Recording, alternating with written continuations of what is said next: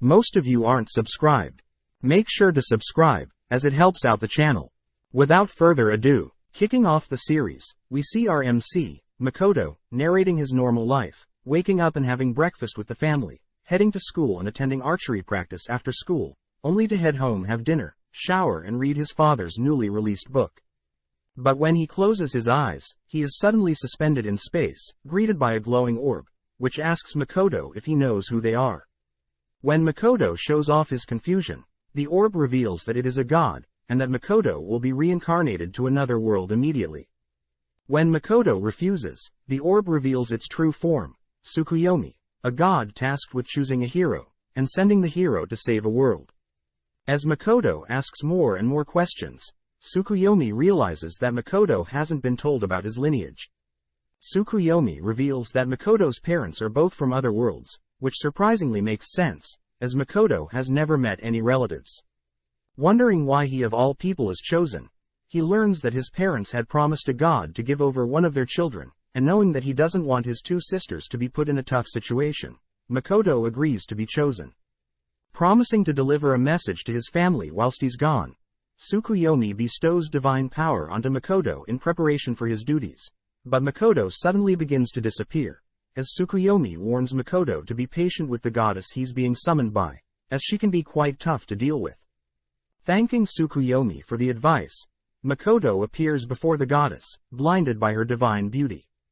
As the goddess tells Makoto about her world being invaded by demons and spirits, she insults Makoto for appearing so ugly. Not taking a liking to Makoto, the goddess demands that Makoto leave, but Makoto gets heated, prompting the goddess to show off her power. Knowing she'll be fine without Makoto's help, she sends Makoto to the edge of her world, where orcs and goblins reside, but out of pity, she grants Makoto the ability to speak, read and write any language in the world. Just like that, Makoto is flung through the sky of this new world, fearing that he'll die from such a height. Suddenly Tsukuyomi appears, intercepting Makoto from falling further, and apologizing for the goddess's words, as he didn't expect her to outright reject Makoto. As good news, Tsukuyomi reveals that the world he had grown up in was far harsher on his body, compared to this new world, so Makoto doesn't need to worry about being weak, but he must still be wary, as he can still die. With Tsukuyomi's spiritual body disappearing, Tsukuyomi wishes Makoto the best, only to disappear, wishing to meet again in the future. With Tsukuyomi no longer holding onto Makoto, Makoto falls from a height, but just as Tsukuyomi predicted, Makoto is quite durable. Since Makoto has nowhere to go, he begins wandering around for 3 days, unable to find any humans, animals or food. As night falls, Makoto begins to feel lonely, crying out for anyone, only to hear cries for help in the distance. Focusing in on the sound, Makoto darts in the direction of the sound, seeing a pig girl and a two-headed dog about to devour the girl. Dashing at the creature, Makoto gives the dog a light kick, but unknowingly his kick tears off one of the dog's heads, killing it due to blood loss. Stopping the girl from running away from fear, Makoto introduces himself, showing the girl that he's not scary. As they chat, Makoto learns that he is currently in the wastelands, where no humans reside, and that the girl's name is Emma, a Highland orc. Wondering if he can visit Emma's village, Emma reveals that she can't return home, as she's been nominated as a sacrifice. Apparently, her village has been plagued with fog, so her village has been offering sacrifices to Shen, as a means to stop the fog from interfering with their crops' need for sunlight. Thanking Makoto for saving her, Emma brings Makoto to a place where he can finally eat. Sharing the table with some boars, they both reveal how they heard humans are terrible people, but think Makoto is a demi-human, as he is so ugly. Seeing Emma levitating some bowls, Makoto wonders what she is doing, to which she replies she is using simple transportation magic. Curious if he can learn magic, he asks Emma to show him a spell, where she begins channeling a spell, conjuring a fire in her hand. Going after her, Makoto shockingly mimics the fire spell, only to be instructed by Emma to imagine the fire as a ball, which causes Makoto to shoot the fire into a nearby wall. Amazed at how fast Makoto learned the spell, Emma asks about Makoto's level, bringing out a scroll, as a crowd gathers, believing Makoto is at least level 100. Upon touching the scroll, Emma announces Makoto is level 1, offering to teach him more magic, to cheer him up. The next morning, Emma wakes up, spotting a letter that Makoto had left behind. With the spells and equipment he had acquired yesterday, Makoto has set out to deal with this Shen creature, demanding sacrifices. Knowing he should at least warm up, Makoto is able to cast a fire spell without incantation. On top of that, by reshaping the spell in his head, Makoto is able to create a bow and arrow, firing off a single arrow that hits a target, exploding upon impact. Having not anticipated the massive explosion, Makoto realizes that there were some people he had accidentally blown up. As they talk to Makoto, he realizes that they are clearly bad guys, who feel sorry for Makoto, as he's destroyed Shen's property. As the bad guys perish, a red smoke begins to encase Makoto, who believes that Shen is meant to be a massive clam, like in the stories he's read, but here Shen is a dragon. Immediately dashing at Makoto, Makoto is barely able to dodge the dragon's movements, as the red mist is obscuring his vision. Encasing himself with magic, he begins to read the dragon's movements, dodging Shen's advances. Knowing that he can win, Makoto activates a hidden skill, allowing him to see Shen clearly, whilst casting several fireballs near Shen, who thinks nothing of Makoto's magic. But when struck by a single fireball, Shen sustains huge damage, wondering how fire could harm its fire-resistant body. With no time to think, Makoto sneaks in close, pummeling the dragon several times. Makoto brings the dragon to the ground. Believing the fight is over, Makoto drops his guard, allowing Shen to catch Makoto with some illusion magic. Brought back to his old life, Makoto is alone with Hasegawa, who suddenly confesses to him. Knowing that this is so strange, Makoto attempts to reject her, but is forced to accept her proposal to stop her from crying. After the confession is done, Makoto reveals that he knows this is all an illusion, as he reveals his hidden skill. Makoto can create a zone around himself, which allows him to manipulate the space however he pleases. This means he can also enhance his body, whilst in the zone. Thanking Shen for making him stronger, Makoto breaks out of Shen's illusion spell, but realizes that Shen is no longer hostile. Apologizing for attacking Makoto, Shen asks that he form a contract with it, offering to be Makoto's companion, and in exchange Shen wants to see Makoto's memories from another world. Seeing as there is no downside, Makoto agrees, which triggers the pact ceremony. With both Shen and Makoto glowing, Shen realizes that Makoto is too powerful, forming an 80-20 pact in Makoto's favor. Out of nowhere, Shen suddenly transforms into a gorgeous woman. Now in front of the newly transformed Shen, Makoto is kinda sad, as he wanted to soar through the sky, with Shen's dragon form, as it makes travel way faster. Shen reveals that since the pact between them is 80-20, in Makoto's favor, the weaker one normally is forced to take the form of the more dominant one, hence why Shen is now a human. Either way, Shen is fine with being a human, as whilst she had trapped Makoto in her illusion, she had taken a liking to Makoto's memories involving samurais from the Edo period. Realizing that Shen has taken a liking to his historical dramas in his memory, Makoto asks that Shen at least change her outfit, but Shen has no problem with Makoto admiring her beauty. Changing topics, Shen gets serious, creating a gate and revealing that she is in charge of a demi-plane in space, housing different demi-humans.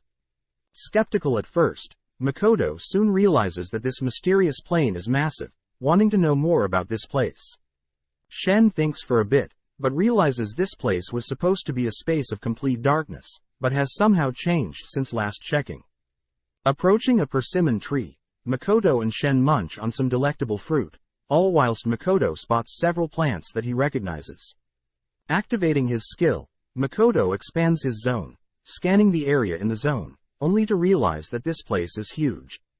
Wondering about the endpoints of this demi-plane, Makoto learns that things can only enter and exit this area through Shen's mist, so the gods may be unable to directly interfere with this demi-plane. Wondering if they could create a village in this town, Makoto asks Shen if she was terrorizing the Highland orcs, learning that she had nothing to do with it. Knowing that they should clear things up, they head out of Shen's mist, only to spot Emma frantically running towards them. Barely with any breath, she asks Makoto not to fight Shen, but Shen butts in, introducing herself. Teasing Makoto for attacking a woman, Shen surprises Emma, who wonders why the invincible dragon Shen is a human. Filling Emma in on their battle, Shen states that Makoto and her have formed a pact, where Makoto is the dominant partner. As some proof, Shen passes Emma some of her scales that fell off during her battle with Makoto, but when Emma still doesn't believe her, Shen releases her dragon aura, scaring Emma to sleep.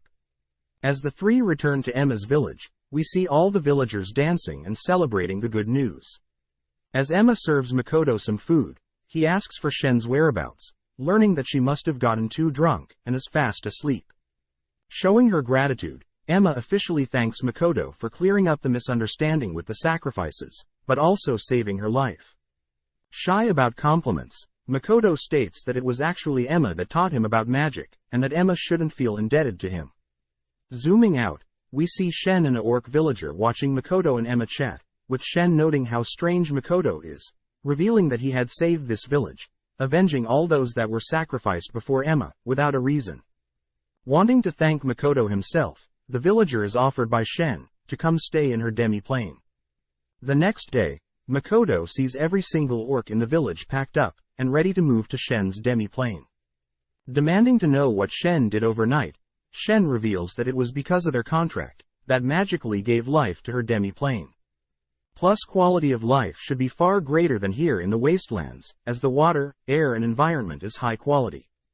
Worried about the possible creatures that may attack the orcs, Makoto turns to see a mini Shen, wondering if she is Shen's child. Insulted, Shen reveals that the little Shen is a fragment of her true body, which Makoto notes is crazy, as she should tell him what abilities she has. Checking a final time if all the villagers want to live in Shen's demi-plane, Makoto begins thinking of how to transport all of them, but within seconds, Shen absorbs all the villagers into her demi-plane, using her mist, shocking Makoto.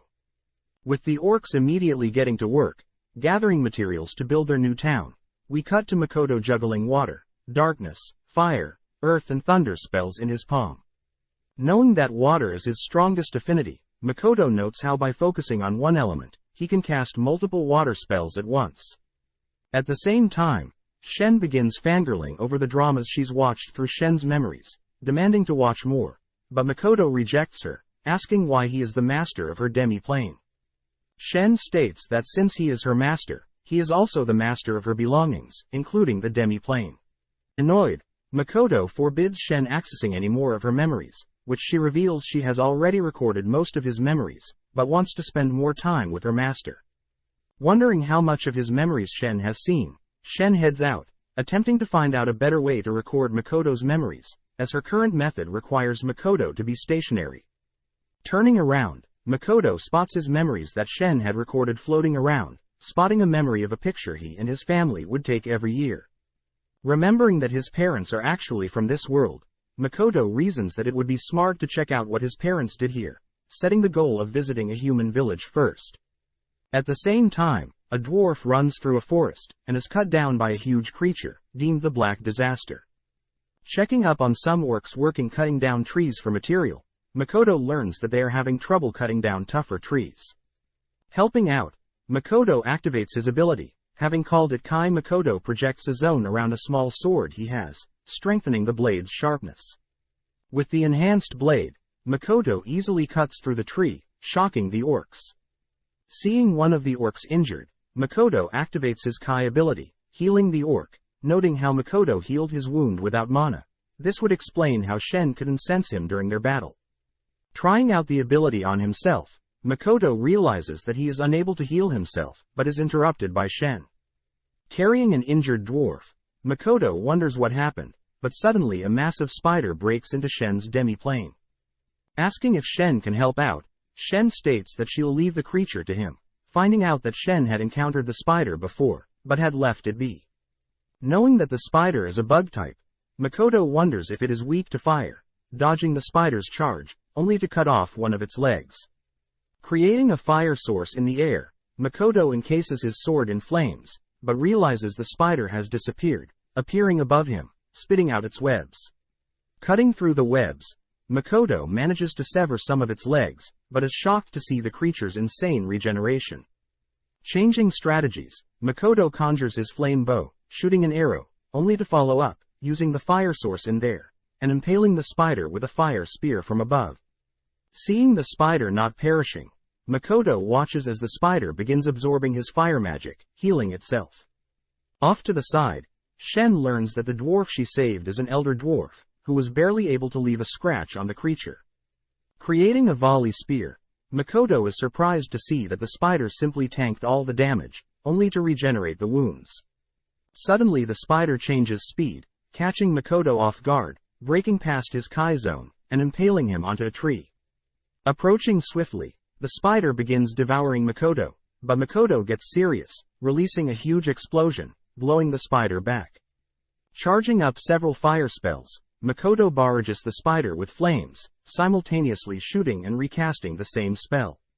Following up, Makoto conjures a water bow, shooting a huge blast of water, sending the spider flying back into the mountains. Seeing Makoto collapse from exhaustion, Shen gets a bad feeling, as the spider has regenerated, grabbing a hold of Makoto before Shen can intervene.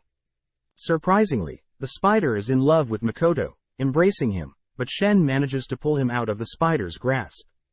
As the spider suddenly speaks, Shen asks if the spider remembers her, but the spider states that all it cares about is Makoto, getting jealous when she learns that Shen is Makoto's slave. Hearing that, the spider decides to form a pact with Makoto, only for Makoto to wake up in the presence of a gorgeous girl. Asking about how he's still alive, Makoto learns that Shin, her smaller self, and Emma all work together to heal his beat-up body, especially Emma, who is amazing at healing magic. Turning to the girl in front of him, Makoto demands to know who this mysterious girl is, only for her to reveal that she is the spider he fought. Shocked, Makoto wonders how she was able to form a pact with him, when he didn't agree to one, but the girl states that she offered her body and soul, forcing a pact, weirding Makoto out. Joining the conversation, the dwarf and Shen are happy to see that Makoto is alright, but he's clearly annoyed that things happened whilst he was asleep, but reasons that it would be better to have the spider be in its human form.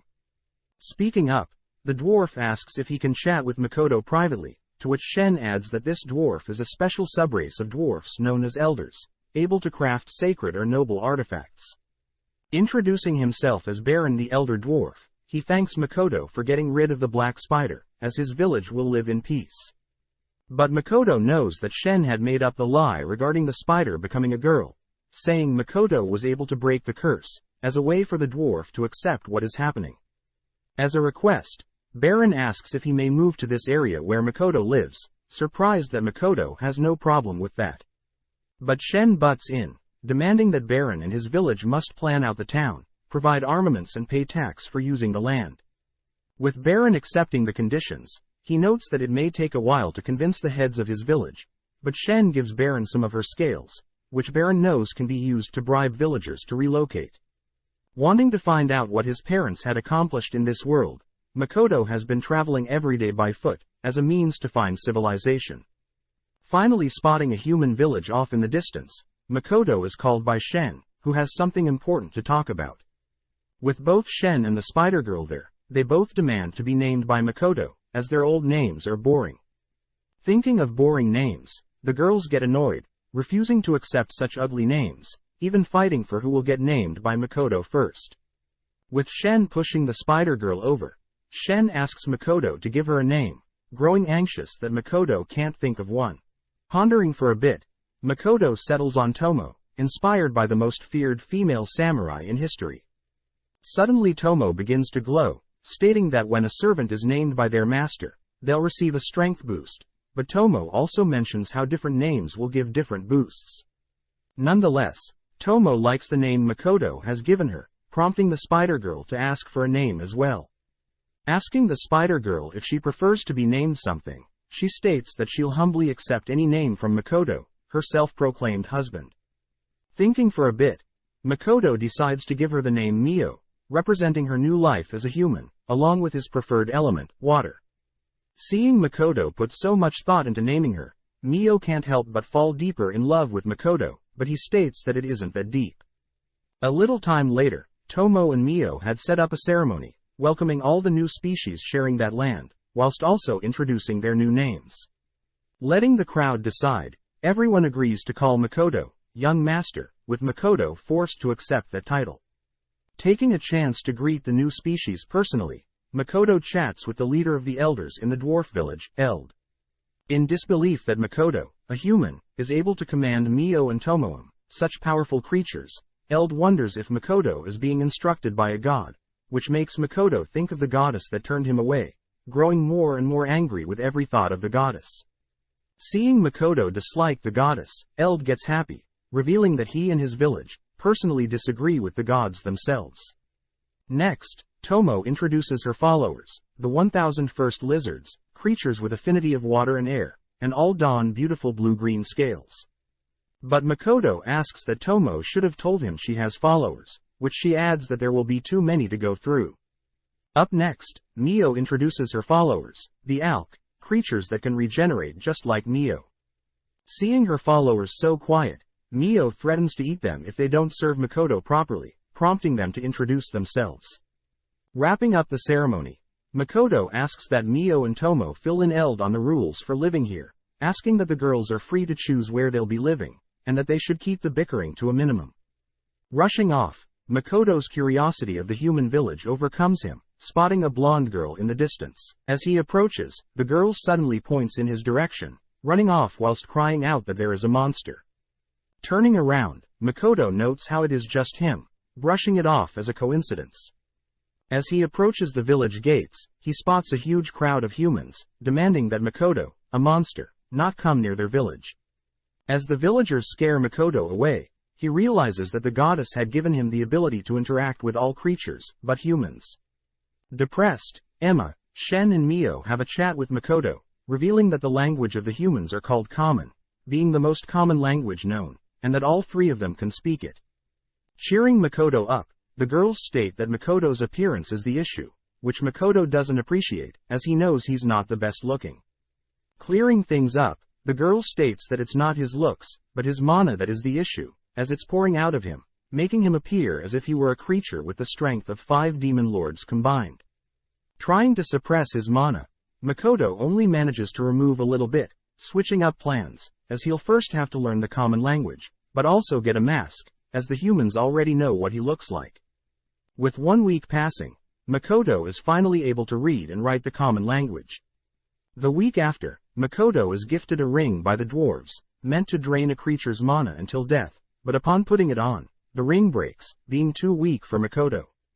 A month passes and Ms. is helping Makoto with pronunciation, but Makoto notes how magically writing what he needs may be more useful. Interrupted, the dwarves show Makoto their new ring, Dropnir, able to not only absorb, but compress his mana, glowing red when it's reached its limit and should be removed. Ready to head to the village, they use the excuse of transferring goods as merchants to get into the village, but at the same time, a mysterious girl looks over them. Passing through the market area, they eventually wound up visiting the Zetsuya Adventures Guild, but get suspicious looks from the receptionist. Luckily, Mio and Tomo convince the receptionist otherwise, allowing Makoto to write out his speech without suspicion.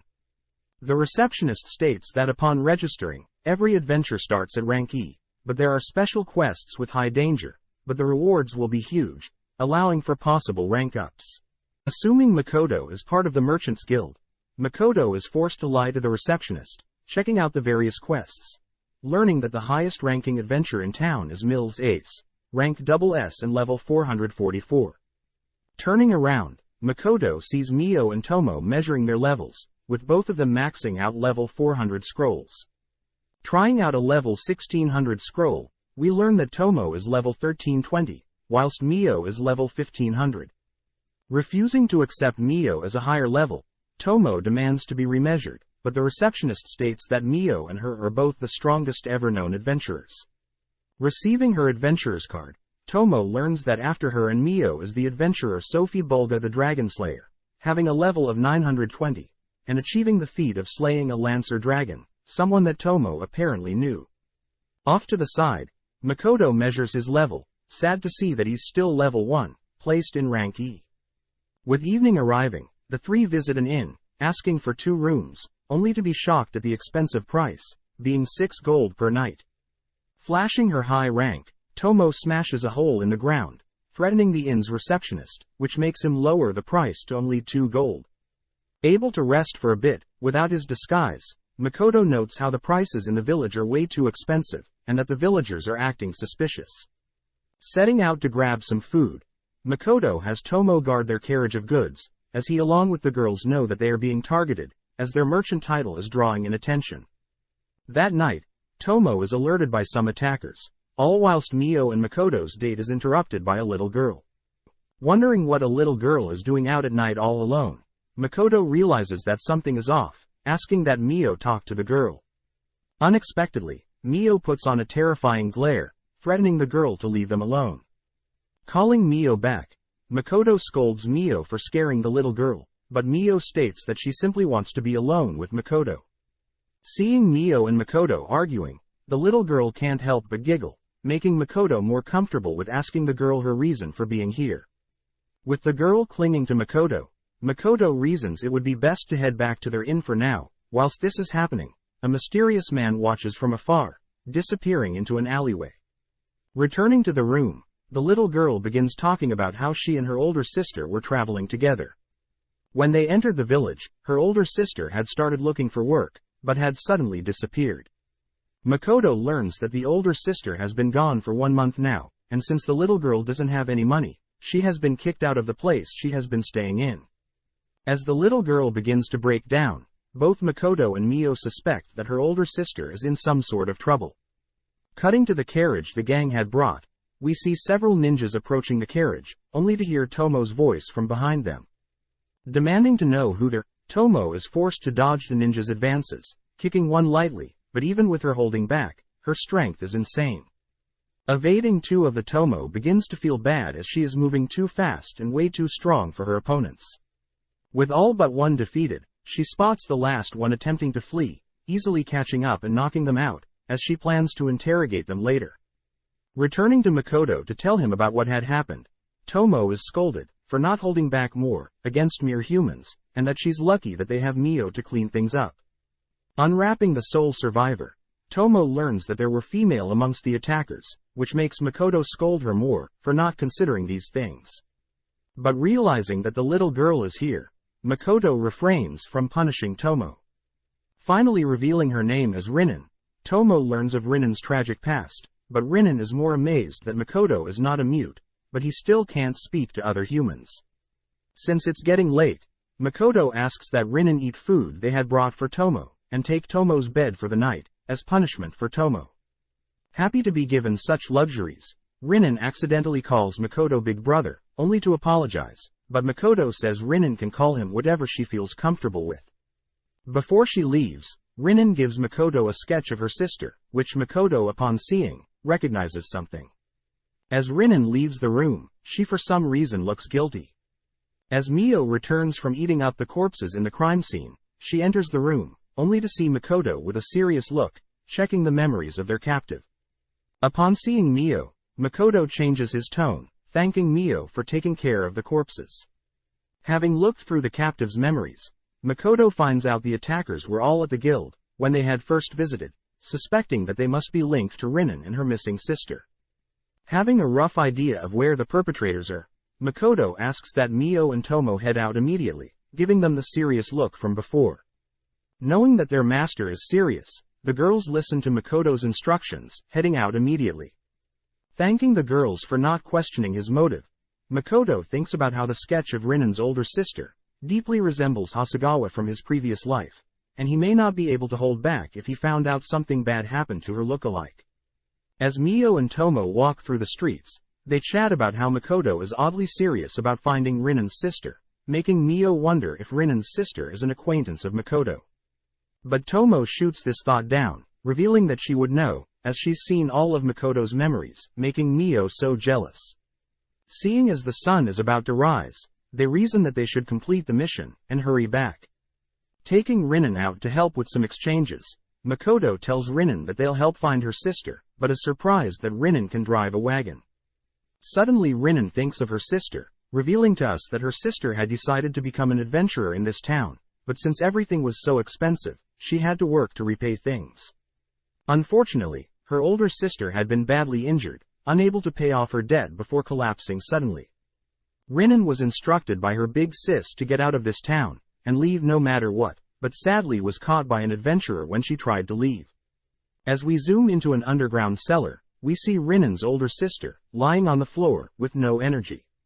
She reveals how her family has been adventurers for generations, but in the past, one of her ancestors had lost a valuable short sword, the family's treasure, during a battle with a monster. In order to return her family's honor, Rinnan's older sis had planned to earn back the honor, but is currently mentally and physically incapable of such a thing. As Rinnan's sis hears some talking, she looks up to see Mio and Tomo, who reason that she must have been used in some human magic experiments.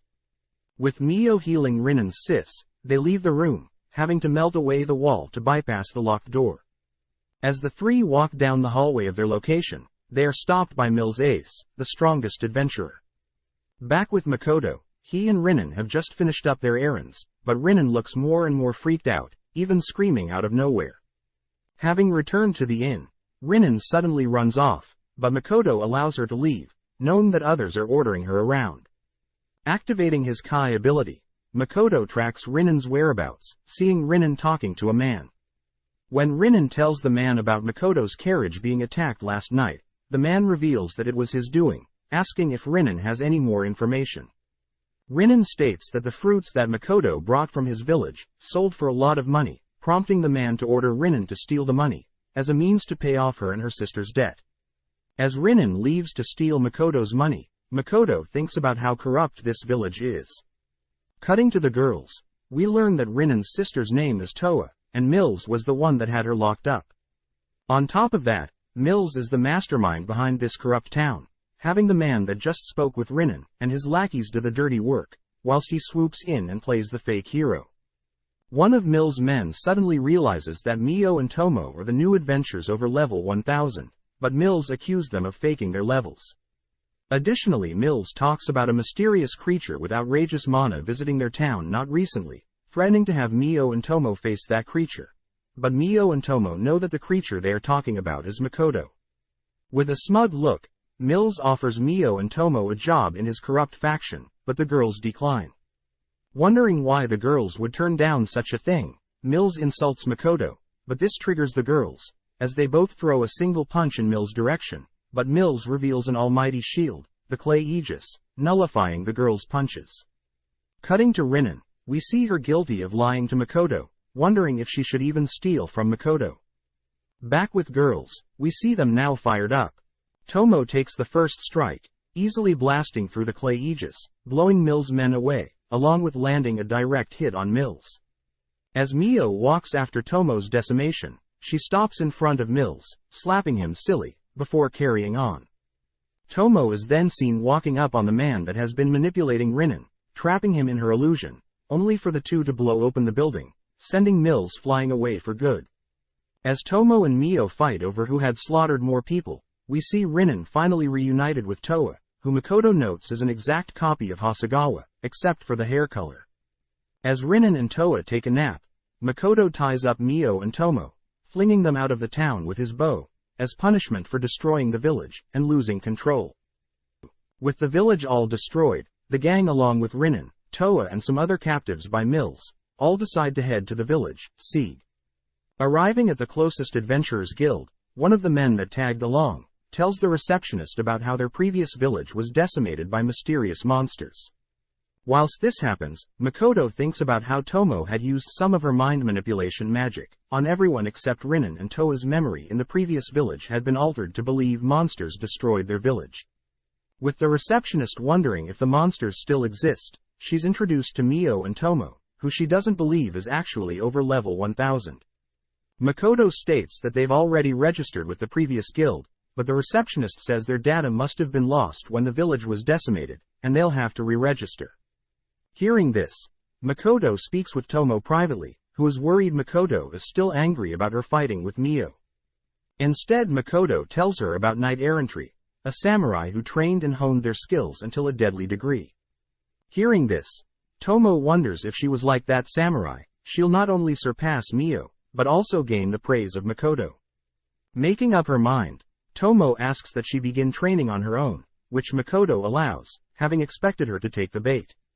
As Tomo runs off to train, Mio thinks about how she will be able to spend time with Makoto, but we zoom out to see that the others are along for the ride. As the gang continue their travels, to Sieg, by carriage through a forest, Rinnan notices Mio mad at first, but is able to cheer Mio up, by complimenting her and Makoto's relationship.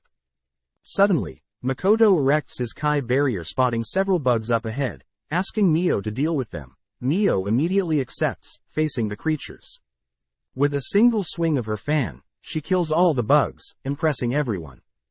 Asking that they continue down the forest, Toa interrupts, asking to be able to collect the bug's corpse, as they are quite rare material.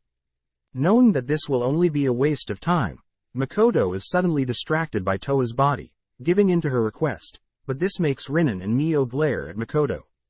Collecting the bug's eyes, the gang continue on their path, setting up camp and resting when it's dark, riding when the sun's out, and battling through and collecting the material from monsters in the forest. With so much raw material collected, Makoto is reminded that he had created a trading company for goods, calling it the Kuzunoa Trading Company. Suddenly the gang encounters creatures with ruby eyes, quite a rare species. Asking that Mio deal with them, Mio gets annoyed that the others are asking her to kill the creatures, but not damage their eyes, head or wings. Knowing that he should deal with this himself, he learns that the abdomen is the most vulnerable spot, but the girls are scared he's too weak, as he's technically level 1 in their minds. Readying his bow, Makoto focuses, easily shooting down each and every creature, impressing the girls, with the elven girl in particular, believing that Makoto's bow is high-tech. Makoto is unable to explain that his bow and arrows are ordinary, as the others are too busy harvesting the valuable materials from the creatures. Finally arriving at Sieg, Makoto is re-registered, sad to see that his level is still 1, even after slaying those creatures in the forest. With Makoto asking that Mio wait for Tomo to have them both re-register at the same time, Makoto visits the quest board, spotting only rank A and B quests, looking at a special quest by the Rembrandt Trading Company in particular. Since it's special, Makoto can accept it regardless of rank, realizing that this quest is asking for ruby eyes. Suddenly Toa interrupts Makoto, telling him about her rank up during their adventure, pleasing Makoto, as he asks that they split the goods they acquired. Asking for one of each of the goods, and most of the ruby eyes, Makoto apologizes for hogging the valuables, but the others are simply happy Mio and Makoto helped them get here. Seeing everyone's sad faces, Makoto states that they should at least throw a party to celebrate their parting ways, which pleases everyone. With Toa offering to set things up for the party, Makoto exchanges contacts with Toa using their guild cards, which Makoto notes how high-tech this is, as all adventurers no matter the rank have access to a town map and monster encyclopedia, but it comes at the cost of a yearly fee to the guild. That night, Mio and Makoto meet up with the others for their party, at a tavern. Seeing that they offer meat, Makoto can't help but dig into a huge chunk of meat. Watching him, Louisa the Blessed Gunner, an elven girl that's rank A- and level 108, talks about how she can barely sense Makoto's presence or desire, amazed that she has never seen anyone use a bow like Makoto. Next Mio glares at Hazel, who is an alchemy master who's rank B+ and level 114, learning that Makoto plans to use the ruby eyes he acquired from their trip for a special quest he found earlier. Next is Renina, who's a dwarven priest knight, rank B+ and level 122. Quite drunk, Renina challenges Makoto to an arm wrestling contest, but is surprised when she's defeated by Makoto. Finally, Toa is revealed to be a dark thief, with rank A and a level of 125. As the party comes to an end, Toa asks more about Makoto's special quest, but upon hearing it's from the Rembrandt Trading Company, she warns Makoto about some rumors she's heard regarding them. As the two make their way back to the room they will be sharing, Makoto asks that Mio go on ahead, as he plans to grab the goods for the special quest, being warned by Toa that people that accept Rembrandt Trading Company's quest usually have bad things happen to them. Since Tomo is nowhere to be found, Mio gets antsy wondering if he and Makoto will get to share a bed, but when Makoto arrives, he simply sleeps in his own bed, making Mio regret not destroying one of their 2 beds. The next day, Mio and Makoto head back to the demi-plane, which Makoto is proud to announce that he's able to create the mist needed to enter and leave whenever he wants. Greeted by Tomo's fragment and Emma scolds Makoto for not acting more kingly, as he may be an adventurer in the real world, but in the demi-plane he is the ruler. Filling in the two on what has transpired since they were gone, Makoto learns that the Alks are settling in the mountains with the help of the orcs and mist lizards. The dwarves are helping with construction and repairs, along with designing new equipment, and as for farmland, the mist lizards are in charge of clearing farmland and guarding the village. As a final surprise, Makoto spots a huge area of land, being built specifically for him, designed based on his memories, which Makoto remembers Tomo had recorded a bunch of his memories, and this is what it's being used for. Speaking of Tomo, Makoto is sad to hear that neither Emma nor Tomo's fragments have been able to get in touch with Tomo. Suddenly Eld appears, showing off his new boots invention, allowing him to walk and keep up with the younger dwarves, but more importantly asked to show Makoto something. Unveiling his new leather, scaled and full-plated armors, Eld asks that Makoto equip one of them, but are all disheartened when Makoto refuses to wear any of them, as they are too heavy-duty and flashy. Instead, Makoto notices a thinner protective gear on the racks, which Eld states that Rugi was the one that crafted this coat. Makoto recognizes that name as the same person that crafted his Dropnir rings. Rugi reveals that the gear absorbs mana, just like his Dropnir rings do. When the gear is blue, it prioritizes physical and magical defense. But Makoto has the option to convert the gear to red, favoring mobility over defense. Trying out the gear, Makoto is sad to see the gear is already exhausted with his mana, but Rugi states that he'll make the gear more compatible with Makoto's vast mana pool. Meeting with Mio, Makoto is introduced to some of Mio's ALK followers, who are practicing appearing as humans. Seeing them gather such materials from the demi-plane, Makoto notes that the goods grown in the demi-plane are more powerful than normal. With nothing else left, Makoto heads to the Rembrandt Trading Company to complete his quest, but upon arriving, realizes that the quest isn't as easy as it seems. Sitting down with the representative of the Rembrandt Trading Company, Patrick, Makoto apologizes for not being able to talk, and instead will be communicating via his writing magic. Perfectly fine with this, Patrick's butler enters, as Patrick asks about how long Makoto's been an adventurer, as Patrick is aware of most adventures in this town, but doesn't recognize Makoto's name. Telling Patrick about how he has moved into town recently, Makoto reveals that he's rank E and level 1, aiming to join the Merchant Guild and establish his own trading company. Hearing this, Patrick gets mad, standing up and scolding Makoto for doing things wrong, only to ask Makoto to leave. Having heard Makoto's level and rank, Patrick assumes Makoto is using this meeting to establish a connection with his trading company, but Makoto unveils the ruby eyes, shocking Patrick. Instantly apologizing, Patrick notes the rare and well-kept ruby eyes, which prompts Makoto to ask why Patrick needs them. As an apology for his rudeness, Patrick reveals that he needs the ruby eyes to produce a special kind of medicine, ambrosia, that can cure most curses. Apparently Patrick's wife and daughter had been afflicted by a cursed disease, a type of curse caused by a witch doctor's ritual. Patrick was able to capture the witch doctor, but they were only able to find out that it was a B-rank curse, before the witch doctor had died. Wanting to help, Makoto asked that he be present when the medicine is made, as he personally knows an alchemy meister that'll speed up the creation process, and since it takes 2 eyes to cure one person, Makoto gifts all of his eyes, bringing Patrick and his butler, Morris, along with everyone to tears. Seeing every butler and maid act like family around Patrick, Makoto realizes he should give them some space, as Patrick gives him a receipt along with the time in which the medicine will be made. Heading to join the Merchant Guild, Makoto learns from the receptionist that there is a test to joining that can be taken anytime, involving a written test based of a guild manual, and upon completing the written part, Makoto will be required to take the physical test, asked to supply random goods such as empty bottles or even wolf fangs. If he passes both, he'll have to deposit a huge sum of money as proof of economic strength, but if he fails, he'll have to wait half a year before taking it again. Asking to buy the manual, the receptionist recommends just borrowing someone else's as it is quite expensive, but Makoto reasons a personal copy would be best. Having a look at the manual, Makoto gets surprised, making the receptionist feel bad, as she knows the test is hard. Surprisingly, Makoto asks to sit the test immediately, shocking the receptionist. Brought to a room, Makoto notes how he has memorized most things already. As this happens, the examiner enters, taking Makoto's manual, whilst handing him his test and starting a timer. Looking through the test, Makoto immediately gets to work, speeding through the test, as the questions are on par with kindergarten questions in his previous world. Surprising the examiner, Makoto wonders how educated this world truly is, but has no time to ponder as he's asked to pick a rank for his physical test.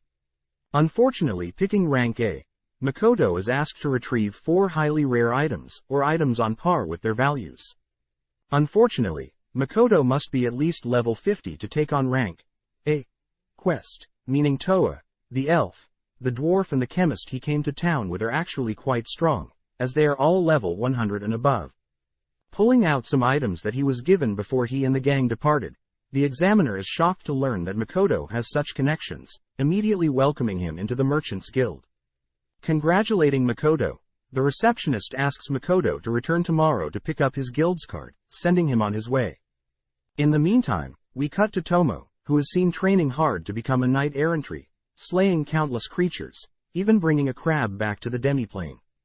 With all the town's folks helping to boil the crab, Tomo slices up the crab, only to devour the plump meat with the villagers. Suddenly, Tomo gets word that Mio is looking through Makoto's memories, scared that Mio will see the historical dramas she hasn't seen yet, and eat them. Tomo rushes back to Makoto's house. Upon entering, is welcomed by Emma, who had fed Tomo false information about Mio, knowing that Tomo will show up. Instead, Mio is translating Makoto's memories, which was Tomo's job before she disappeared, and as a threat Emma states that she won't tell Makoto that Tomo had returned to the demi-plane, as long as she does her job. As Emma leaves, Tomo commends Emma's craftiness, as she thinks of ways to procrastinate. As Tomo and Mio catch up, Mio asks that Tomo stop distracting her, and that Tomo should report to Makoto on her return. Cutting to Makoto, we see him entering a bar, unsure what to order as a drink, and blindly ordering one. As he waits, he hears other adventurers talk about how a powerful Gain crab had scared away red bee swarms from a nearby forest. Unsure what creatures they are talking about, Makoto is finally served a yellow drink, wondering if it could be lemon, but all whilst this is happening, 2 people watch him. Taking a sip, Makoto is sad to learn the drink is banana-flavored, and not even that strong in flavor, which makes him miss the demi-plane's fruit. Following Tomo's fragment, she is seen sneaking some fruit, only for Makoto to appear through some mist, teasing her for stealing. As they both munch on some fruit, Makoto learns that the weather in the demi-plane has been all over the place, reducing the amount of fruit produced. Wondering what the cause could be, Makoto asks about the illusionary city he's asked his followers to work on, but Tomo's fragment admits that she doesn't know what Makoto is asking for, regarding the illusionary city. Happy to explain, Makoto states that selling fruit and equipment to the outside world may not work well, as people may not value the items, or there could be conflict as people may suspect something, with Makoto always having such powerful items. Instead, Makoto wants to have adventurers wander through a mist and into the demi-plane, gifting these adventurers with some free items, only to send them away. This way these adventurers will spread the news of this mystery town, and the rare items, allowing Makoto to more easily sell and integrate items in the demi-plane into the real world. Suddenly, Makoto is called telepathically by Tomo, who asks Makoto to come to her location, as Mio is going rogue. As Makoto rushes back to his house, he's unsurprised to see Mio demanding Tomo continue recording Tomo's memories. When Tomo refuses, Mio threatens to eat Makoto's memories with historical dramas. Asking to be caught up, Makoto learns that Mio was working on translating his memories, but had seen something in the memories, but couldn't see all of it, demanding Tomo to produce the remaining memory. Stepping in, Makoto tries to break them up, but they simply continue bickering, annoying Makoto. Raising his voice, Makoto calms both of them down. Makoto scolds Tomo for not reporting to him, learning that she had secretly returned and ate crab. Asking Mio about the mess, Mio states that she simply wants to continue viewing certain parts of Makoto's memories, showing him the memories. Shocked, Makoto states that these memories are of anime and cartoon shows he was forced to watch, but approves Mio's request, as he plans to have a long chat with Tomo. Returning to town, Makoto states that he plans to sleep here, as he has to wake up early tomorrow. Seeing Mio and Tomo occupy one bed each, Makoto states that the master should at least have a bed, but Tomo and Mio have other plans, wanting to share a bed with Makoto. Seeing this, Makoto reasons it would be best to just sleep on the chair, as Mio and Tomo have already fallen asleep. As the next day comes, Makoto meets up with Hazel, who's just happy to get a chance to witness the creation of such valuable goods. In the meantime, the two mysterious people watching Makoto in the bar, following Hazel and Makoto, stating that they'll stop Patrick from having his way. Cutting to a mysterious location, we see Morris and Patrick, torturing the witch doctor that had cursed Patrick's family. Telling Hazel about how he'll be helping out his special quest involving the Rembrandt Trading Company, Makoto apologizes, realizing that Hazel is afraid he may mess things up and make an enemy of a very influential company. Just then, Patrick and Morris enter, telling the two that all preparations are done. Taken to a lab by Morris, Hazel quickly checks the materials, as he quickly double-checks with Morris, who too knows how to make ambrosia. Apparently special medicinal liquids need to be extracted from the ruby eyes, but apart from that it's a pretty simple process, which Makoto is shocked, expecting it to take several days. Etching a ritual circle into the floor, Hazel begins chanting a spell to enhance his alchemy specialty, but Makoto notes how inefficient this ritual is, as it's taking too long. Using his Kai ability, Makoto secretly speeds up the ritual, allowing them to begin extracting the medicine from the ruby eyes. As they wait, Morris reveals that they would normally extract a similar liquid from the ambrosia flower itself, but it's quite rare, more rarer than ruby eyes, which gives Makoto the idea of hunting these flowers down and selling them for his own trading company. With one dose done, Morris rushes to give it to Patrick, allowing Hazel and Makoto to work on 2 more doses. Seeing Hazel nonchalantly hold the valuable vials, Morris re-enters, scaring Hazel and making him fling the vials.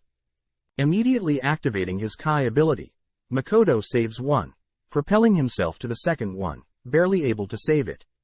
Morris apologizes for scaring them, but asks that they come speak with Patrick immediately. Meeting Patrick, they are shocked to see Patrick heavily wounded, revealed to be attacked by his wife, when he tried to administer the medicine. Patrick states that this is the first time she's acted like this, which makes Hazel think that the cursed disease must be causing his wife to purposely fight against taking the antidote. Wondering if it's even possible, Hazel states that if it's a level 8 curse and above, it's perfectly reasonable, which only makes Patrick despair further. Patrick reveals his wife has started hating the sun and begun rampaging more often, losing hair, turning frail, and eyes have become red, scaring him as she doesn't even resemble a human. Wanting to help out, Makoto asks to be taken to her, as he will restrain her and administer the medicine. Not wanting Makoto to get hurt, Patrick says that neither Morris nor the guards could restrain her, but Makoto exudes his confident aura, making Patrick, Hazel and Morris believe in him. Entering one of Patrick's rooms, Makoto takes a sample of blood found on the floor, using it to possibly lure out Patrick's wife. Asking everyone to stay back until he's restrained her, Makoto slowly approaches Patrick's wife's room, but is surprised when she smashes through the door, pouncing and swinging at Makoto, only to retreat and stand guard. Reminded of his sisters, Makoto remembers how his sister used to perform judo moves on him, copying such moves, to lock Patrick's wife in an armbar, immobilizing her. Calling for Patrick to administer the medicine, Patrick allows his wife to bite him, giving him the opening to feed her the medicine, instantly restoring his wife, Lisa, back to her human form. Up next, Makoto heads into Patrick's first daughter's room, realizing that it's dark, immediately activating his Kai ability, so as to not underestimate the cursed daughter. Locating her, Patrick is able to heal her daughter, leaving only the second daughter. Finally entering the second daughter's rooms, Makoto is surprised to hear the girl talk, but takes the opportunity to hold her down, officially healing Patrick's entire family. Thanking Hazel for the help, Makoto takes off first, as Hazel stays to continue to produce some spare medicine. Outside, Makoto spots Mio and Tomo, who he knows both just want to re-register at the guild. Before Mio can ask Makoto a question, one of the people that have been following Makoto encases the three in fire, but Makoto is able to escape the fire trap. With the two stalkers impressed with Makoto's movements, they are shocked to see Mio and Tomo unscathed, as they both wanted to gauge the strength of the fire spell, stating how it's laughable when compared to Makoto's. Out of nowhere, other strangers appear, numbering more than 20. With a smug grin, the leader of the pack offers to pay the girls to join their side, which Mio agrees to, as Makoto had telepathically asked her to sit out, afraid Mio and Tomo will fight over who defeated more, and destroy the town again. Now surrounded, Tomo gets fired up, but is instructed by Makoto to not kill anyone. With the strangers charging them, Tomo and Makoto take it slow, simply dodging and evading their advances, but after a while Tomo goes wild, using the back of her sword, as to not mortally wound anyone. With only the two stalkers left, they realize that they are in trouble, asking Mio for assistance, but Mio glares at them, as she doesn't want to speak to weak people like them. Suddenly one of two begin chanting a teleportation spell, prompting Makoto to rush in, canceling the spell, but also accidentally knocking the person out. With no way out, the final man, Lime Latte, reveals himself as the strongest adventurer in this town, readying his sword, which Tomo notes is a fine sword. With Lime approaching, Tomo easily disarms and destroys Lime's blade, tripping him, only to take her sword out to finish him off. Before she can knock him out, she glances at his memories, seeing children innocently playing in an orphanage, making Tomo stand down for now. Crouching down, Makoto begins asking questions, asking why Lime had placed a killing curse on Patrick's family, but Lime states that he thought the curse was meant to only put them to sleep. Flashing back, Lime reveals that he was talking to a fellow adventurer several months back, learning that the Rembrandt Trading Company has caused many to lose their jobs or take risky ones that may cost them their lives. Mentioning how some adventures from an orphanage Lime is aware of, Lime's friend offers a suggestion, which Lime was unaware of, that led to the witch doctor's curse, but he was led to believe the curse was a sleeping curse. Asking Tomo to check his memories, Makoto confirms he's not lying, letting him go, but first Mio takes all of his gold, as payment for sitting out. Several days later, Lime is seen apologizing to Patrick, who out of respect for Makoto allows Lime to go without a heavy punishment. As a way to atone, Lime states that he'll stop being an adventurer. Later that day, Lime is seen sitting under a tree, greeting Tomo, surprised to hear that Tomo knows all about him. With nothing to hide, Lime reveals how he had always been supported by his orphanage, and as a result when he heard that adventurers from his orphanage were dying, he was mindlessly tricked into doing something horrible. Asking Tomo about Makoto, Tomo states that Makoto is quite mysterious, but changing topics, Tomo offers Lime a position to work for her, and in exchange she will protect the orphanage that he loves most. Knowing Tomo is more than capable, he accepts, prompting Tomo to gift him a new sword, a katana, along with a huge lump of gold coins. Following Patrick and Morris, we see Tomo listen into their conversation, as they discuss how they'll have to intervene if Makoto's trading company ever overtakes theirs, leading Tomo to wonder if Rembrandt's trading company is hiding something. With Makoto and the girls all returning to the demi-plane, they all sit down and enjoy a meal together, but Emma suddenly brings up some bad news. Asking Emma about the issue, our trio learn that the lizardmen and the orcs tasked with protecting the demi-plane have grown depressed, knowing that they'll never be able to defeat their masters. Mio wonders if they should let someone else train them, but Tomo asks Mio to use her head, as the followers may think their master may have abandoned them. Hearing Tomo insult her, Mio suggests she and Tomo exercise a bit, but Makoto orders them to not fight. Wondering how strong these lizardmen are, Makoto asks to visit them himself, asking Tomo to rally them, but she can't be bothered. On top of that, it seems Mio's ALK followers are all individually strong, not experiencing any dissatisfaction, and have even begun producing medicine and experimenting with alchemy. Erecting his Kai ability, Makoto listens to some orcs having lunch, overhearing them talk about how Mio and Tomo are undefeatable, only allowing the strongest to even land hits. But Makoto is worse, as no one can even come close to touching him when he's using his bow, but if you're somehow able to get close, he'll simply create a massive explosion, sending everyone back. As the orcs chat, they wonder if the lizardmen feel the same, as different races never get to see each other train. Feeling bad about going hard on the orcs, Makoto wonders what he should do, but is distracted by Mio, who has taken a liking to tomatoes. Pleased to hear that, Makoto suggested boiling them, or even dehydrating and soaking them in oil. As Tomo meets up with them, she reports that her lizardmen are experiencing similar things, unable to overcome their weakness. Hearing this, Makoto realizes that the orcs and lizardmen are not talking to each other, which Emma states that species keep their tactics confidential. Pondering for a bit, Makoto thinks about what would change if the orcs would use the lizards' fighting style or vice versa. But Emma doesn't understand, prompting Tomo to step in and ask Emma if she thinks that the orcs or lizardmen would grow stronger if they remain how they are. Just then, Tomo gets an idea, which Makoto makes her promise will not cause any casualties. Gathering all the orcs and lizard men, Tomo sets up a duel between the greatest warriors from each species, in a one-on-one duel. Calling out a representative from each side, Tomo's fragment announces Agaras, the representative for the Highland orcs, and from the Mist Lizards Liddy. With both courageous warriors taking the fight seriously, the duel begins, prompting Liddy to blast Agaras with a wind roar, only to pounce on Agaras. Remaining calm, Agaras conjures a shield, halting Liddy's advances. Now on the offense, Agaras smashes his axe into the ground, blowing Liddy back, but Liddy takes the chance to carve up Agaras with his wind roar, moving in for the finishing blow. But Agaras had wanted this, grabbing a hold of Liddy's tail, only to slam Liddy into the ground, ending the battle in Agaras' favor. Seeing it as now as the perfect opportunity, Tomo states that although both warriors put on a good show, they are completely hopeless when compared to Mio, Tomo or Makoto. Picking the crowd's brain, Tomo states that they may be weak compared to our trio, but this doesn't give them the excuse to continue to stay how they are. Therefore Tomo announces that every 7 days, every orc, lizard, dwarf and alk will be asked to participate in individual matches, with a rank assigned to each person. Hearing this, the crowd fears that they'll be revealing their tactics to other species, but Tomo scolds them, as hiding their secrets are the least of their worries, as by ridding themselves of their ego, and learning from others, is truly the only way to even come close to our trio's knowledge and power.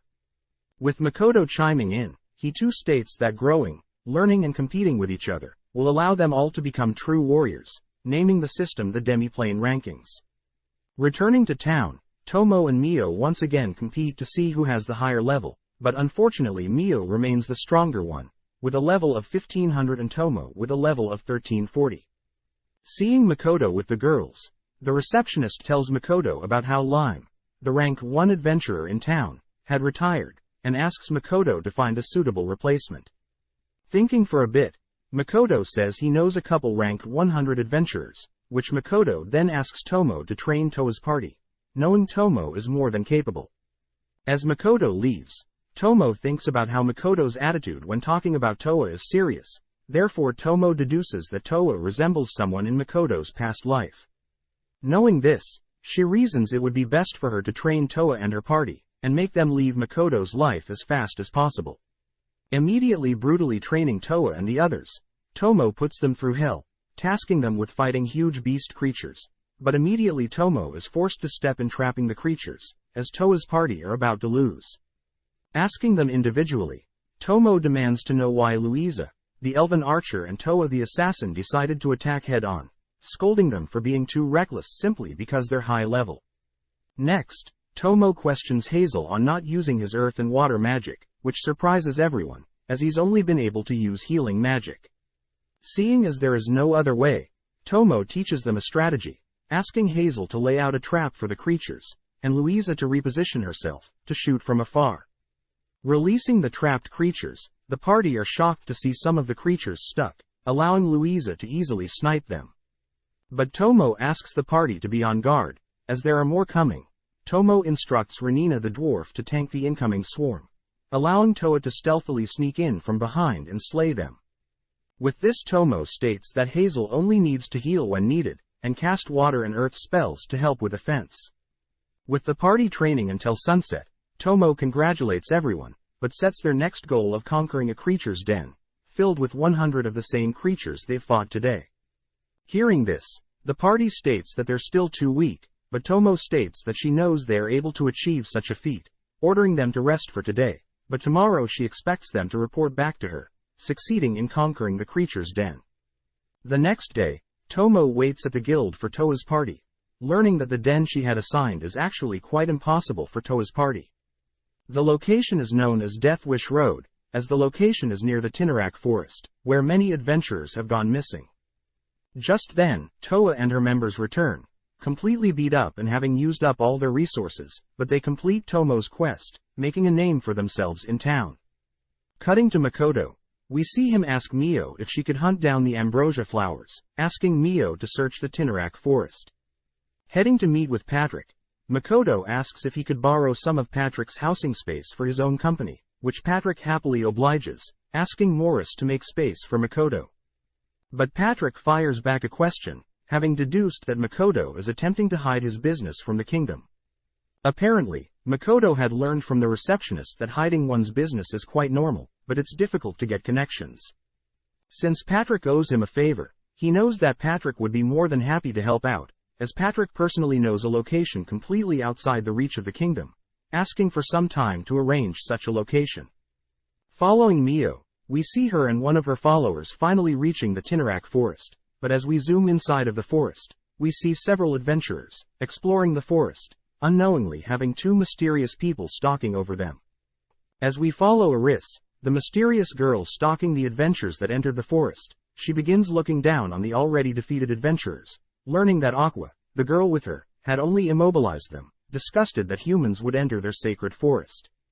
Following Makoto, we see the three girls attempting to help reduce his mana pool, but no spell is capable of reducing it whatsoever. Just then, Tomo's fragment reports that preparations are ready, seeing that the villagers of the demi-plane have set up a party, celebrating the formation of Makoto's new trading company. Giving a speech, Makoto gets shy, but Tomo's fragment brings Makoto a beverage cheering him up. As a thanks, Makoto pats the fragment on the head, but realizes that since she is part of Tomo, both the fragment and Tomo feel Makoto's head pat. Seeing this, Mio gets jealous, offering Makoto some food, realizing that she can take the chance to feed him, but Makoto unknowingly just uses his hands. Seeing herself and Mio hogging all of Makoto's attention, Tomo drags Mio away, leaving Makoto to spend time with the villagers that have gathered here today. Stepping up, Alkina the Alk introduces herself, showing off how she can maintain her human form for long periods of time, impressing Makoto. Since Alkina had accompanied Mio to the Tinarak forest, Alkina gives Makoto a full report of the different species of flowers and their respective coordinates in the forest, confirming that there are ambrosia flowers in the forest. The only issue is that there seems to be creatures living in the forest, so Mio nor Alkina chose to not take things without permission. Asking if Alkina and her friends are finding the demi-plane fine, Alkina happily states that her friends, Haruna is enjoying training with other warriors, Minato is participating in blacksmithing and alchemy with the dwarves, Hokuto is helping the orcs with construction, and finally Alkina is lucky to follow Mio around all day. Up next, Makoto talks to Liddy, who reports that he's been studying the other species' tactics, leading him to finally beat Agaras, his orc rival. Happy to hear that, Makoto learns Liddy is also training with Tomo, scared that she is monstrous compared to him. Sitting down with Baron, Baron asks about life in town outside of the demi-plane, finding it funny that Mio and Tomo try to fit in, but stand out due to their outrageous power. Wondering if Baron is getting tired of the demi-plane, Baron corrects Makoto, stating that most of the demi-plane has actually not been explored, therefore there is no reason to leave until then, plus he gets to serve Makoto to his full abilities whilst here. But Baron does mention how he is curious what humans would consider valuable equipment, which gets Makoto to suggest that Baron be the one to man the shop he's renting in town, knowing that Baron can speak to other humans, and learn what is popular. With such a valuable opportunity, Baron is happy to accept the offer. Finally, Makoto chats with the orc that he had healed, who was injured from logging. The orc reports that he'll be the guide, allowing adventurers into their illusionary city, which makes Makoto wish him good luck. Cutting to Mio and Tomo, they sit alone, eating on some skewers. Mio is quite sad, as she isn't able to spend more time with Makoto, but Tomo changes the subject, asking for her findings in the Tinarak forest. Right before Mio reveals her guesses on the people guarding the forest, Tomo cuts her off, asking that she only report facts to Makoto, suddenly realizing that neither of them can feel Makoto's presence. Within a second, his presence comes back, prompting them to rush in his direction. As we cut over to Makoto, we see him simply training with his bow, shocked to see Tomo and Mio watching him from afar. Seeing Mio rush over to hug him, Makoto asks if they are being attacked, but Tomo gets serious, stating that Makoto is using a very dangerous technique when drawing his bow. Asked to explain his thought process, Makoto states that he needs to focus deeply before drawing and firing his bow. Hearing this, Tomo is shocked, as she knows when Makoto focuses, he is intentionally erasing his presence in order to blend in with the background. Next he imagines himself as the target, which isn't normal, as Mio points out the only time someone can remove one's presence is when they die. This means that Makoto is appearing as if he's committing suicide every time he draws his bow, but on top of that, Tomo notes that his mana has increased. Tomo deduces that every time Makoto severs and reconnects his conscience, he is essentially dying and rebirthing himself, essentially doubling his mana every time. This would explain the increasing range of the demi-plane, but this means the goddess of this world will have him exterminated, as he's approaching the level of a god. For now, Makoto will conceal his mana when in the outside world, whilst Tomo has the dwarves work on stronger mana-absorbing gear. As Makoto calms Mio down, Tomo thinks about how interesting it is that her master is on par with a god. The next day, Makoto walks through town, thinking about how he's now unable to shoot a bow normally, without overthinking. As he wanders around at night, a bag suddenly flung in his direction, moving out of its trajectory, only to spot a demi-human, who he notes looks just like him. Out of nowhere, a blonde woman attempts to seduce Makoto, who realizes he's in the red light district, but before anything happens, Mio and Tomo drag him away. Brought back to their room, Tomo and Mio are pissed, with Mio blocking off all of Makoto's escapes. Both girls begin accusing Makoto of preferring prostitutes over them.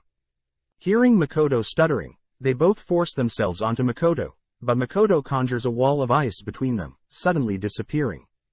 As we cut over to Emma, she runs over to a tree, shocked to see Makoto hung upside down, with his clothes torn apart.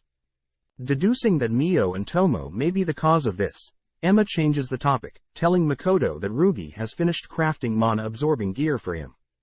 The next day, Rugi shows off his new mana-absorbing coat, linking several rings to it, to greatly increase the gear's durability. Suddenly Mio appears, asking to speak with Makoto, which he shyly accepts. Chatting privately, Mio apologizes for last night, agreeing to never force herself onto Makoto, unless permitted. Changing topics, Makoto announces that he'll be visiting the Tinnarak forest, to negotiate the ambrosia flower for his trading company, but Mio states that it'll be a waste of time, and instead she'll just forcibly take it. But when Makoto offers to have only Mio and him visit the forest, she forgets about terrorizing the forest, as she can be alone with Makoto. Now passing through the forest, Makoto and Mio make their way to the ambrosia flowers, with Mio spotting some adventurers following them, casting her web, so they don't interrupt her date with Makoto. As they approach a large field filled with ambrosia, they reason they should ask for permission before plucking them, holding hands as they make their way through the field. Suddenly Makoto and Mio are stopped by Aqua and Aris, pissing Mio off, as these people are interrupting her special time with Makoto. To make things worse, the three adventurers following Makoto and Mio appear as well, which Makoto recognizes one of the adventurers to be the girl from yesterday. Suddenly, Aris and Aqua accuse Makoto, Mio and the adventurers of stealing their land's goods, prompting Aris to suddenly conjure an ice spell, scaring everyone away. As Makoto runs away, we see the blonde girl from yesterday running alongside him, ordering him to protect them. With Aqua personally firing some flame arrows at them, Makoto is able to sense the attack in time, erecting his Kai barrier, and protecting everyone from further harm. Carrying Mio, Makoto runs alongside the adventurers, who demand that Makoto save them. Annoyed, Makoto suddenly hears Tomo's voice, chatting via telepathy. Asking if Tomo knows who the attackers are, Makoto asks if Tomo can help out, but Tomo refuses, jealous that Makoto is on a date with Mio, going as far as to hold her hand. Explaining his situation, Makoto says he'll allow Tomo to pursue katana making and rice farming as hobbies if she helps out, which she immediately agrees. Immediately coming up with an idea, Tomo asks Makoto to create a smokescreen, where Tomo can then create and drag the adventurers into the demi-plane via mist, where they'll visit the illusionary city, both protecting them and getting rid of them. Additionally, Tomo suggests Makoto feed her some of her favorite food, as she's currently in a sour mood. Channeling a fireball, Makoto shoots the ground beneath the adventurers, creating a smokescreen to allow them to be taken away by Tomo. Whilst Aqua and Aris are distracted by the friendly fire, Makoto cuts his own hand, feeding his blood to Mio, which Aqua and Aris find creepy, but this is enough to make Mio happy, complimenting the delicious meal she was fed. having just witnessed something strange.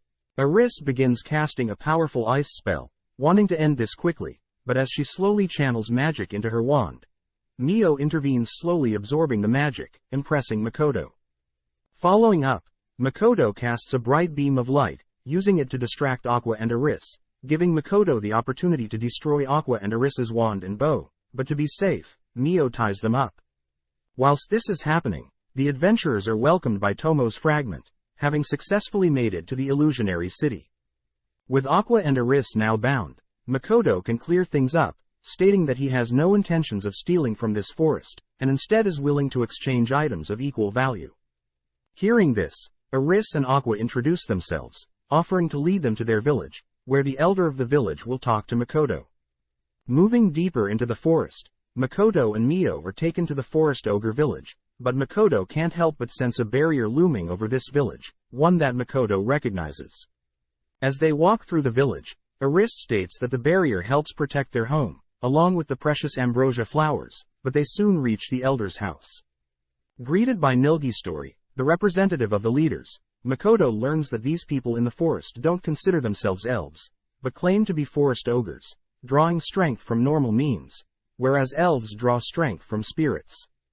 Just then, Nilgistory's son enters Adano, who glares at Makoto only to scold the elders for refusing to accept that they are elves, even though they are descendants of elves. The elders reason that forest ogres create the woods, compared to the elves who depend on them, but Adano states that is irrelevant, mentioning how a dragon barrier is weakening. Turning to Makoto, Adano listens to how Makoto is only a merchant, here to trade goods, but Adano knows that if Makoto is capable of taking down Aqua and Eris, Makoto is more than a merchant. As Adano leaves, Nilgistory apologizes for his son's behavior, asking that Mio and Makoto stay, asking the two more questions. Taken to their room, our duo learn that there will be a feast held for them, as an apology for keeping them here, but first Aqua and Eris want to introduce their master to our duo.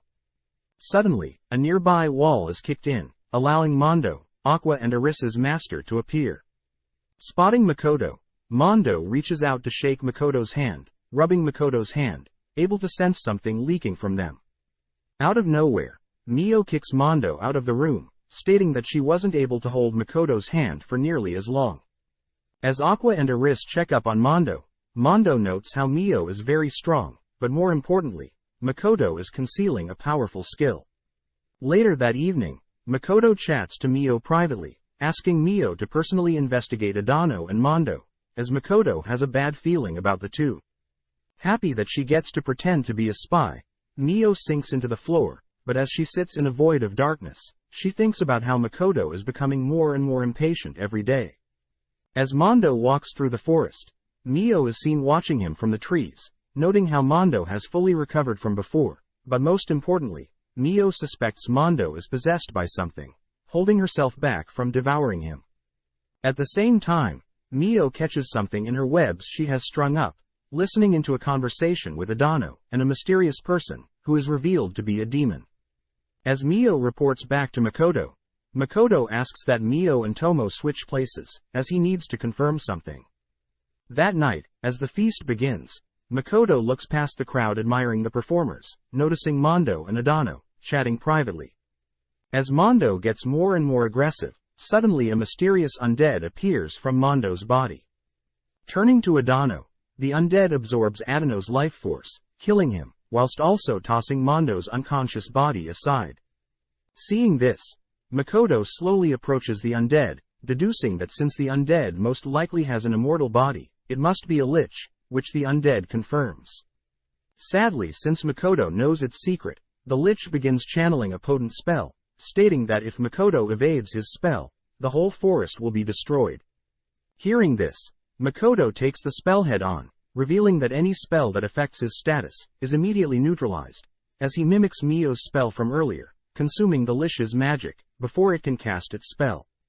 On top of that, Makoto strips the magic surrounding the lich, leaving only its skeletal body, too weak to even stand. As a crowd forms, Tomo finally arrives, helping Makoto send the lich to the demi-plane, so Makoto can talk to it later. At the same time, the elders of the forest thank Makoto, revealing that they had planned to assassinate Makoto during the feast, but before they can continue, Tomo butts in, greeting Nilgi story. Tomo reveals that she was the great dragon that erected the barrier around this village, asking everyone to respect Makoto, as he is now her master. Returning to the demi-plane, Makoto begins interrogating the Lich, learning that it wanted to study how the forest ogre operated, but Makoto is more interested in its reason for wanting to be immortal. The Lich reveals that it's striving to become Grant. As they chat, the Lich grows more powerless in the face of Makoto, recognizing his vast mana pool, along with his infinite potential, as the Lich hears that Makoto wants to learn magic from him, confusing the Lich as compared to Makoto he's nothing. Stepping in, Tomo states that she knows the Lich's definition of a Grant as a being that can move to other worlds, without being stopped by the goddess of this world. But Tomo reveals that she only knows of a few Grants that have moved to another world, and decided to stay, as these other worlds were far too dangerous. Hearing this, Makoto realizes that his parents were Grants, having moved to Earth, from this world. On top of that, Tomo tells everyone that there is less than a 10% chance of successfully moving to another world. Hearing this, the Lich begins to despair, as there is almost no chance that he can become a Grant and visit another world. Seeing this, Tomo suggests that the Lich becomes Makoto's servant, which Makoto agrees, offering to form a pact. Cutting to the adventurers, we see the three staying at a room assigned for them, humiliated as they don't want to accept equipment from monsters, but instead want to steal the valuable equipment. Back with Makoto, he is seen successfully forming a pact with the Lich. Everyone is amazed to see that the pact has returned the Lich back to its human form, a handsome red-haired man. With the Lich marking the third servant for Makoto, the girls begin trying to boss the Lich around, but suddenly Tomo is struck by a powerful force, falling to the ground, as she apologizes for making a mistake, bleeding from the head. Ordering Mio to stop and patch up Tomo's bleeding head, Makoto states that he'll be heading to the source of the explosion, asking Lich to accompany him. As the two rush through a forest, towards the village, Lich collapses, apologizing for being dead weight, as he's not used to this body. But instead of using his mana to keep up with Makoto, Lich offers to heal the village from afar, surprising Makoto, as healing magic is the opposite of what he thought Liches were capable of. As Lich begins healing the village, Makoto sprints towards the entrance of the village, spotting Emma and Hokuto, noting that Hokuto is not regenerating, not breathing and cold. Seeing this, Makoto gets a flashback of when he was younger. He had lost a pet, having taken a while to accept that the pet was dead. Back in the present, Lich telepathically communicates with Makoto, informing Makoto that he's been able to heal the ones lightly scraped and battered, but the ones in front of Makoto are badly injured. Hearing this, Makoto reasons that Hokuto must still be alive. Makoto immediately erects a Kai barrier around the injured, pissed that he can't use healing magic. But searching through his memories, Makoto immediately erects another Kai barrier, simply enhancing Lich's healing, as it passes through the barrier. Happy to see that Hokuto is now breathing again, Makoto leaves the rest to Lich, wondering why his mana is suddenly filling the air. Emma barely makes it to Makoto, handing Makoto an item of the orc assigned to guide the adventures in the illusionary city, but Emma points towards the explosion point, stating that Tomo's fragment and the orc are trying to stop adventurers who caused this. Rushing to the site, Makoto notices several mist gates, wondering if the explosion forced the mist gates to appear, dragging the adventures, Tomo's fragment and the orc all into different gates. Sensing something off, Makoto reaches to enter one of the mist gates, but he suddenly obtains the blonde adventurer's memories. Apparently, the blonde had intentionally tried to seduce Makoto that one night, but failed. We then see the blonde and her party, stealing the valuable goods in the village, but Emma had caught them, innocently asking them to stop, but was kicked aside.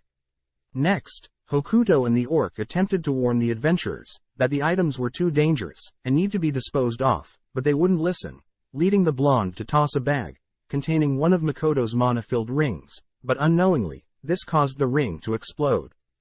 Tomo's fragment attempted to subdue the explosion, but the power broke past her barrier, as we cut to the blonde, lying on the floor of an alleyway, barely able to remember what happened. Having successfully stolen some valuable items, the blonde attempts to get home, but suddenly a mist appears, covering her surroundings. Out of the mist, Makoto appears, glaring daggers at her, shocking her, as she has never seen him without a mask. Since Makoto can't speak common yet, the blonde can't help but slowly back away, as Makoto begins walking towards her, stating that the blonde was only able to survive because of Tomo's fragment protecting her, but even still, it's quite unfair for trash like her to live. Demanding that Makoto leave her alone, the blonde announces herself as a level 96 adventurer, but Makoto ignores her, pulling out his dagger, prompting the blonde to rush him. As her blade helplessly clashes against Makoto's Kai barrier, Makoto disarms her, cutting off her 2 hands, and kicking her to the ground. Slowly walking up to her, she begins begging for her life, but Makoto reveals that because of the explosion, Tomo's fragment, and the orc is now dead, ending her life. As he turns to leave, Makoto begins crying, realizing that death isn't normal, only to collapse to the ground, breaking down. The next day, the villagers hold a funeral for Tomo's fragment and the orc, which brings to light that Makoto truly underestimated the cruelty of this world. As Mio, Tomo, Makoto and Lich gather in a room, they all decide to give Lich the name Shiki, representing knowledge, or common sense. Happy to see Shiki pleased with his name, Makoto turns to ask Tomo how he was able to see the memories of the blonde adventurer, as that is a skill specific to Tomo. Makoto wonders if upon forming a pact with Tomo, Mio and Shiki, that he'll start growing dragon, spider and undead body parts, but this makes Tomo crack up. It's revealed that since Makoto had formed pacts, through contracts of control, no part of the servant will enter the master's body. But Tomo does state that Makoto was most likely able to use her ability, since he trusts her, as it's quite known that a master is able to use a servant's skills, only if they have a strong connection. Hearing this, Mio gets jealous, listing off times when she's been close with Makoto, but Tomo matches her energy, listing her moments with Makoto. Heading elsewhere, Makoto chats to some villagers, asking Emma to construct a barrier around the illusionary city, as a means to keep adventurers in, but also prevent weak and young villagers from getting in danger. Next Makoto asks about Hokuto, happy to hear that his recovery is going well, but Makoto asks for some of the Alks to change into their adventurer form, and live among the adventurers brought to the illusionary city, as a way to keep watch and gather information. Makoto then visits the dwarves, asking them to integrate a disposal system, where dangerous items are immediately disposed of, and valuable items are kept out of adventurers' reach. As the dwarves immediately get to work, Makoto visits the friend of the orc that passed, stating that he's personally apologized to the deceased orc's parents, but hearing this, the orc's friend states that Makoto is not to blame, as things like this do happen, and when they do, it's important to accept and make sure it never happens again. As Makoto and Shiki wrap up their rounds for the night, Shiki notices Makoto acting strange, but Makoto says he's simply been thinking about the future of the demi-plane. The next day, Makoto meets up with Patrick, learning the location in which Patrick has set up for Makoto. Seeing as things are ready, Makoto states that he will be heading out soon, planning to leave some of his associates to man the store in town. But first, he feels bad for lying to Patrick. Taking off his mask, Makoto reveals his face, but this doesn't shock Patrick or Morris, as Patrick was fine loving his family when they became monsters. Sitting down with Mio and Tomo, the girls are jealous that Makoto is only bringing Shiki on his travels, but Makoto reasons that since Shiki was a former human, it would help greatly, as Makoto wants to learn more about this world's humans, gods, magic, demons and especially Grants, hoping to learn more about his parents, since Makoto plans to attend a school in this world. As a parting gift, Makoto gives Tomo and Mio fragments of his memories, each containing hobbies that Mio and Tomo may be interested in, whilst Makoto is gone. Reluctant to accept them, the girls state that they'll work on gathering more species in the demi-plane, and help grow the store here in town, whilst Makoto is gone. As Makoto and Shiki bid farewell to everyone in town, they make their way to a magic circle, meant to help with travel, but upon stepping on the circle, the goddess of this world intervenes, transporting Makoto to an unknown location, leaving Shiki, Mio and Tomo, searching for Makoto's location. Cutting to Patrick and Morris, they narrate how there is news of nearby cities, gathering their heroes, to finally start a war with the demons. Looking around, Makoto senses bloodlust, barely able to dodge, but in exchange, Makoto loses some of his fingers. As Makoto looks towards his enemies, two mysterious people, a girl wielding a powerful sword, Sophia, and a young boy, Mitsurugi, both giving off powerful auras. Attempting to grasp the situation, Makoto hears Sophia and Mitsurugi accuse Makoto of being the goddess's representative for the humans, wondering why the goddess has sent a demi-human. Trying to communicate with Mio, Tomo or Shiki, Sophia notices Makoto distracted, rushing in to strike, but Makoto luckily blocks her slashes with his barrier. Even with his Kai barrier, Sophia is still able to knock him back, but Makoto reasons he should stop his bleeding first, using his bowstring to tie off the wound. With Sophia impressed with Makoto's skills, Makoto takes the chance to use his writing magic to ask why they are attacking him, a fellow human, but the two reveal that they have sided with the demons, making them enemies by default. Hearing this, Makoto projects his Kai barrier past the mountains blocking his view, realizing that there are both human and demon armies gathered. Not wanting to be caught up in a war between the humans and demons, Makoto wonders if he should escape into the demi-plane, but that would be too dangerous for the weak villagers. Needing more time to think of a plan, Makoto converts his blue code to a red one, prompting Mitsurugi to warn Sophia of Makoto's mana-covered body. Casting simultaneous fire spells in rapid succession, Makoto bombards Sophia and Mitsurugi, forcing them to create barriers of their own. As they are distracted, Makoto attempts to flee, but several swords appear, blocking and cutting off his escape. Seeing Makoto fleeing, Sophia with the help of Mitsurugi, chases after him, disappearing temporarily, only to appear behind Makoto. Luckily, the coat he's wearing is able to block a fatal strike, prompting Sophia and Mitsurugi to wonder if Makoto is being unfairly blessed by the goddess. Putting on a ring, Sophia claims the ring will absorb all of the goddess's divine protection on Makoto, but this only pisses Makoto off. Makoto states that he is not working with the goddess, which surprised the two, as they both witnessed Makoto enter through the goddess's golden light. Knowing this, Sophia and Mitsurugi reason that they should still kill Makoto just in case, but ask for his name, before they continue their attack. Introducing themselves first, is Sophia, the strongest adventurer in this world, and Mitsurugi, known as the Lancer Dragon, which Makoto remembers as an acquaintance of Tomo. Seeing as they are short on time, Mitsurugi and Sophia prepare to attack, but Makoto is now ready to counter. Taking off one of his rings, Makoto makes use of all the mana stored in it, creating a barrier for himself, but annihilates the surrounding area around him. Immediately after, Makoto erects his Kai barrier, scanning the area, to see that Sophia and Mitsurugi are still alive. Taking out a special arrow, crafted by the dwarves, Makoto creates a bow, infusing the arrow with fire, only to fire directly at Sophia and Mitsurugi. As the two rush to protect themselves, Makoto reveals the arrow's special skill, splitting off, but even still, the fragments burst past Sophia and Mitsurugi's barriers. Barely surviving, Mitsurugi spots Makoto now preparing a water arrow, ordering Sophia to lend him strength, projecting a water barrier, as Mitsurugi has a high water affinity. As the water arrow strikes his water barrier, the arrow begins creeping through, surprising Mitsurugi, as this means Makoto's water affinity is greater than his. As the arrow finally collides with the two, Makoto turns to leave, but suddenly Sophia appears, surprising Makoto, as he's unable to block the strike. Instead, Makoto, still holding his arrow, uses it to block the strike, but instead his arrow destroys Sophia's sword. Assuming Sophia would now give up, she instead rushes in, hugging him tightly, distracting Makoto long enough to allow Mitsurugi to create several hundred swords in the air, all whilst Sophia teleports Makoto and herself above the clouds. Letting go, Sophia teleports her way past the endless spikes, leaving Makoto to free fall from the skies.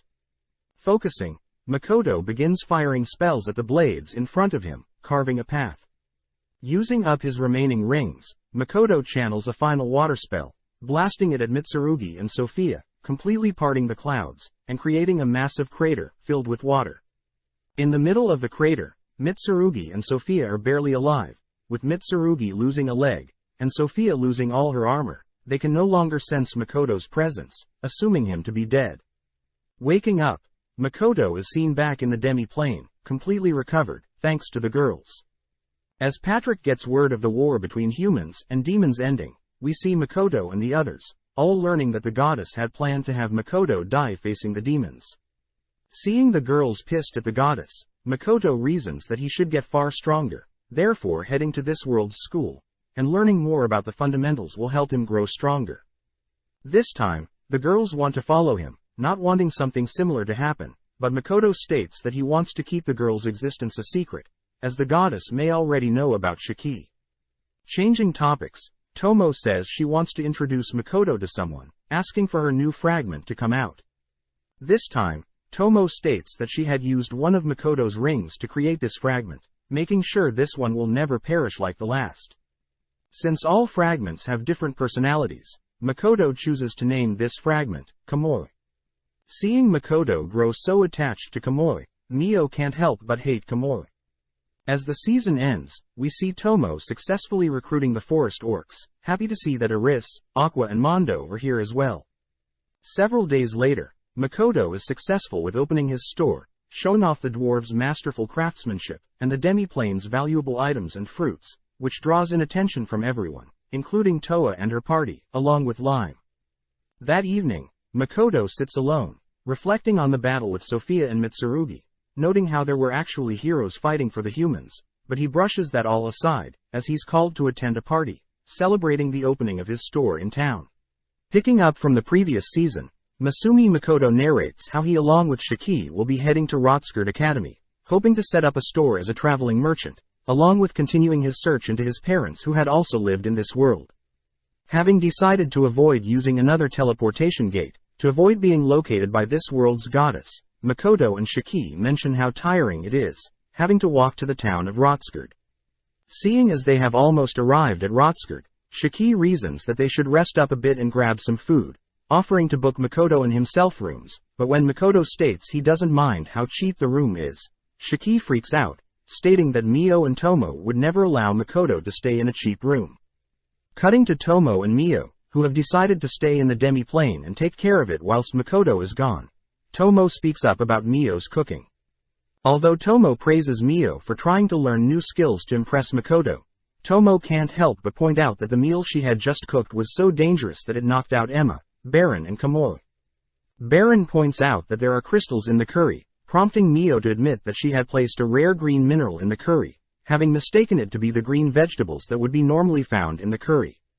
Tasting the curry for herself, Mio states that it doesn't actually taste that bad, but Tomo points out Mio can consume and devour any material whereas others can't. Mad that Tomo is calling her out, Mio states that she can at least toast some bread, but when Tomo challenges that statement, Mio is seen encasing a piece of bread with her purple flames, ashamed to admit that she doesn't have any knowledge of conventional cooking. Back with Makoto, we see him trying out a new type of blue meat, savoring the unique taste, but due to his ugly looks, the chef believes that Makoto is disgusted by the food. Apologizing for the confusion, Makoto is forced to communicate with the chef via magic writing, reminded that he can't speak with other humans, having been cursed by the goddess of the world. Chatting with the chef, Makoto is able to deduce that blue meat is slime, but Makoto spots others in the tavern eyeing and listening in on his conversation. Having finished the meal, Makoto surprises the chef, having paid for the meal with a gold coin, only to head towards the town's guild. Along the way, the townsfolk notice Makoto's ugly face, confusing Makoto for a demi-human, with some believing that he had been cursed, but having drawn so much attention, Makoto wonders if he should have kept the mask on. Attempting to sign up for the town's guild, the receptionist notes how Makoto is only rank E and level 1, but nonetheless, Makoto is accepted as an adventurer. Heading over to the quest board, Makoto spots a rank B blue slime hunting quest, reminded of the chef, but since he is rank E, Makoto can't accept a rank B quest.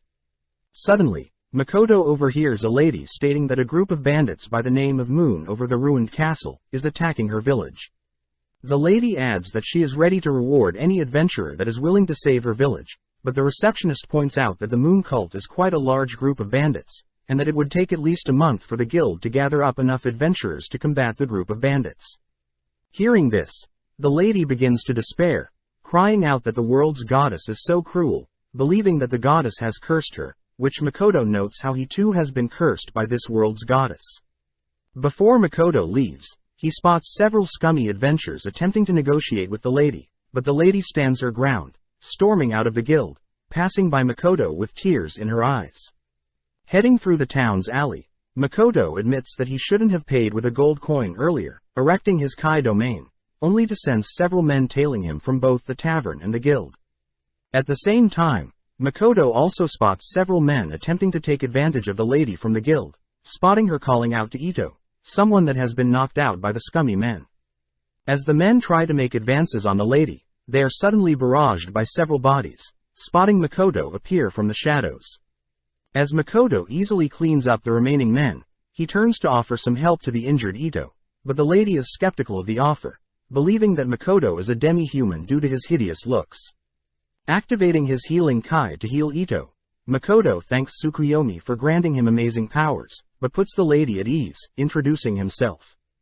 Apologizing for the rude remarks, the lady introduces herself as Lana from the Toppa village as well as Ito the werewolf. Surprised that an innocent beast boy like Ito could be a terrifying werewolf like the stories he's read, Makoto snaps out of his daydream, offering to help Lana carry Ito. As Makoto helps carry Ito, Makoto learns from Lana that her village of Toppa had been raided recently, and their strongest warrior in their village had been tortured and killed. Lana also states that she had been told to simply comply with the bandits' demands in order to save her village, but Lana reveals that other villages that had followed the demands of the bandits have been ultimately wiped away by the bandits. As Lana falls to the ground in tears, she's happy to see that Ito has woken up, asking if the guild is willing to help them. Seeing Lana break the bad news to Ito, Makoto thinks back on the cruelty of this world, sighing as he has no other choice but to intervene. Offering to escort Ito and Lana back to their village, Lana points Makoto towards the mountains, afraid that it'll take a while for them to reach the place, but Makoto simply picks the two up, leaping in the general direction of the village.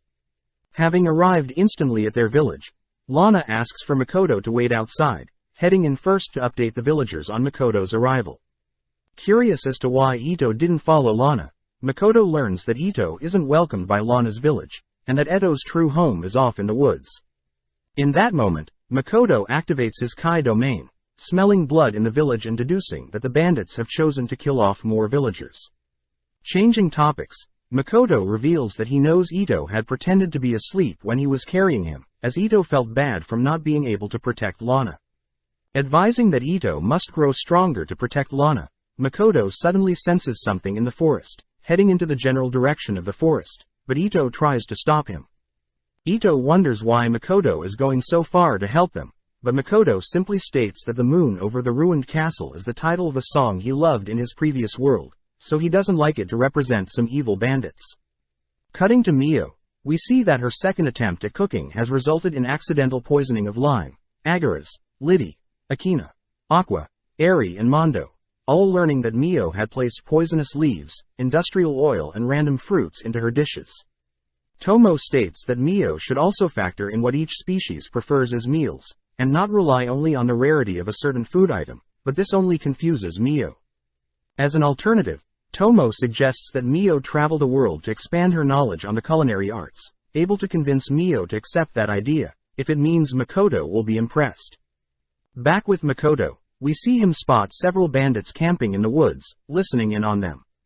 Putting his mask back on, Makoto immediately erects his Kai barrier, removing all sounds within his barrier, only to fire arrows at the bandits. Makoto reveals that the arrows aren't meant to kill but instead they're laced with sleep spells, only to slowly approach the men.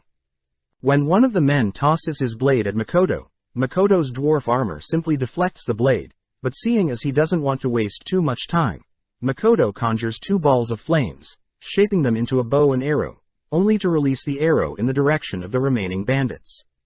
With a huge explosion, Makoto walks towards the injured bandits, threatening the bandits, only to disappear. Having heard the huge explosion, Lana, Ito and other villagers arrive on the scene, spotting the tied-up bandits, only to thank Makoto for helping them out. Having returned to town, Makoto meets back up with Shiki. Makoto learns that Shiki has booked them a room for 3 gold coins a night. Wondering if it's too expensive, Makoto learns that the heroes of this world are treated quite well by the Limia Kingdom and the Gratonia Empire. Just then, Makoto remembers that when he was fighting Sophia and Mitsurugi, apparently he sensed 2 heroes nearby, wondering when their paths would cross. Cutting to before Makoto was transported into another world, we follow Makoto at his high school, Nakaritsuhara High School. One day as he's walking through the school, he's stopped by Otonashi Hibiki, a member of the student council. Exchanging some brief words with Makoto, Otonashi watches as Makoto walks away, thinking about how Makoto is average compared to herself. Apparently, Otonashi since birth had been able to accomplish many things, even with the smallest of efforts. It's because of this that she believed that her life would be pretty easy and boring, up until she too was brought before the goddess. Demanding to know why she is in this mysterious realm, Otonashi learns from the goddess that Otonashi and one other person have been selected to defend the goddess's world from evil beings. Upon hearing this, Otonashi gets suspicious of the goddess's claims, turning to leave, but the goddess reveals that she knows Otonashi is bored of her old life, offering to give her an enjoyable life in this new world. With Otonashi convinced, the goddess bestows powerful magical and physical abilities, along with a unique skill to draw people into her. Finally, the goddess gives Otonashi a silver sash, sending her off before she can ask further questions.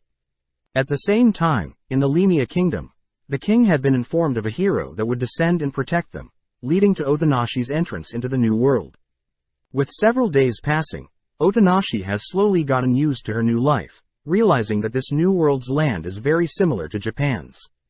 Apparently, demons that lived in this world had been pushed off into a section of the world, but the fear of the demons invading grows stronger day by day. Additionally, as of right now, there are only two great kingdoms, the Lemia Kingdom and the Gratonia Empire, that are capable of holding back the demons. Otonashi had overheard that the other hero the goddess was supposed to summon, wounded up in the Gratonia Empire, whereas Otonashi remained in the Lemia Kingdom. As Otonashi ponders about life, she calls for her sacred wolf summon, Horn, to appear, revealing that the sash she was given stored the wolf. Thinking about tomorrow, Otonashi is notified that she will be forming a party with other adventurers, happy to see that the king had already assigned her Woody the court mage and Verda a promising knight. The next morning, Otonashi searches for additional party members, noticing Navel the silver-haired ogre, chatting with Woody the court mage. Before Navel leaves, Otonashi asks Navel to join her party, promising Navel she'll get the chance to slaughter as many demons as she likes.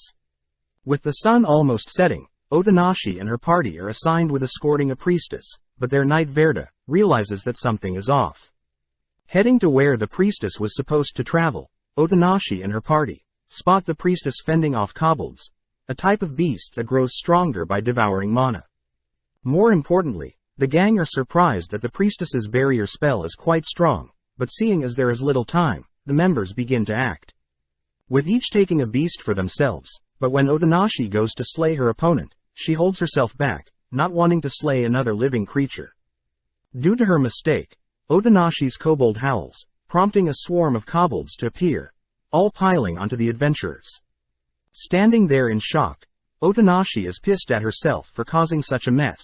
Not wanting her friends to die, Otonashi begins rampaging, mindlessly slaughtering the horde of kobolds. As the battle ceases, Navel praises Otonashi's spirit, since it's Otonashi's first time fighting. Just then, the priestess introduces herself as Chia, for the neighboring kingdom of Laurel. Seeing Otonashi and her members fight so bravely, Chia asks if she could join Otonashi's party, but when Otonashi and her members refuse, Chia cuts off her hair, threatening to disappear and blame them for her disappearance. Seeing Chia act so rashly, Otonashi disarms Chia, offering to cut off her own hair and Navel's hair to tease Chia. With all jokes aside, Otonashi praises Chia's barrier magic, offering Chia a position in her party. With that, Otonashi and her members have been defeating countless demons and monsters, until one day they encounter the massive black spider of disaster. With the spider initiating the battle, Navel attempts to sever one of the spider's legs, but no luck getting through. Only with the help of Woody does Navel manage to sever one of the spider's limbs, but before the gang can celebrate, the spider regenerates, spitting its web at Otonashi. Unable to react in time, Otonashi watches as Navel pushes her out of the way, wrapped up by the spider's web, only to be punctured. Riding Horn, Otonashi frees Navel, ordering her members to protect and heal Navel, but instead is forced to helplessly watch the spider pick off her members one by one.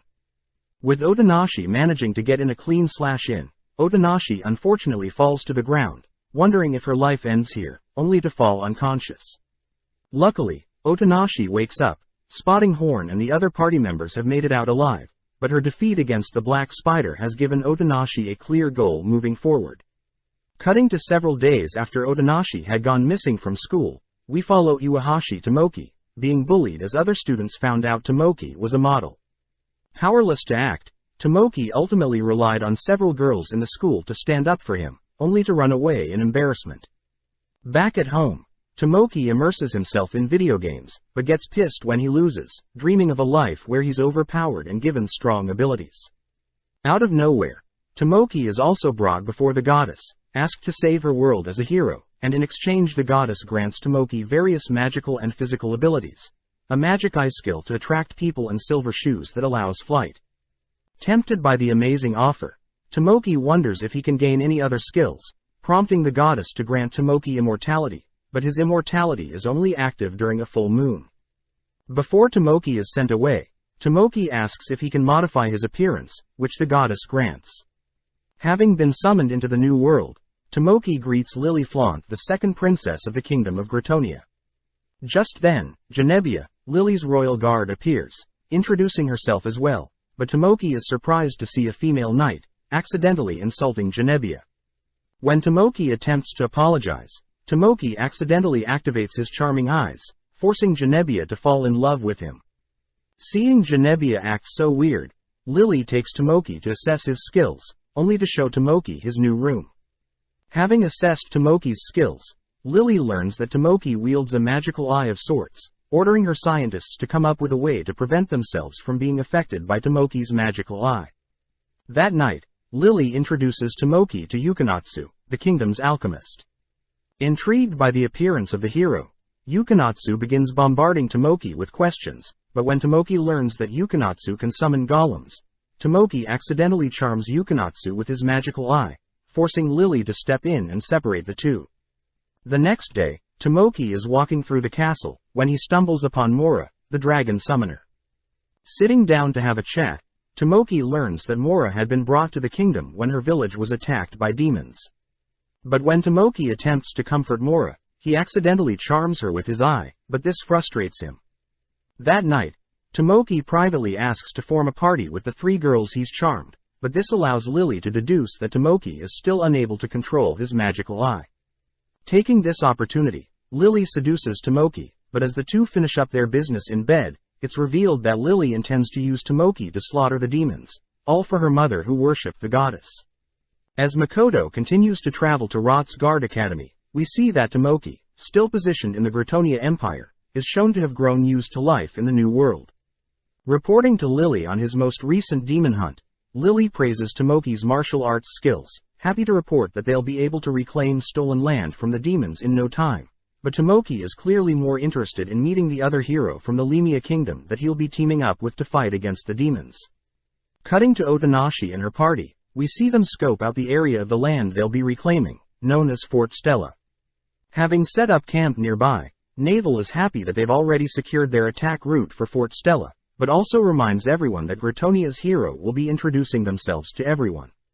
Apparently, it's quite common for humans in this world to receive blessing from this world's goddess, before engaging in a fight with demons or demi-humans, but Otonashi is clearly acting strange, having heard that the other hero of this world came from the same world as her and is similar in age. With Otonashi heading to meet the hero from Gritonia, Otonashi introduces herself to Lily, leading to both Tomoki and Otonashi's members sitting down for a meeting. Lily takes command of the meeting, stating that they've currently received supplies from the King of Ion, but as for Laurel Union there seems to be less than expected support, due to nations' friction over Chia leaving her country.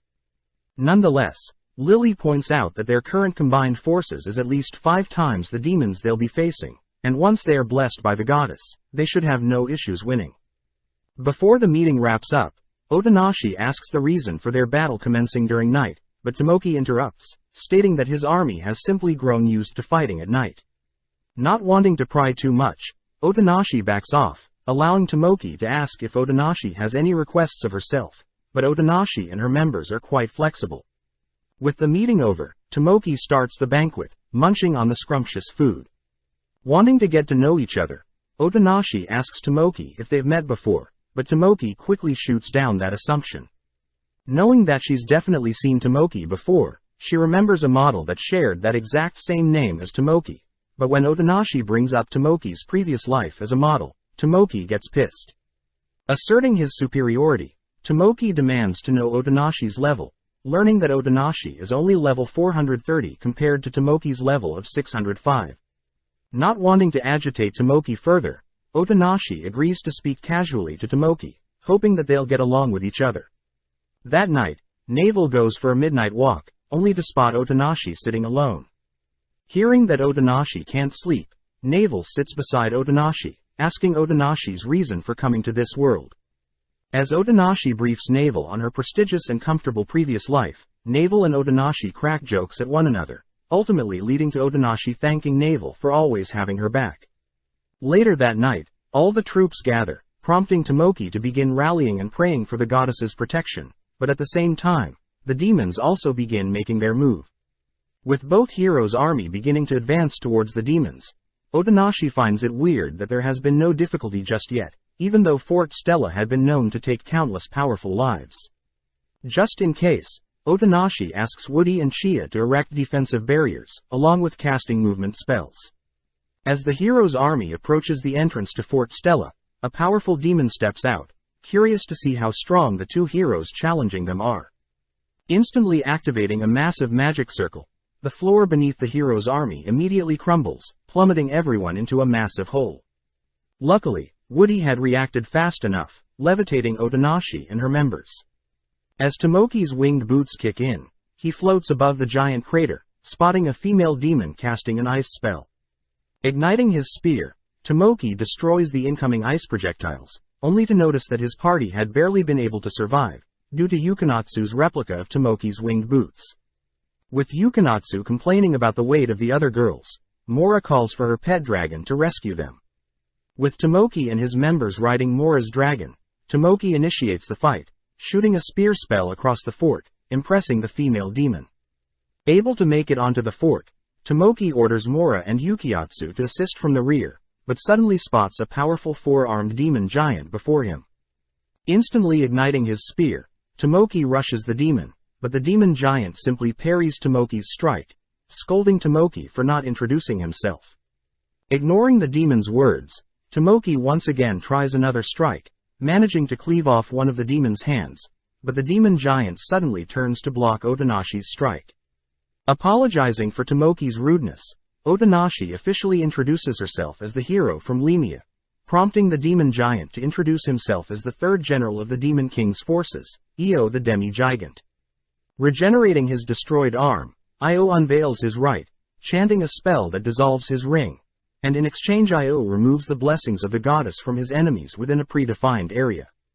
Hearing this, Tomoki realizes that his immortality at night is a blessing from the goddess, beginning to fear the idea of death. Instantly ordering his party to leave, Tomoki boards Mora's dragon, but before he leaves, Otonashi states that someone that flees from a battle is no hero. With Otonashi's party arriving to back up Otonashi, Io praises Otonashi's courage, announcing that he'll fight them seriously. At the same time, the goddess is sad that her heroes are losing, but she suddenly spots Makoto.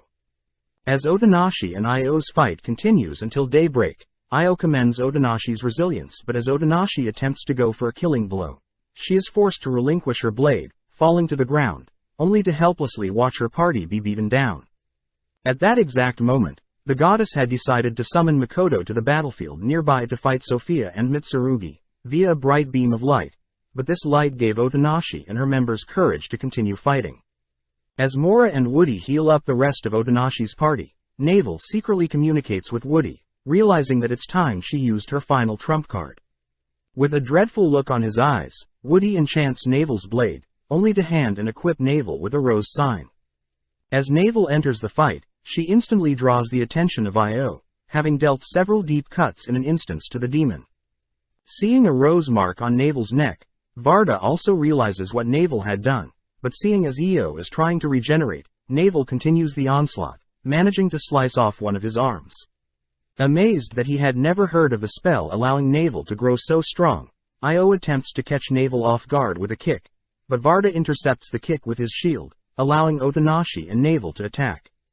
As Io prioritizes Otonashi, Navel manages to sneak an attack to Io's neck, but right as they believe Io is defeated, Io unveils his true form, instantly healing wounds and boosting his stats. Seeing as it's time, Navel orders Woody to encase Otonashi and her members in a windshield, giving Otonashi a final glance before Woody sends the party far away from Navel. As Otonashi struggles to learn what is happening, Verda tells Otonashi that the rose sign Navel has equipped grants the user immense strength, but at the cost of their life. With only Navel in the way of Io, Navel points out how she was blessed to have met Otonashi, charging at the Io, who gladly meets Navel's strike. Sadly, Navel chooses to implant her sword into Io's hand, casting a self-destruction spell that takes Navel and Io's life. At the same time, we see Tomoki feeling guilty for leaving Otonashi and her party, but Lily convinces Tomoki that he did the right thing. As the female demon checks up on the remains of Io, it's revealed that Io had managed to survive, learning that Sophia and Mitsurugi had been defeated by a mysterious monster. As Mio and Tomo are seen healing Makoto after his battle with Sophia and Mitsurugi, we cut back to the present, where Makoto and Shiki have finally made it to their destination. Following Mio and Tomo in the present, they are both seen walking through a forest, both wanting to meet up with Makoto. Holding themselves back, Mio mentions how she plans to head to the town of Korin to acquire some kelp for a Japanese dish Makoto likes. But Mio also reminds Tomo that she needs to head to investigate the location of where Sophia, Mitsurugi and Makoto fought. Tomo states that she plans to investigate the reason for the appearance of a massive lake where Makoto fought, noting how Mio and herself will be alone for a while, but is happy to hear that Shiki and Makoto have made it to the town of Rotskerd. Back with Makoto and Shiki, they begin exploring the town, wondering what sort of competition they'll face when setting up the store. Upon turning a corner, they see a crowd of men gathered around a girl, which Shiki finds peculiar, but Makoto knows that this isn't the first time he's seen humans bullying other humans. Realizing that the girl is acting strangely cold, Makoto approaches the crowd, but at the same time the girl attempts to leave, only to be shoved for being so rude. Attempting to stop them, Makoto asks for Shiki to speak for him, drawing the attention of the men gathered. Threatening Makoto and Shiki, Makoto notes how the men's uniform belongs to the Rotskerd Academy, but when he turns to Shiki, Makoto gets scared when Shiki asks if he can murder the men. Ordering Shiki to calm down, Shiki instead politely asks the men to leave the girl alone, stating that he doesn't want to slaughter them. Shocked at Shiki's threat, the boys take out their wands, casting wind magic and levitating, but Makoto accidentally provokes them when he asks if levitating is all the boys can do. Bored of the situation, Shiki takes out his wand, tapping it onto the ground, only to instantly conjure 4 rock pillars that target the men. Knowing that they shouldn't cause a scene, Makoto dispels Shiki's earth pillars, impressing Shiki as Makoto has already mastered the fundamentals of counter magic. Turning to communicate with the girl, Makoto gets annoyed that she believes Makoto wants something from her, but Makoto states that she is free to go, learning that she works at the Gotetsu restaurant nearby, where they serve great hot pots. Intrigued by the offer, Makoto realizes the 4 men are floating slowly to their deaths, ordering Shiki to help them out. With a single cast, Shiki casts a wind spell to help assist their fall, but out of spite purposely drops them. As the men look around for the girl, they utter the girl's name, Luria, only to run off, cursing at Makoto and Shiki. Knowing that Makoto just made enemies, Shiki states that Makoto should stop intervening in others' affairs, but seeing Makoto's serious glare, Shiki apologizes for questioning Makoto's intentions. Since Makoto plans to take the student entrance exam in 3 days, Shiki and Makoto head to find an inn, as once Makoto is a student, he'll be officially a resident of the town, where he can finally open up a store. Confused at what Makoto is saying, Shiki corrects Makoto, as the papers that Makoto was given are for the teacher employment examination, shocking Makoto as this was not what he had planned. Cutting to Patrick and Morris, we see Morris admit that he may have made a mistake when signing Makoto up for a position in the Rotskerd Academy. On the day of the teacher examinations, Makoto is clearly nervous, having no idea what to expect. Upon reaching the receptionist, Makoto asks if there are any office positions that may be available, but this only annoys the receptionist, scolding Makoto for being inconsiderate. As the receptionist looks up, he's terrified to see Shiki glaring at him, only for Shiki to use some dark magic, draining the life force from the receptionist. As Makoto attempts to stop Shiki from acting up, a female worker steps in, apologizing for her colleague's rudeness. Seeing Shiki and the female worker interact, Makoto fears that Shiki will start fighting with her, but suddenly she asks for Makoto's papers.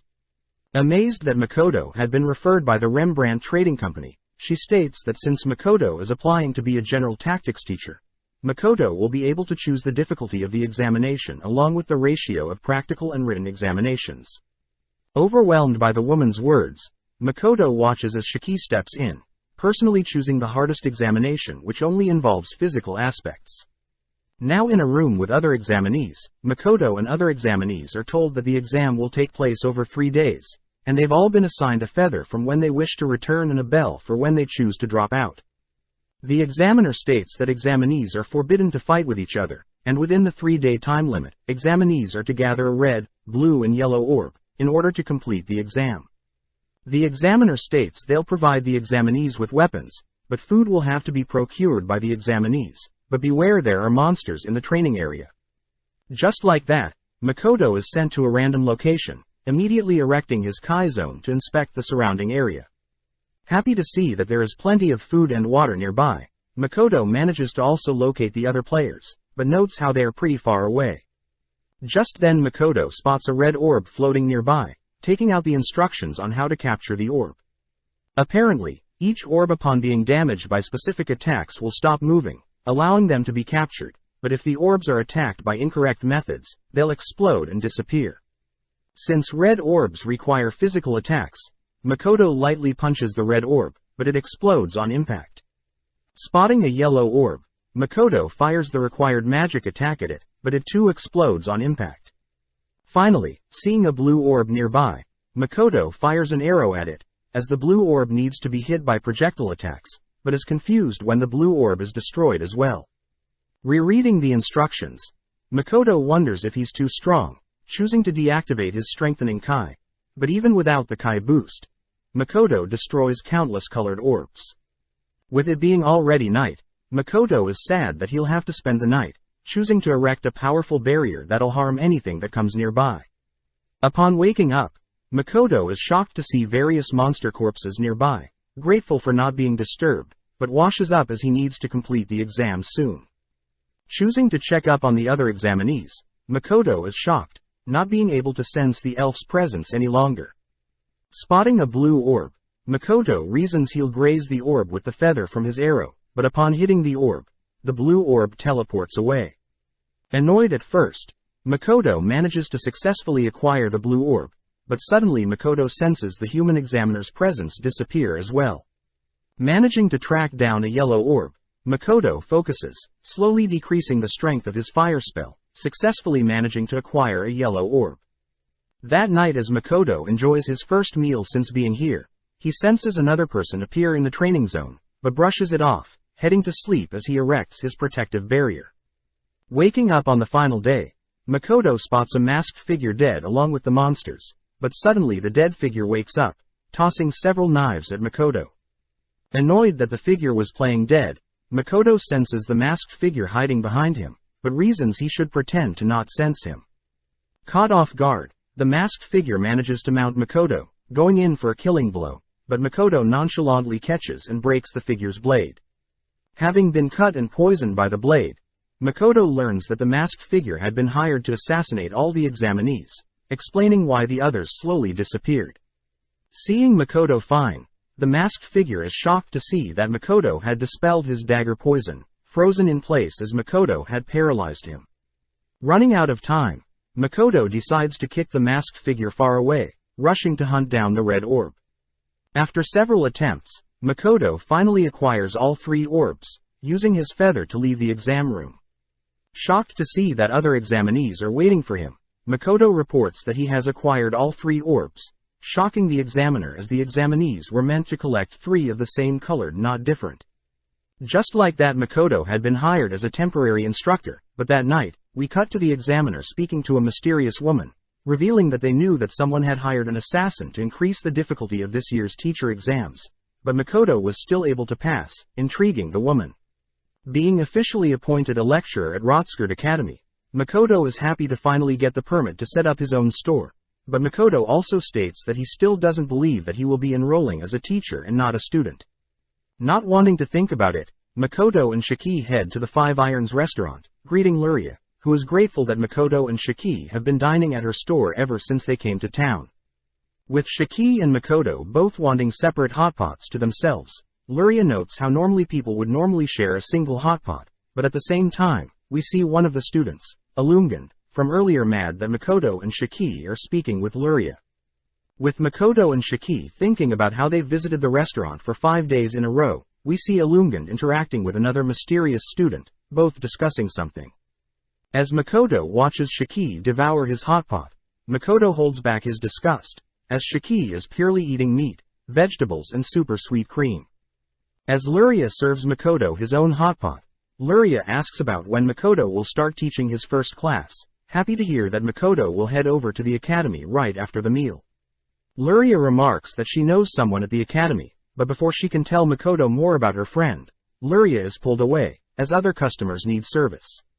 Sitting down to be briefed on his role by a lady, Makoto learns that he is forbidden from involving himself with any monetary transactions with students, but he's allowed to promote his business. The lady states that there are around 100 other lecturers in the academy and that lecturers are paid based on the number of students they teach, with each student adding 10 silver coins.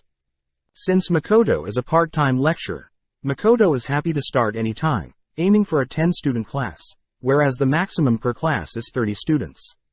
Surprised, the lady states that normally lecturers would want to fill out their classes as soon as possible, but Makoto states that he wants to start small and work on his teaching skills before expanding. Just then, Blight, another fellow lecturer, joins them, praising Makoto for being so level-headed with his approach to teaching. Upon hearing that Makoto will be teaching magic, Blight reveals that he personally teaches combat techniques, offering to send over 10 students that may be interested in Makoto's teachings. Blight states that the students this year are amazing as they can use telepathy and levitation magic, but hearing this, Makoto fears that he'll run into the same students from earlier, thrown off when he hears Blight is curious as to how strong Makoto truly is. Heading to the library, Makoto is amazed by the sheer size of the library, running into the librarian who asks if she can help Makoto out.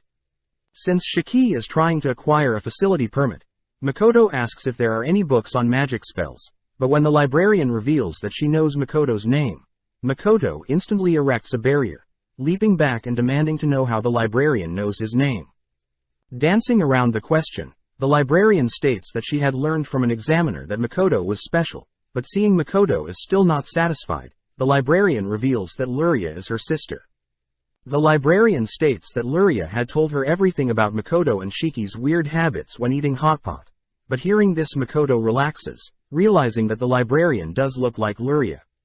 Catching Makoto judging her breast size, the librarian introduces herself as Eva, but Makoto wonders what Eva is hiding, as Eva reminds Makoto of Mio. Cutting to the port town of Korin, we see Mio chatting with Beretta, asking Beretta to teach her the basics of using a knife. With Mio promising to not to think of a knife as a weapon, Mio is amazed at Beretta's knife work, learning that the technique stems from Laurel. With 1 week passing by, we cut to several students making their way towards Makoto's class, discussing rumors they heard about Makoto. The students utter that they've heard Makoto can only communicate via magical text and has an assistant, but some of the students could care less as long as Makoto is strong. The students also mention how they heard Makoto might be a demi-human due to his looks, but as we pan out, we see Makoto listening in on the students gossiping, sad to see that there are already rumors spreading about him. Knowing that he should be stern with his students, Makoto waits for the students sent by Blight to arrive on the training field where Makoto's class will be held. With Shiki introducing himself first, Shiki instantly charms the girls, but as Makoto talks a little about his backstory as a merchant and owning a store in town, the students can't help but focus on Makoto's hideous face. Starting the class, Makoto states he'll be helping them with magic, singling out each student and asking them whether they can hone their various elemental affinities to the same level. Makoto continues to berate the students, stating that they mustn't focus on mastering a single element as once an enemy figures out their affinity, they'll be useless in battle. Upon hearing that Makoto wants them to master at least 3 elements, they begin questioning Makoto's teachings, demanding to know if Makoto himself is capable of such things. With Shiki smirking, Makoto states that he and Shiki will be conducting a mock battle, prompting Shiki to reveal his powerful staff. Immediately, the students sense immense power from Shiki's staff, but they wonder how Makoto will survive, sensing no magic at all from Makoto. As the duel begins, Shiki ignites his staff, rushing Makoto, but Shiki's staff is stopped by a powerful barrier. As Shiki attempts to barrage Makoto's barrier with strikes, Makoto commends Shiki's growth, but Shiki reveals that he had been training under Mio and Tomo. Seeing Shiki getting too close, Makoto begins channeling a fireball, sending it directly at Shiki, but is impressed when Shiki barely blocks the spell. Needing time to recover, Shiki conjures up several rock pillars, but Makoto easily breaks through the rocks, shocking the students with his immense power. Attempting to toss an earth spell at Shiki, Makoto is impressed that Shiki easily dispelled his earth magic, immediately following it up with a simultaneous cast of a fire and water arrow. Knowing that they can't fight forever, Shiki begins channeling a powerful light magic spell, whereas Makoto chooses to cast a dark magic spell. With both spells colliding, the students spot that Makoto had closed in on Shiki, ultimately taking the win. Seeing the students too stunned to speak, Makoto states that the first lesson is over, asking the students that want to learn to come for his next class, but for those too scared to leave. As Makoto leaves, Shiki stays to heal any injured. As the students begin to reevaluate their helplessness when compared to Shiki, we see the boys are ecstatic to be able to learn from such powerful people, but when the girls grow hesitant, Shiki steps in, nonchalantly charming and healing any wounds they had. Cutting to Tomo, we see Tomo investigating the sudden appearance of the Star Lake, amused that it was Makoto's powerful water arrow that ultimately morphed the entire terrain of the battlefield. With Makoto's next class commencing, he's impressed that 5 students stuck around. They go as follows. Mithra Casper's parents are both Celtics, prefers wind magic and has pretty good grades. Dana has a wife, even though he's still so young, and prefers water magic. Abelia Hopley prefers fire magic and has relations with another student that shares the name Hopley and has connections to the kingdom of Lemia. Azumo Kusakabe specializes in wind magic, and finally Jin Rohan strives to be a swordsman with excellent combat skills. Before the class starts, the students wonder why Makoto doesn't speak, even though they saw him chanting a spell during his fight against Shiki. Makoto reveals that due to a curse, he can't speak to other humans, but can still speak. Starting the class, Makoto asks what they know about mana depletion, prompting the students to state that at 50%, there will be mental and physical fatigue. At 20% the body will be unable to move, and when it reaches 0, a person may vomit, pass out and in some cases die. Seeing as the students are aware of such facts, Makoto states that they will be testing the limits of their bodies today, ordering all the students to exhaust their mana on him. With Kusakabe and Dana being the first to give up, we see that Abelia tries to force herself past her limits, but Shiki intervenes right as Abelia begins to throw up. With only Jin and Mithra left, Mithra chooses to give Jin the rest of his mana, allowing Jin to muster up the strength to charge at Makoto, but has no luck, easily knocked out. Seeing as no one managed to land a single strike, Makoto asks them to reflect and report back to him on what they learned on limit testing today.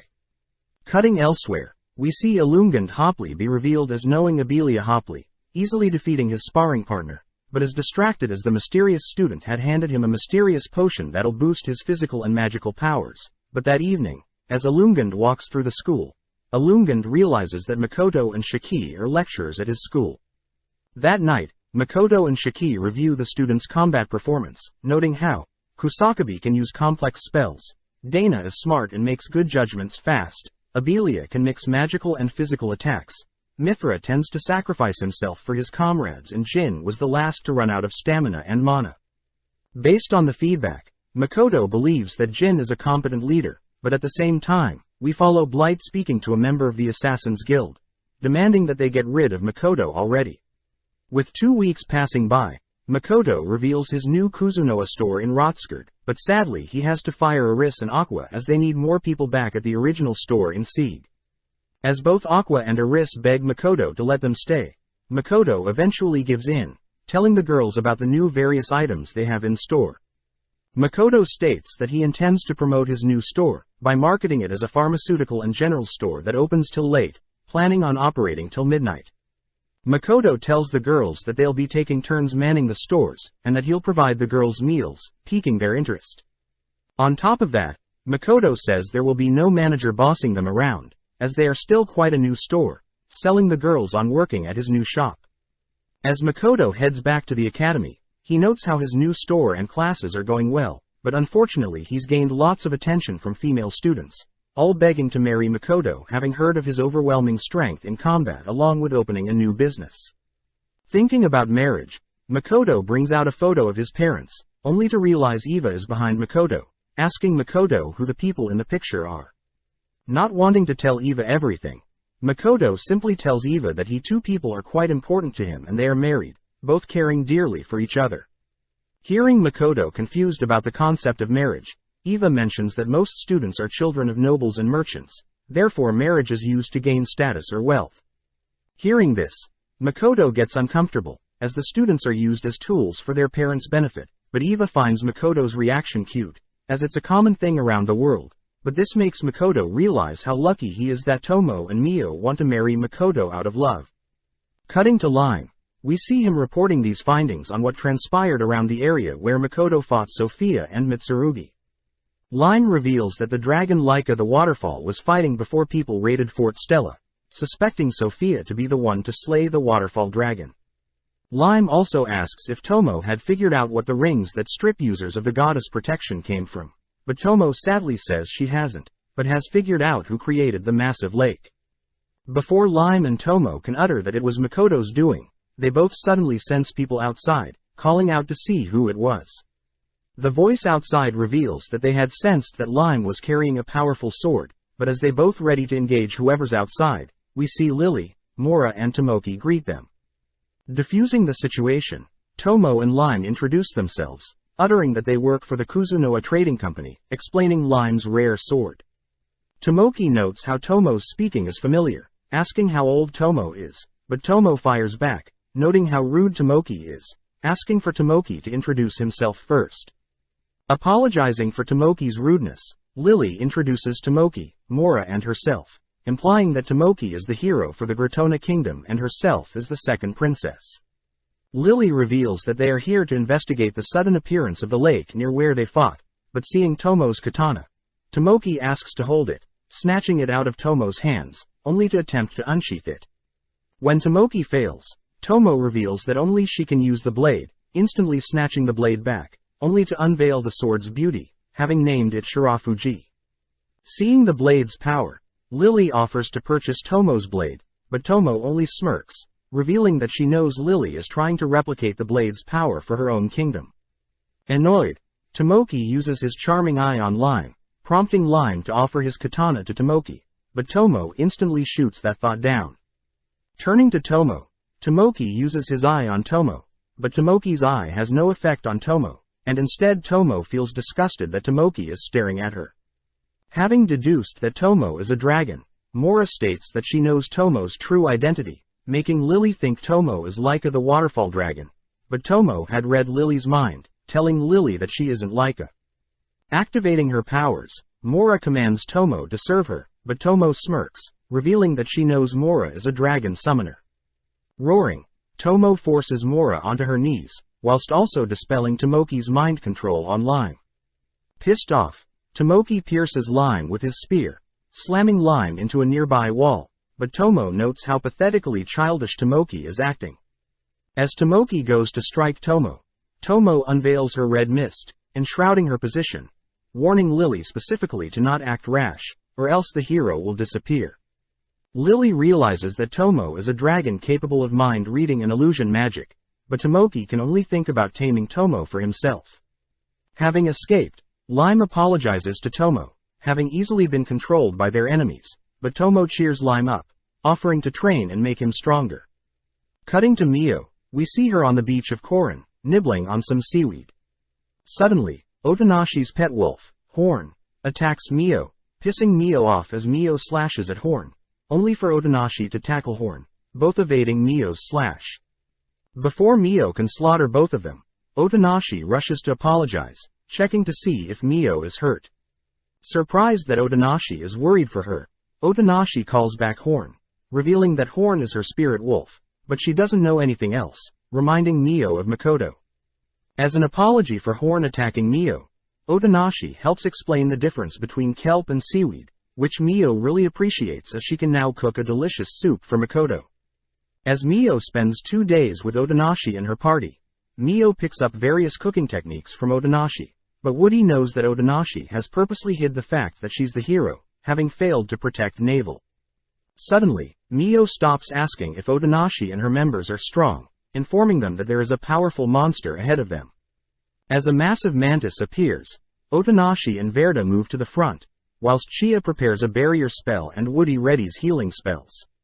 As Verda blocks the mantis's claw, Mio is impressed but notes that their equipment is quite weak. As Otonashi attempts to move in close, Verda rushes to assist Otonashi, but is forced to block one of the mantis's strikes, shattering his blade, only to be knocked to the ground. Seeing Verda badly injured, Otonashi gets flashbacks of Navel's death, begging Mio to help them out. Scolding them for overestimating themselves, Mio steps up, instantly decapitating the mantis, shocking everyone. Happy to see that Verda is not mortally wounded, Mio is suddenly attacked by the barely living mantis, pissed that the creature had damaged her kimono. Unleashing her purple flames, Mio incinerates the mantis, conjuring her dark smoke to put everyone to sleep. Just then, Horn appears, growling at Mio, but Mio reassures Horn that she is no longer the terrifying spider, convincing Horn to keep her identity a secret. As Otonashi wakes up from her nightmare, she sees that Mio has brought them to Sieg, asking them to meet up at the Kuzunoa shop in town. Happy to see everyone is alright, Otonashi and her members thank Mio, but Mio asks Otonashi to repay her by teaching her to cook.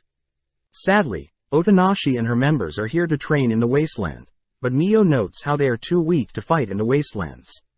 Coming up with an idea, Baron suggests that he create special gear for Otonashi and her parties, and pay him back after, but Otonashi must teach Mio how to cook. Fearing that Otonashi and her members are still too weak, Baron suggests that Toa and her party join Otonashi's, guaranteeing nothing goes wrong.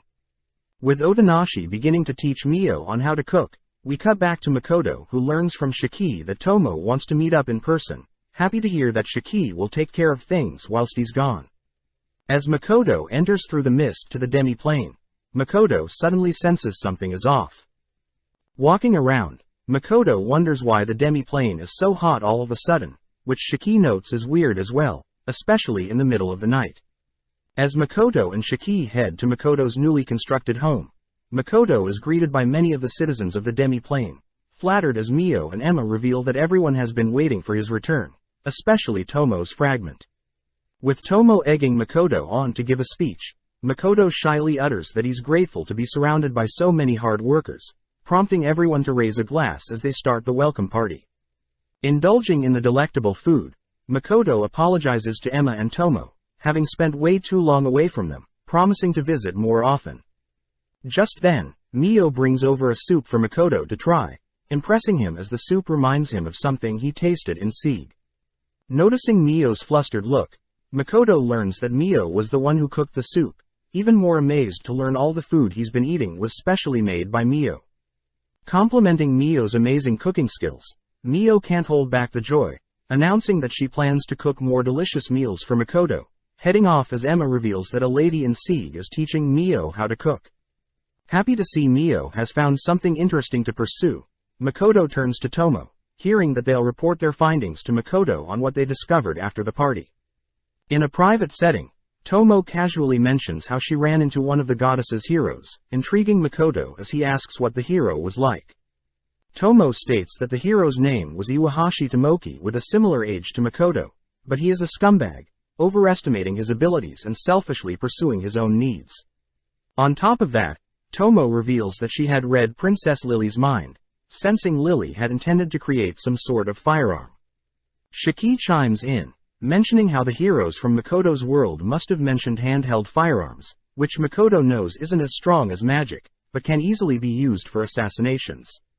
Tomo mentions how the hero Tomoki along with his party were quite annoying, even considering wiping them out, but Makoto asks Tomo to simply remain to observe them, Next, Tomo reports that she hasn't found anything about the goddess nor Sophia the Dragon Slayer, but Tomo does jokingly allude to a demon that fired a single water arrow onto a battlefield, turning the flat land into a giant lake. Makoto now begins to report what he found whilst traveling and teaching students, but Tomo reveals that Shiki had already been updating them throughout, but Tomo does ask about other girls clinging to Makoto. Dancing around the topic, Makoto wonders why it's so hot in the demi-plane, prompting the three to head out to the forest. Shiki and Tomo mention several citizens of the demi-plane have gotten sick recently, hinting that it may all be because of Makoto. Tomo states that the mist gates Makoto has been randomly creating dictates the weather of the demi-plane, especially Makoto's most recent mist gate location. Makoto states that his most recent gate was near the academy, which was a bearable temperature, but Shiki states that there must be other factors at work. Tomo says she'll look into what could be causing the unbearable temperature change, warning Makoto to be more careful where he's traveling. Cutting to Mio, we see her sad to hear that Otonashi will be returning to the kingdom of Lemia, as Otonashi needs to fulfill her duties back home. Otonashi reiterates how grateful she was to have trained in the wasteland, and even be gifted such a marvelous sword by Baron. Getting an idea, Otonashi asks Mio to join her, but Mio coldly shoots down that thought, stating that she only serves her master, which Otonashi respects. Before parting ways, Otonashi asks Mio to visit Lemia someday, and in return she'll teach Mio some Lemia recipes which Mio agrees to. The next day, Emma shows Makoto the abundance of lotus flowers and white clover flowers they've been growing, reasoning that it'll enhance the demi-plane and allow children to play in it. Emma also reports that their harvesting cycles had sped up thanks to Shiki's earth magic, now able to harvest every 2 weeks, meaning that they'll never run out of resources. Hearing all the good news, Makoto states that they should continue to expand their population of species, which Emma happily reports that they have candidates that Makoto can interview. But first, Makoto heads to visit Eld, spotting a massive monster drop, learning that Mio had acquired the item from slaying a monster that ruined her kimono. Eld reveals that the monster was enhanced, having consumed a wind spirit, strange as even weakened spirits don't fall prey to any types of monsters. Makoto wonders who could have done something so cruel, but Shiki slowly raises his hand, revealing that he was the one creating these monsters. Apparently whilst he was still possessing the forest ogre, he had captured several mid-tier spirits and fed them to monsters to see how stronger the monsters would become. Begging for forgiveness, Shiki also reveals that he had experimented with several insects and crustaceans, explaining the giant crab Tomo had slain and eaten a while ago. Seeing as this is a problem, Makoto orders the terrified Shiki to report his wrongdoings to Tomo and Mio, only for Makoto to head to interview some new species candidates. Makoto notes that Tomo had elected an unusual species, Mio elected a species based on instincts, and Shiki chose a species based on their abilities. Emma states that there will be a representative from each species waiting for Makoto's arrival, making Makoto feel bad for having them wait, but Emma reiterates that they want to live in Makoto's territory, reminding Makoto that he is the master. First up is Shiki's Winkin species, who introduce themselves as Cocoon the leader and Shona the advisor, but Emma gets annoyed that they are flying above Makoto. Apologizing, Cocoon and Shona return to the ground, as Makoto reads through the Winkin's history, amazed that they lived in more remote places than Tomo's mountain. Cocoon mentions how there are plenty of resources where they lived, and that they are quite good fighters, pleasing Makoto as Makoto promises to treat the Winkin equally and give them suitable jobs. Next is Tomo's species the Gorgons, but Makoto is weirded out, seeing the representatives blindfolded, learning that Gorgons have a petrifying eye. As Emma orders the girls to remove their blindfolds, Makoto is amazed to see their petrifying eyes turn the table instantly into stone, reading that the Gorgons only consist of females, able to reproduce by absorbing energy from other male species. Makoto says he's willing to allow the Gorgons to live with them, but they must find their own male species to repopulate, which the girls are completely fine with. As Makoto reads over the duties to become a citizen of the demi-plane, Makoto can't help but feel the girl petrifying eyes getting stronger and stronger, ultimately reassuring the girls that their eyes won't be an issue. As an example, Makoto dispels the petrification on the table, applying a petrification resistance to ensure the table is never affected, amazing the girls as they beg to serve Makoto, but Makoto snaps out of their trance spotting Emma glaring at him. Finally is Mio's elected species, the Al-Elamera, species that are a mix of fairies and spirits, able to command lower-ranking spirits. The fairies arrogantly state that they can collect nectar and communicate, but before Makoto can accept them, Emma intervenes, scolding the cocky fairies for acting so high and mighty in front of Makoto. As the fairies mock Emma, Emma begins berating them, ultimately rejecting the Al-Elamera as candidates. That night, Makoto is happy to see the weather has cooled down, all whilst Shiki says he'll be working on glasses for the Gorgon's petrifying eyes, prompting Tomo to begin thinking of a training regime for the Winkins. With Tomo wondering why Mio would select such a useless species to join their demi-plane, we cut to several days later where the Winkins and Gorgons are now officially members of the demi-plane. At the same time, we cut to Makoto's male students gossiping about the return of some troublemaker students that are supposed to be returning today. The boys mention how the troublemakers still get good grades and are normally annoying to deal with for teachers, wondering if Makoto will ever run into the Rembrandt sisters, knowing that they only go after pretty faces. The next day, Makoto and Tomo are surprised to see that the demi-plane is now raining, confirming Tomo's suspicions, as Makoto's most recent mistgate is affecting the weather in the demi-plane. Mio reveals that the sudden weather change is affecting the demi-plane's fruits, prompting Shiki to report that the demi-plane citizens aren't reporting any issues just yet, but there is a chance for sudden storm or drought. Wondering if there are any similarities between the demi-plane's weather and his old world, Makoto asks Tomo to investigate correlations between the demi-plane and the 4 seasons on Earth. Before Makoto returns to Rotsgard, Makoto promises to visit more frequently, sad to see Mio and other townsfolk sad to see their master leave. Visiting the Kuzunoa store in Rotsgard, Makoto is happy to see the profits from the store, noting how they have enough money to hire more employees, but in the meantime Makoto rewards Aqua and Aris with some bananas, pleasing them. As Makoto returns to school, he's pleased to hear that Shiki has already finished up preparations for his next lecture, but Makoto is suddenly called by Blight. Blight asks if Makoto can give him 10 of his famous healing potions, reasoning that he stock up in preparation for when some of his students get injured. Blight commends Makoto's potent healing potion, being very effective and cheap, promising to visit Makoto's store sometime. With Makoto noting how he's becoming more accustomed to the academy, he's shocked to see the abundance of love letters he's receiving, ordering Shiki to help sort out the serious and non-serious letters.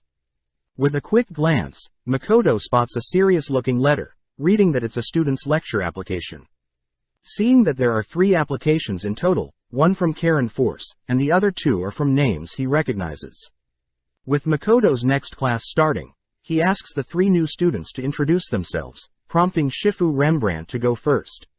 Apologizing for being absent during the first half of the year, revealing that she specializes in attack magic with elemental affinities for earth and fire, with the ability to conjure earth protection via the spirits. Next up is Yuno Rembrandt, the younger sister of Shifu, also specializing in physical combat, wielding a bow and spear coupled with enhancement magic. Hearing all of this, Makoto is happy to see that the plague doctor's curse has worn off on them, but finally Karen Force introduces herself. Karen mentions how she transferred from Husk Royal Academy, having an affinity for water magic, but just then Makoto and Shiki sense something suspicious about Karen. Before the class starts, Makoto warns Shifu and Yuno that he will treat the girls just like any other student, even though Patrick Rembrandt and Makoto are good friends. At the same time, the boys in the class begin to despair, refusing to believe that Shifu and Yuno are the same girls they knew before, weirding Makoto and Shiki out, having also heard of Shifu and Yuno's poor reputation at school. Apparently, Shifu and Yuno were arrogant kids constantly boasting their wealth along with being rude to all teachers and students, but Makoto wonders what has changed. Kicking off the class, Makoto announces they will be having special training today, asking the new students to stay put as Makoto takes the others elsewhere. Not alone with the original 5, Makoto reveals that he wants the 5 to face off against one of his summons, demoralizing them as they don't want to look pathetic in front of the newer students. Conjuring out a portal, Makoto calls forth a lizardman, revealing that he's friends with the lizardman, but before the lizardman engages in battle, Makoto orders the lizardman to hold back a bit to give the 5 students a chance. As Shiki watches over the lizardman and the students' duel, Makoto heads back to the 3 new students, declaring that Makoto himself will be facing the 3 together. Makoto adds that he'll also be poking holes at the attacks the girls will be giving, asking that they correct and learn from this battle, prompting everyone to get serious. Simultaneously, Yuno takes out her bow readying an arrow, and both Shifu and Karen begin conjuring magic spells. Firing the arrow at Makoto, Yuno is surprised that the arrow simply bounced off Makoto, prompting Makoto to scold Yuno for such a weak and predictable attack. As Yuno tries again, she has no luck breaking through, forcing Makoto to instruct Yuno to imbue her attacks with mana and enhance her body to fire the arrow stronger and faster. Just then, Shifu finishes her chant, launching a beam of fire that creates a smokescreen, only to be followed up by Karen's ice spell, encasing Makoto in an ice block. Makoto is impressed that Shifu has used her fire spell to block his vision, allowing Karen to strike Makoto with her ice spell, but unfortunately Makoto nonchalantly breaks free from the ice spell. Makoto advises that Shifu learn to cast stronger spells and that Karen focus on prolonging her ice magic effects, but just then Yuno attempts to land an arrow, but Makoto simply burns the arrow, scolding Yuno for such a pathetic attempt, especially putting everything she can into a single shot. Makoto orders Yuno to try incorporating her spear into her attacks, warning the girls that they must learn defeat before they can improve, but at the same time we see the lizard man execute a powerful wind slash. As everyone is blown back, Azumo counters by creating wind barriers around the other students, prompting Abeli to dash forward, igniting an arrow, firing it towards the lizard man. As the lizard man jumps back, Jin approaches from behind, but having anticipated the attack, the lizard man disarms Jin, ultimately defeating the 5 students. Asking the 5 to report what they've learned today, Makoto asks to have a private chat with Karen, all while the remaining students complain that Makoto is purposely trying to kill them. Speaking up, Shiki states that Makoto is setting tasks with the goal of having each student improve, jealous that Makoto is paying more attention to them than he is to Shiki. With Shifu and Yuno agreeing to continue to take Makoto's classes, Abelia offers to have everyone work together on the reports they have to write for Makoto, but the male students wonder why Shifu and Yuno are so friendly. Elsewhere, Makoto demands to know why Karen has been holding back, prompting Karen to reiterate that she was a military student back home. Makoto reveals that he had already looked her up, wondering if she is an imposter, but Karen tries to divert the topic by seducing Makoto. Getting serious, Makoto reveals that he knows Karen is a demon, having deduced so by Karen's skin and eyes. Unable to deny Makoto's claims, Karen tries to charm Makoto with her eye, but to no effect, giving up but warning Makoto to never call her a hornless demon. Karen states that she is using Karen's body, but it wasn't her that killed Karen but her allies, making Makoto feel sad for Karen. Karen is surprised that Makoto is not worried about speaking to a demon, but Makoto reveals that he doesn't discriminate as long as Karen stays in check. Makoto reveals that he can speak demon, asking Karen what her demon name is, prompting Karen to reveal that it's Rona, preparing to slay Makoto for knowing her secret. Just then Shiki appears, revealing that Rona is one of the Demon King's 4 generals, having personally run into Rona himself whilst he was still a lich. Makoto warns Rona to not act up, as Makoto has not only an army's advantage but also information on Rona, but seeing things escalate, Rona asks if they can change locations. Heading to the hotpot store, Rona asks about Makoto's trading company, shocked to hear that Makoto doesn't work for the Kingdom of Ion, but Makoto reveals that he knows some humans have sided with the demons, so Makoto being neutral is simply in between. Getting serious, Makoto demands to know why Rona has infiltrated the academy, but Rona dodges the question, prompting Shiki to reveal that Rona has the ability to charm and seduce her enemies. Shiki warns Rona to not touch Makoto, fearing that Rona hasn't picked up on how powerful Makoto truly is, but answering Makoto's questions, Rona states that she wants to stop the humanoid experiments that have been secretly occurring in town. Later that day, Makoto greets Lime, who has been sent by Tomo to help Makoto look into the disappearance for several demi-humans recently, believing that the Assassin's Guild is involved somehow. With Makoto bribing Aris and Aqua to help Lime out with some bananas, Makoto privately chats with Shiki, reassuring Shiki that he doesn't 100% trust everything Rona is saying. Makoto learns that Shiki and Rona used to exchange information, but Rona would betray Shiki countless times, being completely loyal to the Demon King and having a knack for lying. Shiki reasons that Rona is a weaker version of Mio, promising to keep an eye on her for Makoto. But changing topics, Shiki and Makoto head over to visit Shifu and Yuno. Amazed that the girls are so elegant looking, Makoto is happy to see the girls thank Makoto for releasing them from their curse. But Makoto asks that the girls not feel indebted to him for releasing them from their curses. As Makoto and Shiki head home, they are happy to see that the girls are changing for the better, but that night Lime tracks down the kidnapping rumors to an abandoned building on Academy grounds, unsheathing his blade as he suddenly senses someone appear behind him.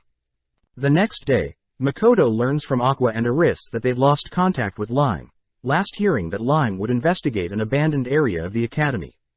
Aris and Aqua note how Lime has been instructed to not fight, which Makoto also adds that Lime is quite strong and smart, so Lime would have ran if he had the chance. Hearing everyone's concerns, Shiki speculates that Rona is hiding something, only feeding them information to make them do what she needs them to do. Frustrated at the situation, Makoto reasons they should head to where Lime was last heard from, but at the same time, we cut to Lime locked up behind bars, pissed that his gifted sword was taken from him. Turning around, Lime asks if the lady in the same cell is alright, revealed to be Eva, who Lime apologizes for dragging into the mess. Flashing back, we see Lime place his blade against the mysterious man's throat, ordering the man to not move, having barely been able to sense the man sneak up to him. Before Lime can interrogate the man utters that he's given up on reincarnation, suddenly releasing his powerful aura, forcing Lime to leap back. The man spots Lime holding a powerful sword, but Lime notes how the man is acting strange, reasoning he should contact Tomo or Makoto, but the man suddenly reveals a ring, sacrificing the ring and preventing Lime from telepathically contacting anyone. As the man slowly approaches Lime reasons he should end the fight quickly, stepping in close to strike the man down, but sadly the man nonchalantly blocks Lime's strike, following up by knocking Lime back. No longer holding his sword, Lime watches as the man disappears, alluding to some mysterious figures that will arrive soon. Fearing what is to come, Lime quickly gets up, suddenly spotting a figure in the distance, revealed to be Eva. At that moment, several figures cry that a test subject had gone missing, ultimately resulting in Lime's and Eva's capture, which Eva mentions she regrets even trying to save Lime.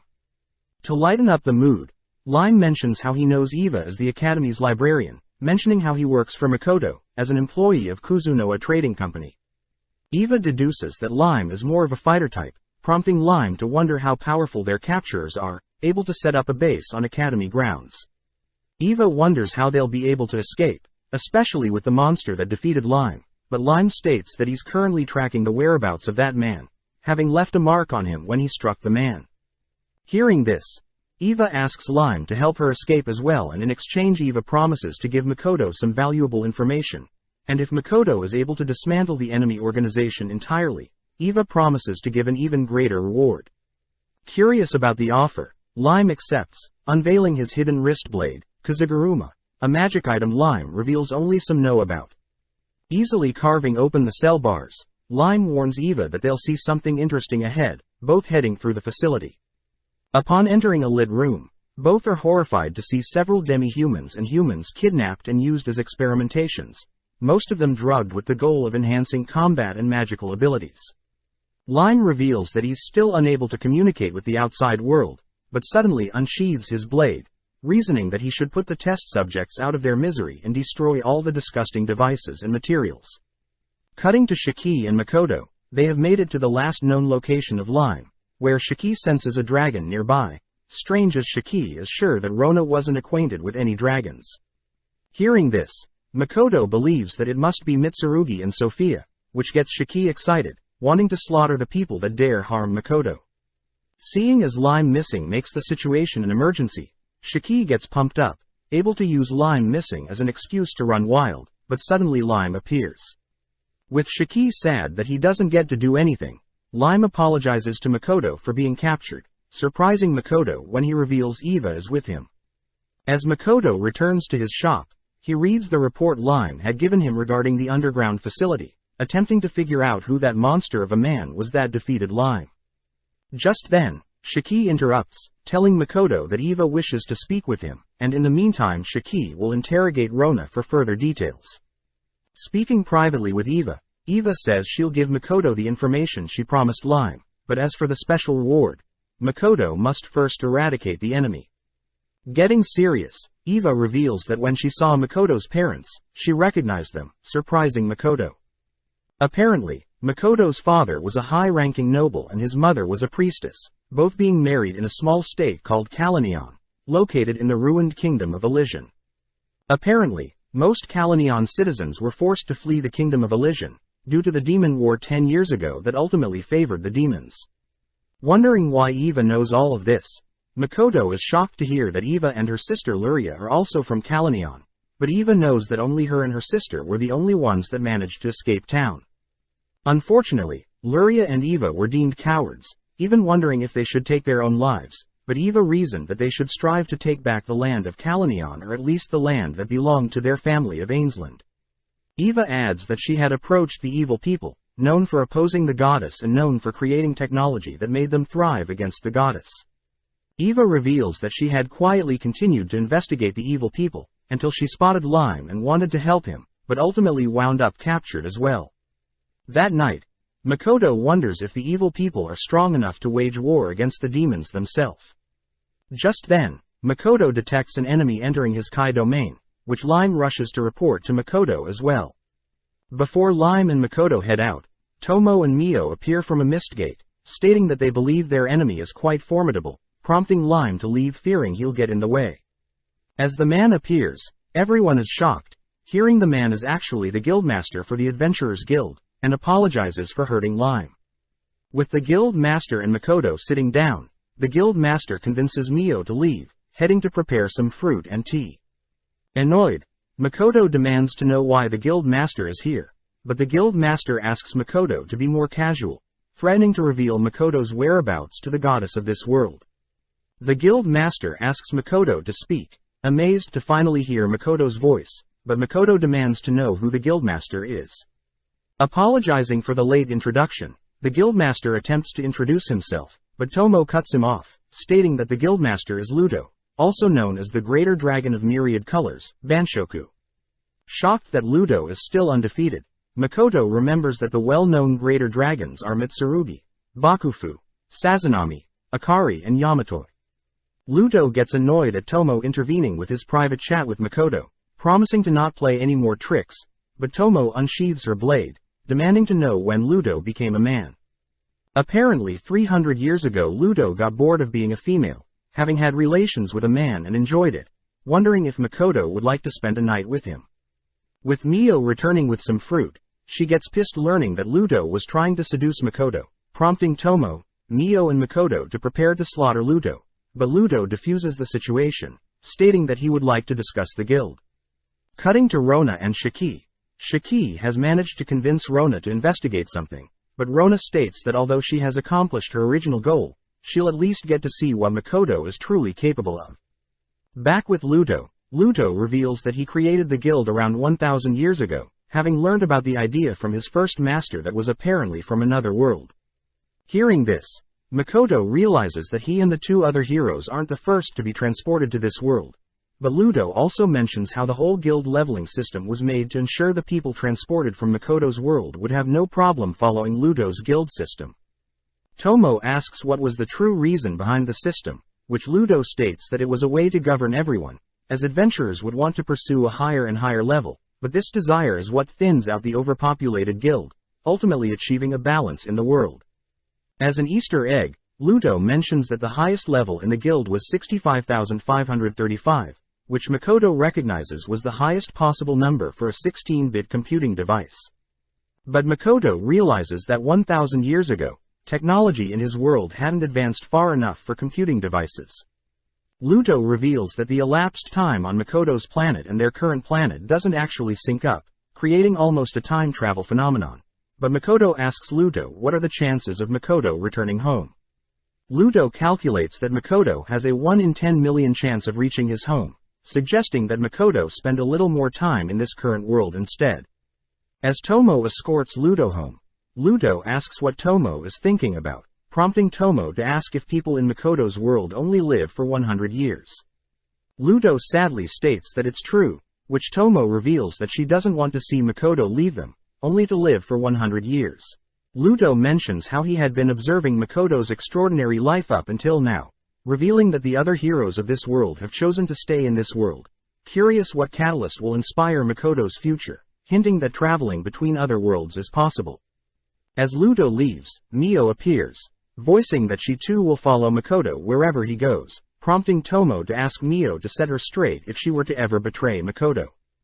As Shiki returns to report his interrogations of Rona, Shiki apologizes as Rona was able to avoid Shiki's questioning, by replying with threats, deception and seduction.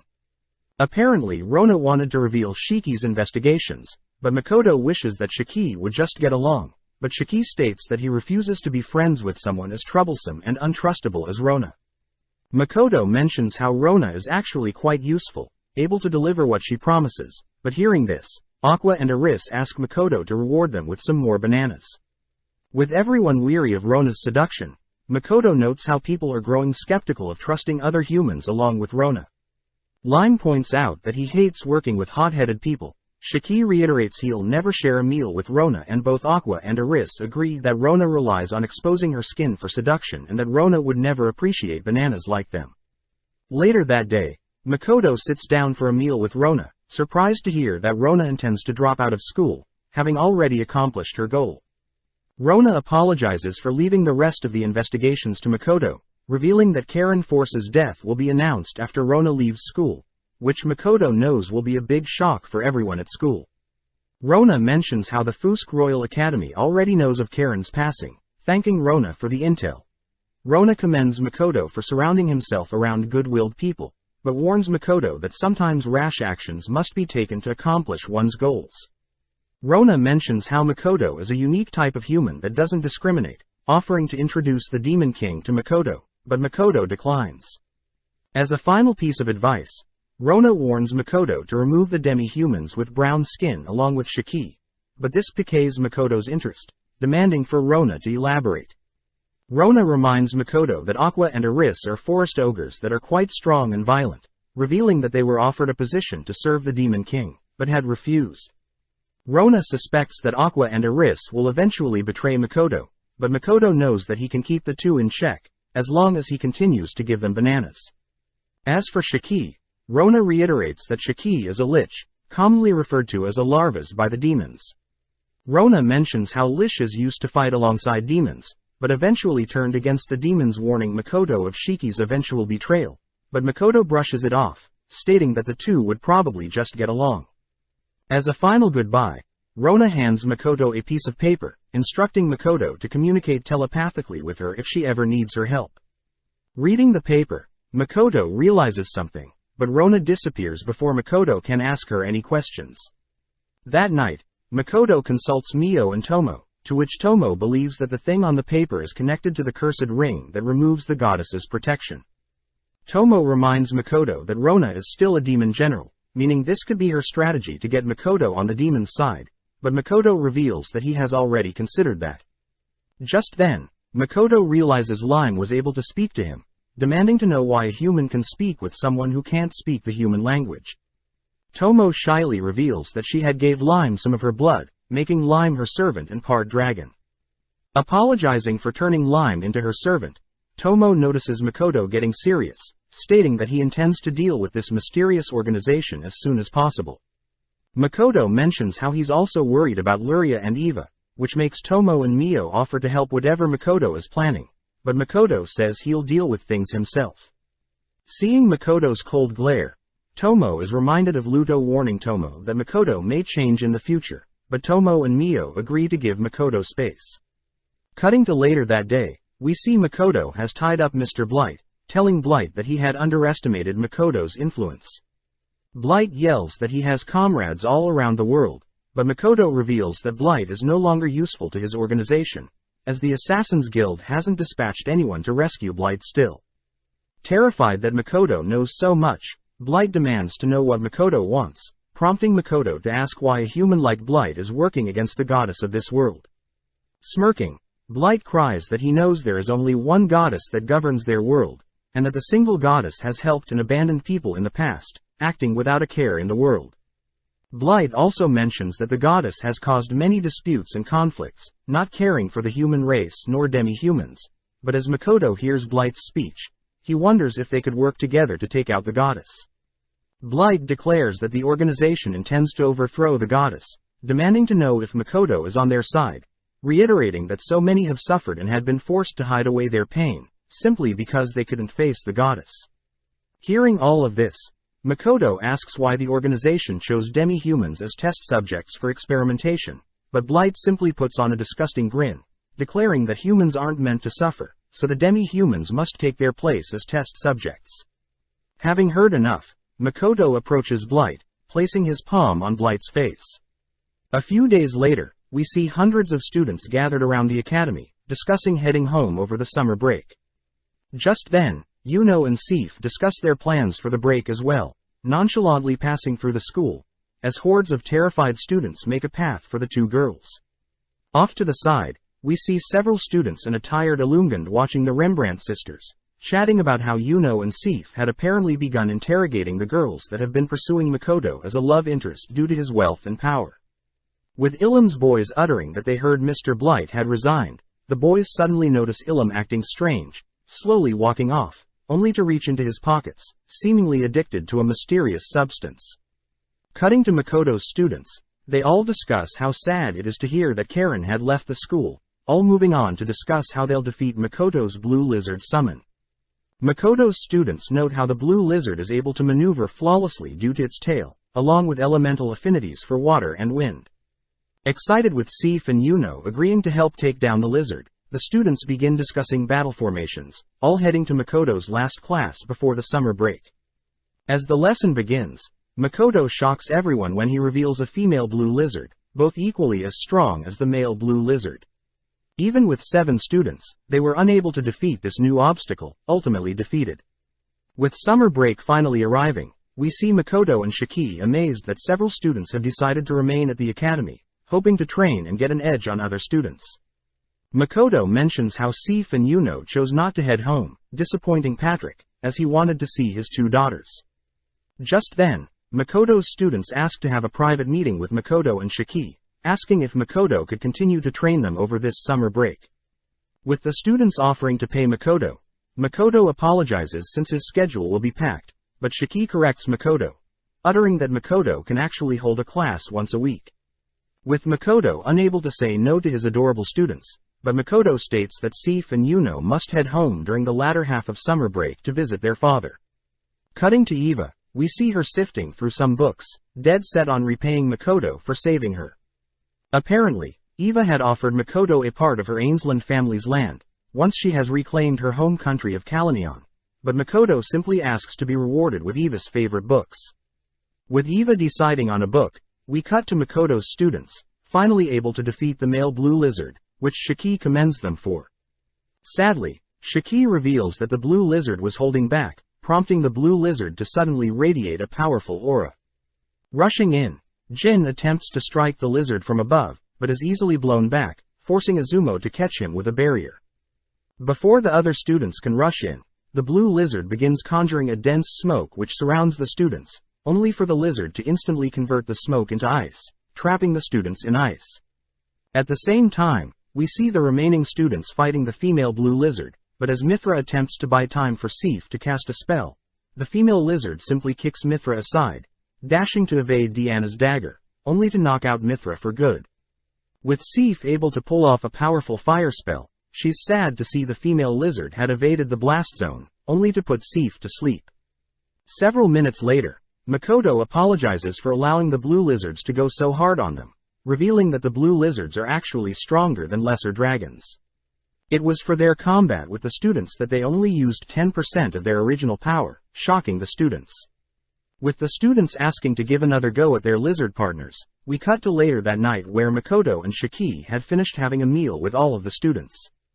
As the students leave for the night, Makoto asks what Shiki had taught them, surprised that Shiki had suggested the students level up by defeating lower-tier monsters first through the Adventurers Guild. As Makoto and Shiki head elsewhere, Makoto suddenly stops, asking Shiki if there are any more bananas at their shop.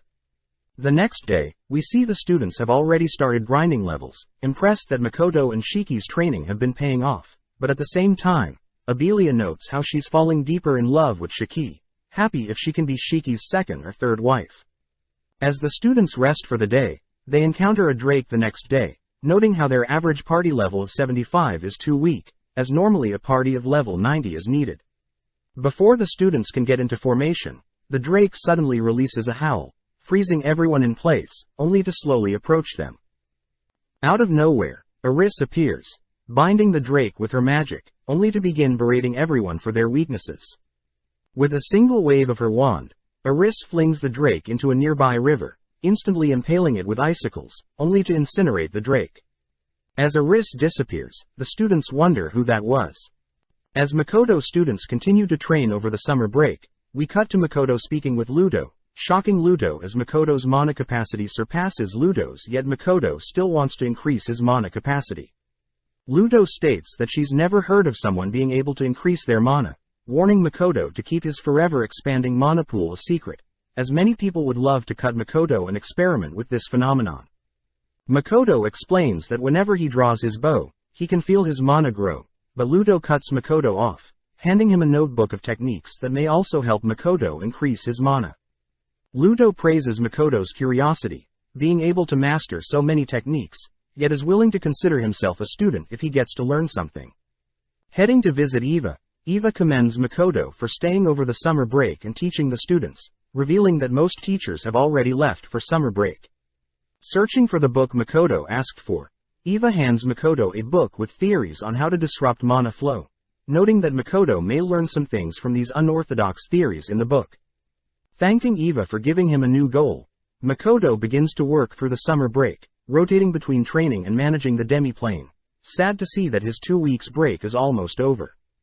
On a particular day, Makoto and Emma both head to Makoto's next duty, with Emma stopping for a second to thank Makoto for being a great leader. Emma tells Makoto that the Winkins have been training with other species in the demi-plane, and have yet to be defeated. Seeing as it makes sense to test how far the Winkin have grown, Makoto learns his mock battle will begin shortly, prompting Makoto to begin wondering how he should approach the battle. With the duel beginning, Makoto spots the first wave of Winkins soaring into the sky, reasoning that he should start off with a light scattered fire spell, but Makoto is shocked when his first spell clears the entire first wave. With the second wave scattering into the sky's clouds, Makoto notes how the Winkin have never fought a formidable opponent like him before, instantly erecting his Kai barrier, only to once again wipe out the Winkins spotted by his Kai barrier. Next up, the chief of the Winkins, Cocoon, riding upon his transformed Lieutenant Shona appears. Firing the same fire spell once more, Makoto is impressed to see a barrier has been erected to stop his fire spell, only for Cocoon and Shona to encase themselves in a wind barrier along with casting and enhancement spells. Seeing the two dive head-on into him, Makoto nonchalantly stops Shona's dive, slamming her onto the ground, forcing Cocoon to leap back.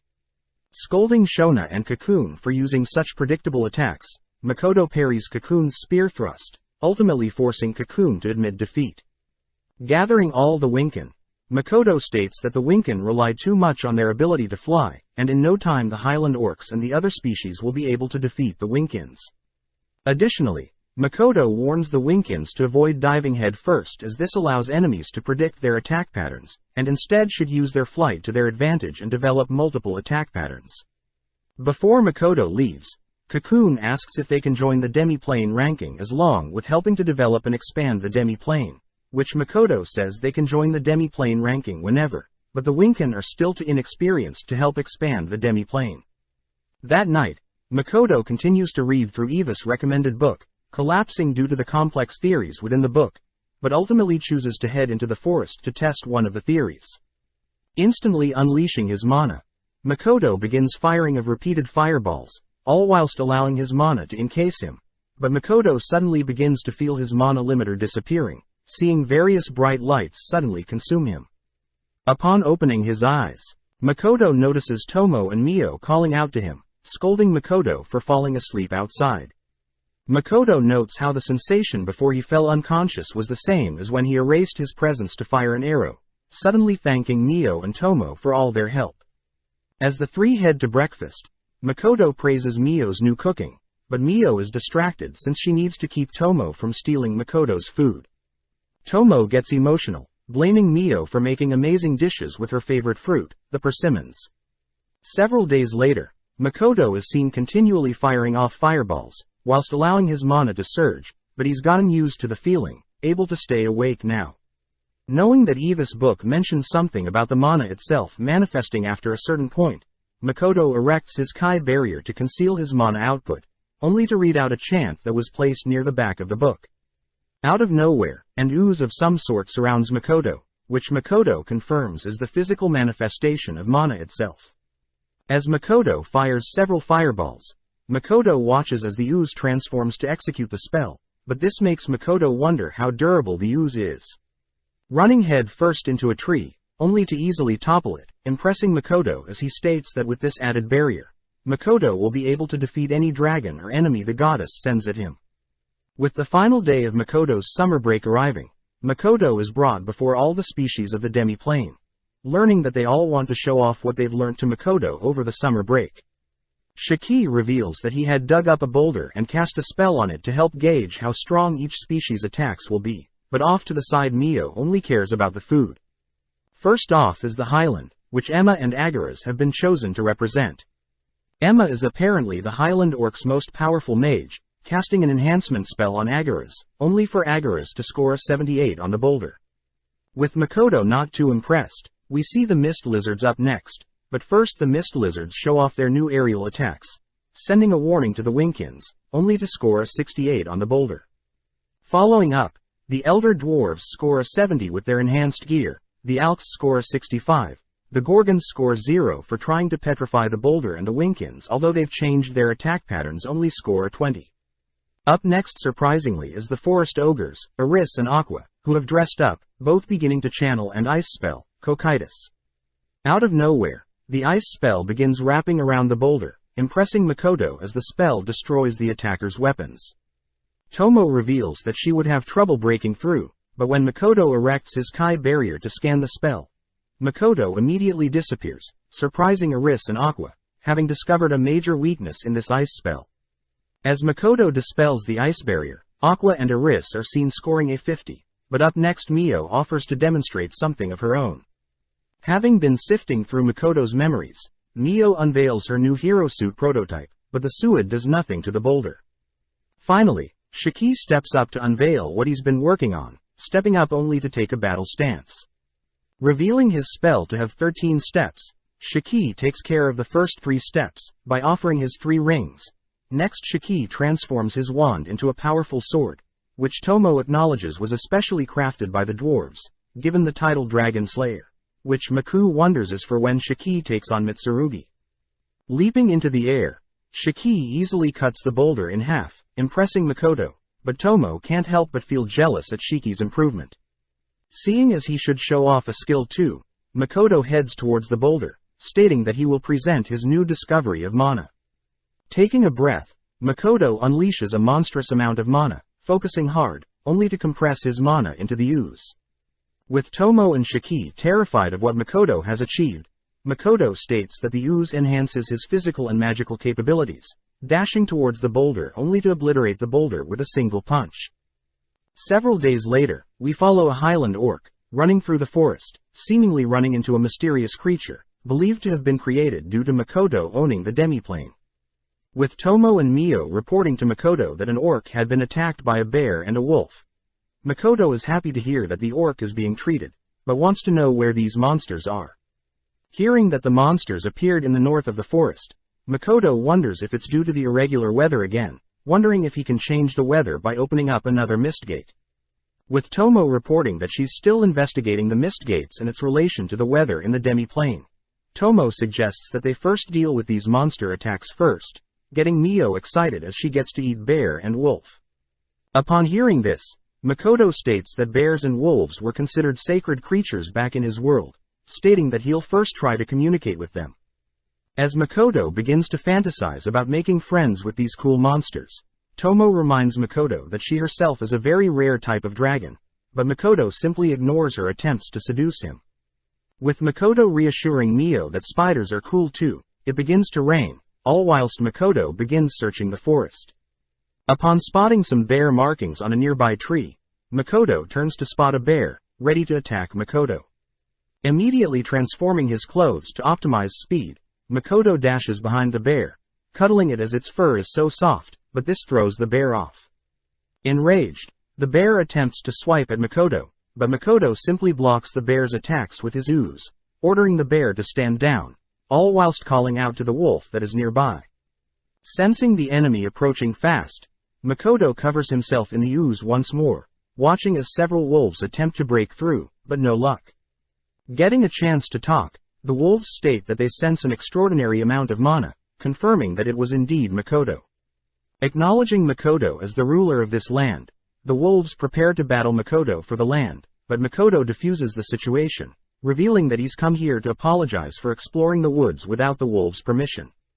Shocked that such a powerful being like Makoto is willing to share the land, the wolves demand to know what Makoto is plotting, but Makoto simply wants to coexist and befriend the wolves and the bears in the forest, and in exchanges asks the monsters to protect the forest like they've always have. Just then the rain begins to subside, prompting an even greater grizzly bear to appear, introducing itself as Brownie and accepting Makoto's proposal to coexist. With Brownies and the wolf leader acknowledging that Makoto is an interesting person, the wolf leader mentions a being in the sky that will disapprove, but Brownie states that they will deal with them when it comes to it. With the woods being deemed the wolf's woods, we cut to Makoto scolding Tomo and Kamui for picking too many persimmons. Makoto tells the two girls about leaving some persimmons on the tree as a sign of good luck. Spotting Tomo not listening, Makoto has to restrain Tomo from picking more persimmons, but suddenly they notice a massive bird flying above.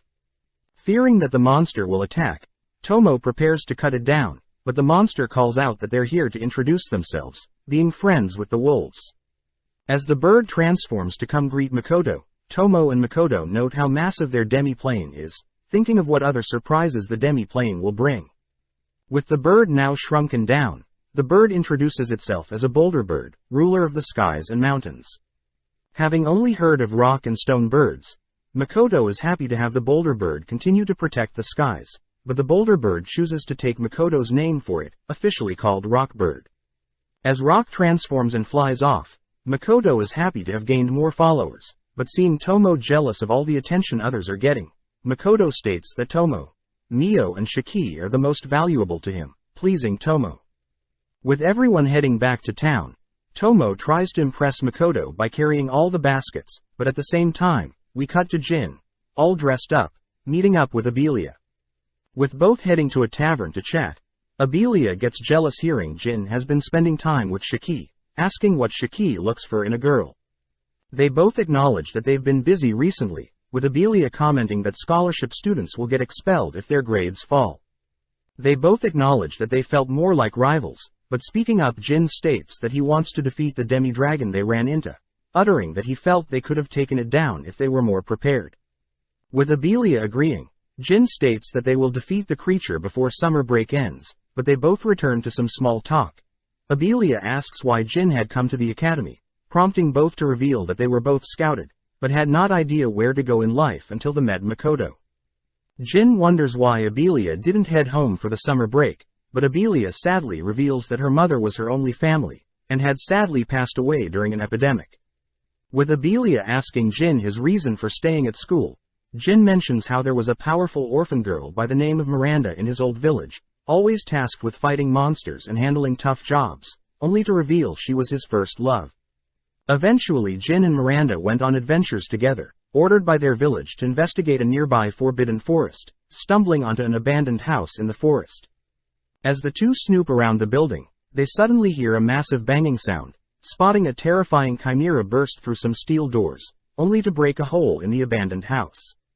With Jin injured and unable to fight, he helplessly watches as Miranda flawlessly dodges and slashes at the monster, making her way towards the creature's face, first blinding it, only to begin carving the creature apart.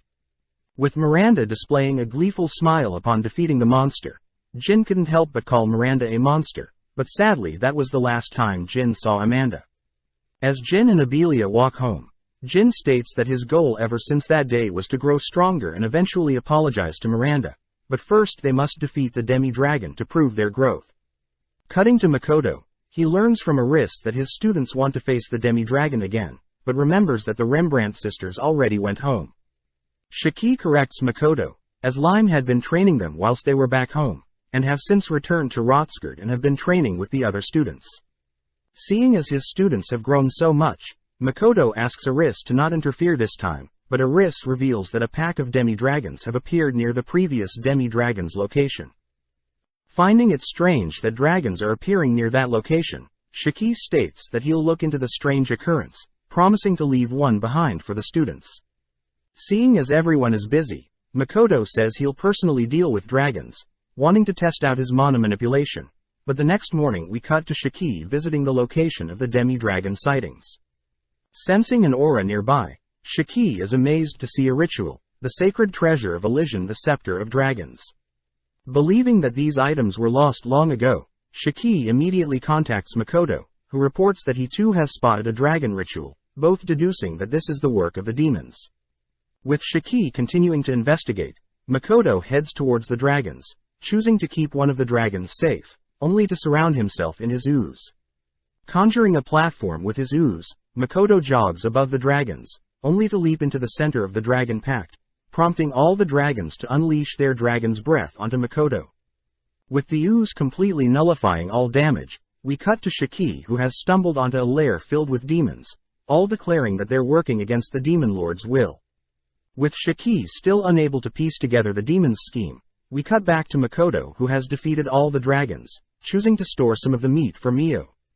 At the same time, we see that the dragon Makoto stored has appeared in front of his students, who are all preparing to take it down. With everyone getting into positions, we see the front-line students rushing in with enhancement spells from Abelia and Izumo, starting with Dana drawing the dragon's attention, only for Mithra, Jin and Yuno to land strikes on the monster. Seeing the dragon conjure its breath, the front line managed to erect barriers, but seeing as the dragon's breath is too powerful, Mithra activates an enhancement spell, simultaneously absorbing the dragon's breath and igniting his blade.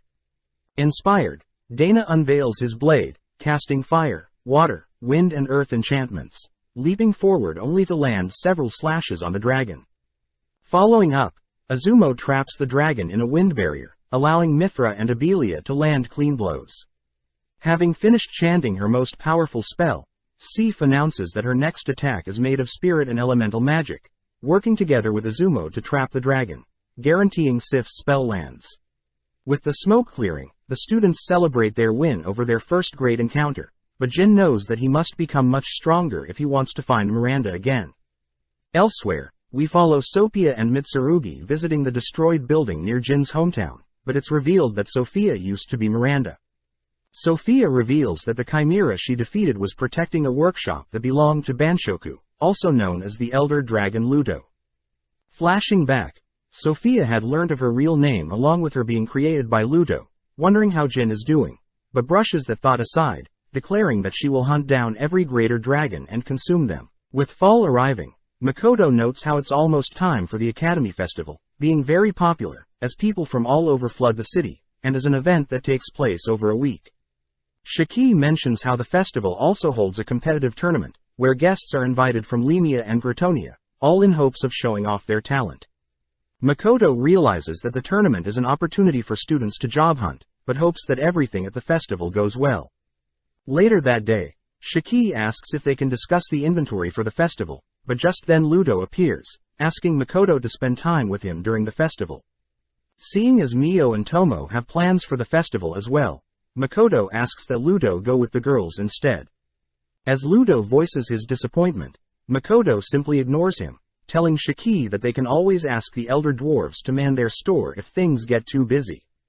Hearing this, Ludo teases Makoto for always being so nice to demi-humans, speculating that Makoto may actually hate humans. Annoyed, Makoto asks Ludo to leave, but seeing as he's actually quite busy, Ludo gleefully obliges. Makoto utters that he's shocked such a goofy man as the guildmaster, knowing that Ludo will have to meet some important people during the festival, hearing that Ludo uses the alias False. Shiki adds that he has heard that Ludo used to conduct experiments, wishing he could learn more about Ludo, but just then a strange guest appears. Introducing herself as Shinai, a temple priest, Shinai apologizes for the intrusion, learning that Makoto can only communicate through written speech. Getting down to the topic at hand, Shinai brings up the rumors regarding Makoto's very effective potions, even though they are priced very cheaply. Hearing this, Makoto is relieved that this has nothing to do with the goddess, but wonders if they are asking for a bribe. Makoto reasons if he needs to pay to prevent any unwanted attention, he'll gladly do it, but is shocked to hear Shinai offer for the temple to handle sales.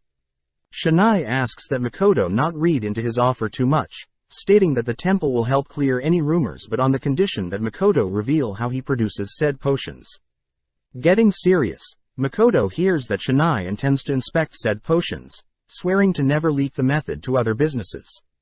Makoto points out that the temple themselves could simply steal their methods and make similar products, but Shinai coldly remarks that it is something that is worth the trade. Annoyed, Makoto notes how several members of the temple were part of the humanoid experiments, with the previous bishop ultimately being assassinated by Rona. Calming down, Makoto admits that being on good terms with the temple would be beneficial, agreeing to disclose his production method if it means Makoto gets to meet the people at the temple. Makoto says he'll have his alchemist teach them, pleasing Shinai, as he promises to introduce Makoto to the temple people tomorrow. The next day, Makoto and Shiki appear before the temple, but seeing the massive building, Makoto gets annoyed that the goddess's worshippers believe the goddess to be a noble and good being. As Makoto braces for the worst, we cut to Makoto and Shiki bowing before the leader of the temple, hearing that the leader promises to clear up any rumors regarding Makoto's store. Additionally, the leader says she'll look into a cure for Makoto's inability to speak, but just then one helper informs the leader that they need to leave. Unable to hold himself back, Makoto watches as the leader leaves, realizing that no one else is looking up and still bowing. With Shinai scolding Makoto for being rude, Shinai asks how Makoto makes his potions, prompting Makoto to reveal the potions and ingredients he's brought to show the temple. Whilst Shiki teaches the temple their product productions, Shinai asks to speak with Makoto privately, asking how long Makoto has been a merchant. Makoto utters that he has been a merchant for less than 3 years, revealing that they have a store at Sieg and Rotskird, making Shinai curious as to whether Makoto has a backer. Makoto reveals that the Rembrandt Trading Company is an acquaintance, surprising Shinai, as he reveals that the Rembrandt Trading Company haven't been too friendly with them, but Makoto knows that the Rembrandt family stopped worshipping the goddess after the plague doctor cursed them. Shinai also mentions how Makoto is taking care of Patrick's 2 daughters, surprising Makoto as Shinai knows a lot, but answers that since Makoto and Patrick are friends, Makoto is simply taking care of Patrick's daughters. Hearing this, Shinai thanks Makoto for the chat, but as Makoto and Shiki leave, we see the leader confront Shinai. The leader knows that they're following Makoto and Shiki, but states that they failed to read Makoto's mind nor calculate his total mana, knowing that Makoto had purposely blocked their attempts.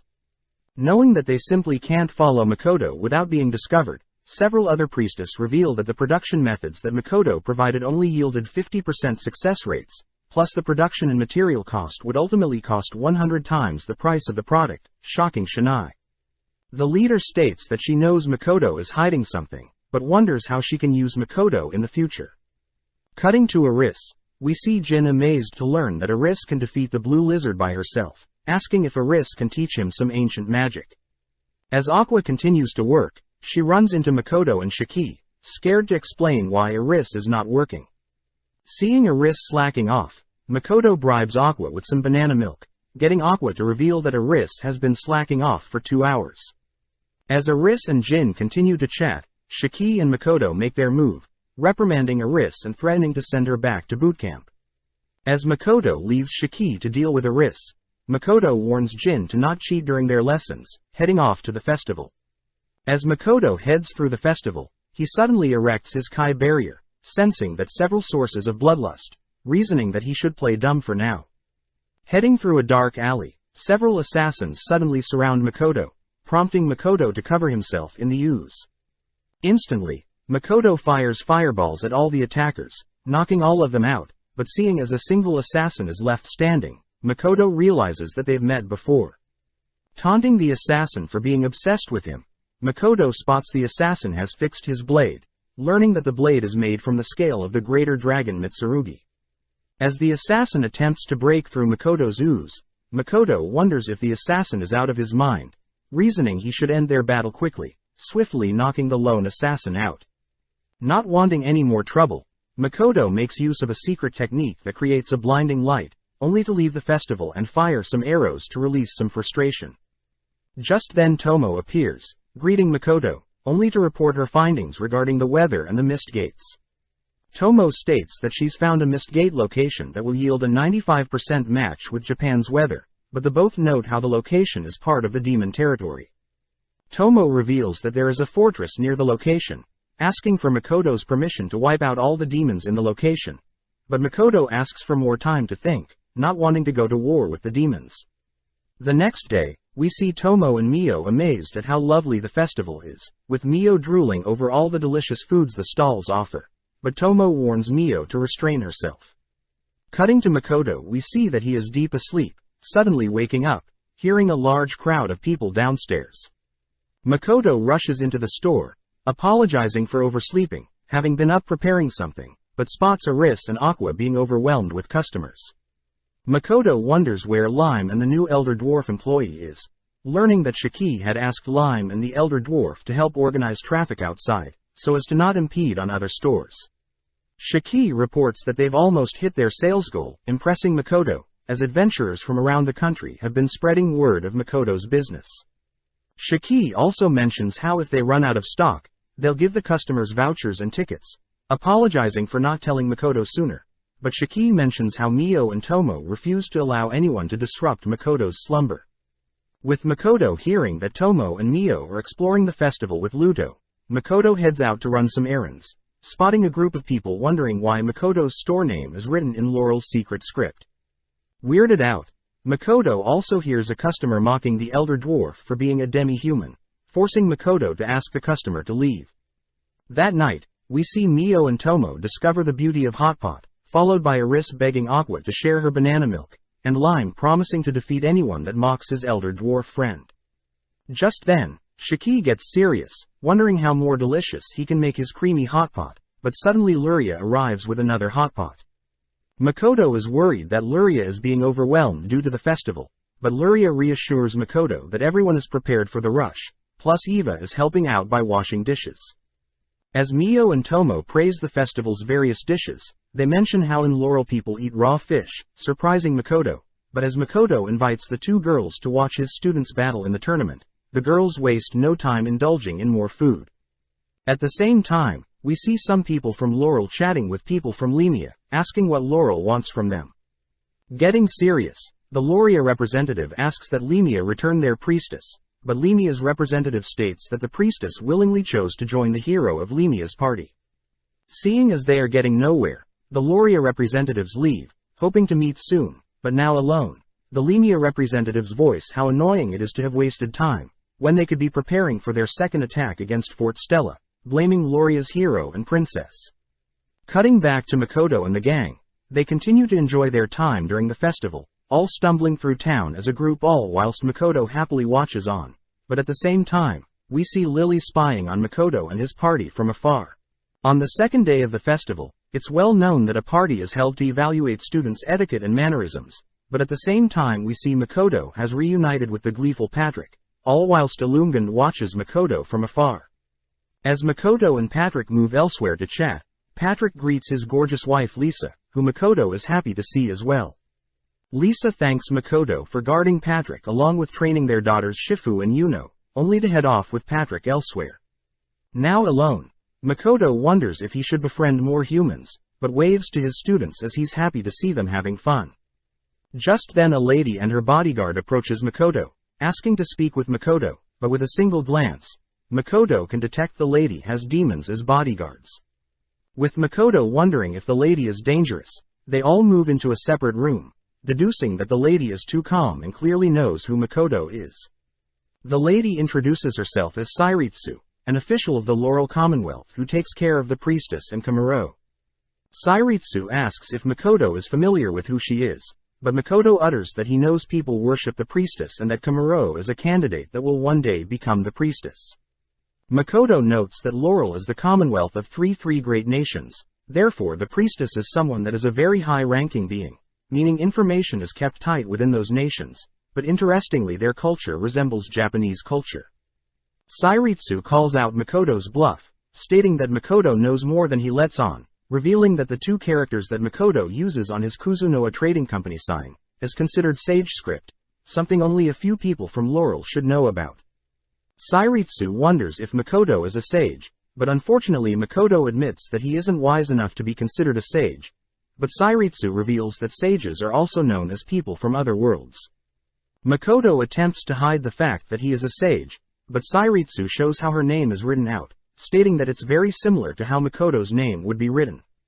Sairitsu also calls out Makoto's unique face, stating that she and her people promise to protect and fight for sages in Laurel.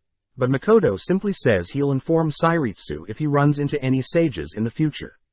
Seeing as Makoto is not budging, Sairitsu reveals that she suspects the two heroes brought to this world are sages as well, but keeping a stern face, Makoto simply says he can't be sure since he's never met the heroes. With nothing left, Sairitsu takes her leave, but wonders if the term Kuzu in Makoto's store name stands for medicine. But Makoto reveals that Kuzu is the name of a plant, impressing Sairitsu as Makoto is very knowledgeable in sage script. As Makoto voices his amazement that a country would be centered around protecting sages, we cut to Lily greeting Sairitsu, all whilst fearing that Tomoki's obsession with Tomo and Kuzunoa Trading Company may ruin her future plans. Sairitsu wonders what Lily was tracking her, but Lily simply asks what she was doing with Makoto, both acknowledging that they know Makoto's trading company produces highly valuable medicine, employs demi-humans and is even a teacher at the academy. Sairitsu dances around Lily's question, allowing Lily to deduce that Sairitsu is not close with Makoto whatsoever, wondering if she should buy some medicine of her own.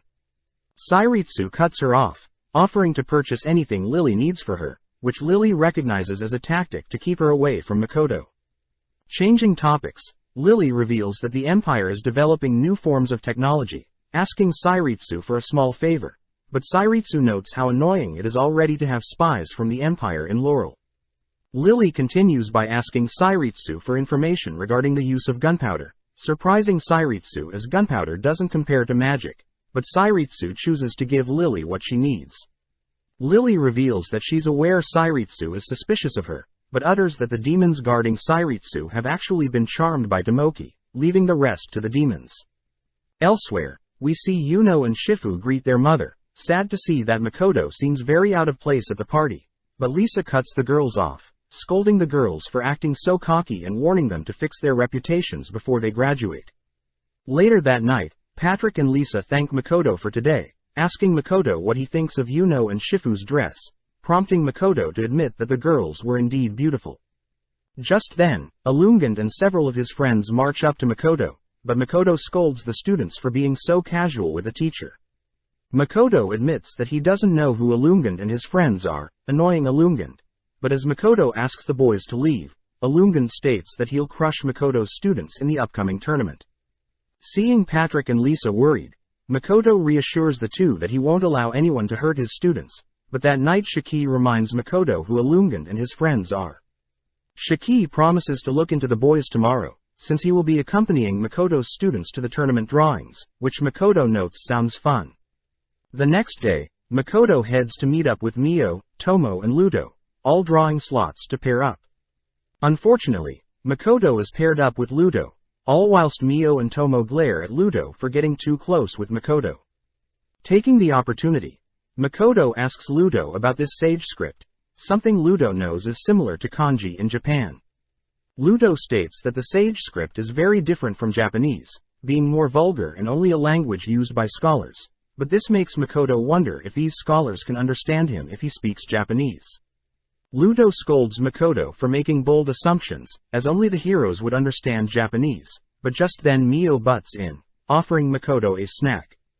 As Makoto voices how delicious the fried chicken is, Mio promises to prepare some more for Makoto later on, shocking Makoto as Mio lists off Makoto's various favorite toppings as well.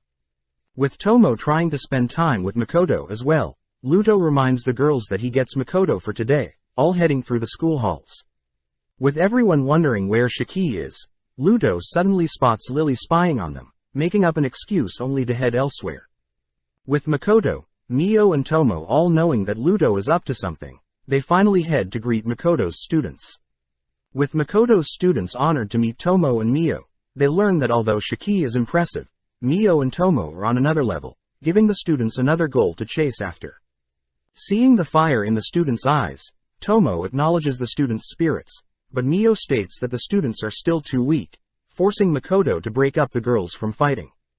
Moving on, Shiki reports that he has discovered that Illumined is of Lemia nobility, meaning he belongs to a royal family. Makoto reminds his students that they'll be targeted by several other students, reminding his students that he can't help them, but upon seeing that his students are perfectly prepared for any challenge, Makoto reveals that he will be imposing restrictions to make things harder for his students. Completely shocked, Jin reveals that Makoto told him not to dual-wield blades. Abelia says she can't use the bow and must use a staff. Mithra says he can't use new skills. Dana can't use super enhancement spells. Azumo can't use mobility spells. Yuno can only use one type of weapon and Shifu can't mix multiple spells.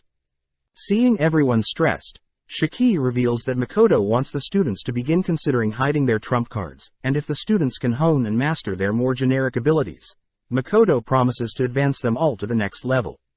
At the same time, we see Ludo chatting with Lily, who seems very stressed having learnt that Ludo is hanging around Makoto.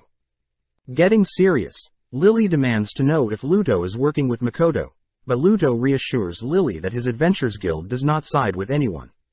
Changing topics, Lily mentions how Tomoki wants to make Tomo his, asking Ludo if she herself could defeat Tomo.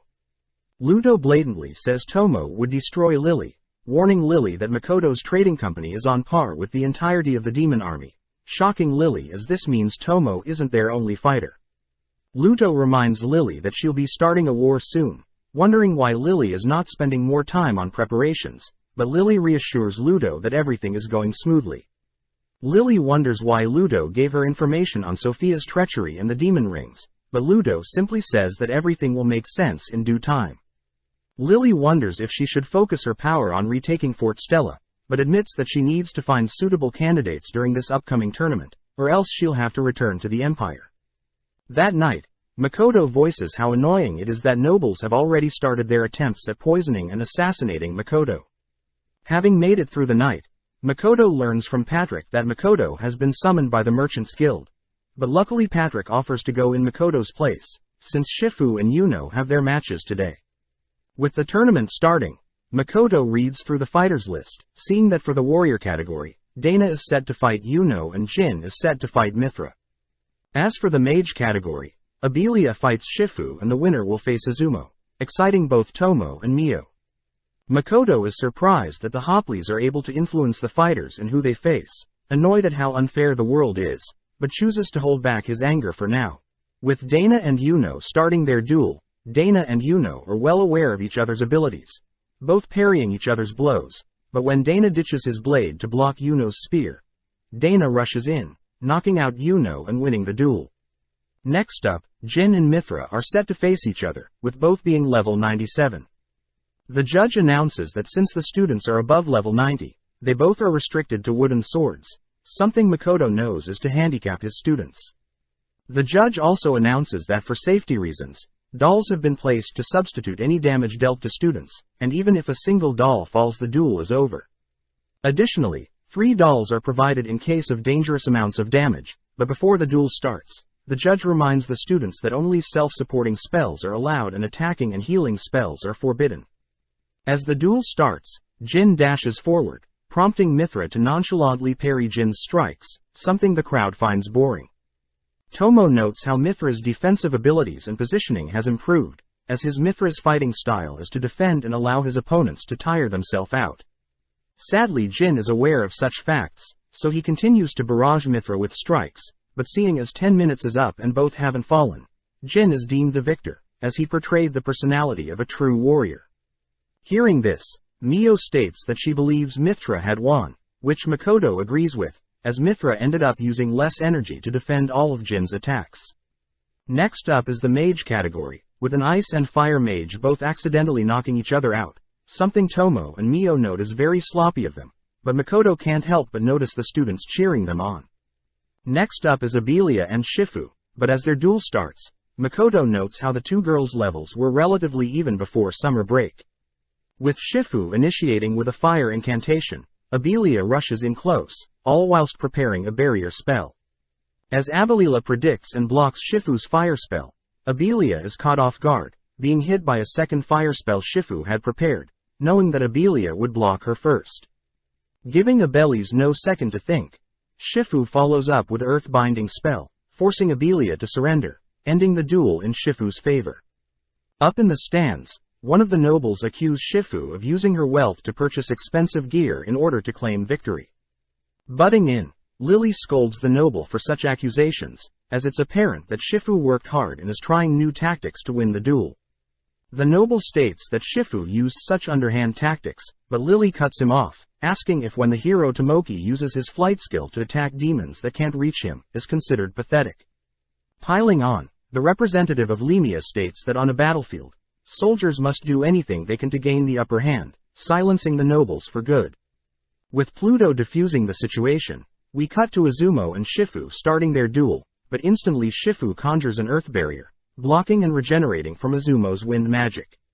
Shifu also begins firing fireballs behind her earth shield, something Izumo fails to defend against, making Shifu the winner.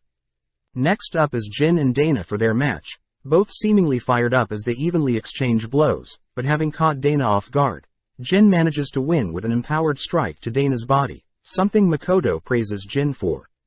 Cutting to Shifu, we see her up against an older mage student, someone that had been given offers to by the kingdom of Lemia. As their duel starts, the older student begins chanting a spell, but seeing it take too long, Shifu opens a hole beneath the student, trapping him. When the judge refuses to declare Shifu the winner, Shifu is forced to follow up with a powerful fire spell, ending the duel. Speaking with Jin, Shifu states that she only scared the senior a bit, since he'll probably be in Hopley's team tomorrow, but as Shifu holds back her anger against the tournament's judges, Jin heads up to make Makoto proud. Upon entering the arena, Jin is annoyed to see Ilum suited up with the finest of equipment, but holding back his disdain, Jin readies his wooden blade.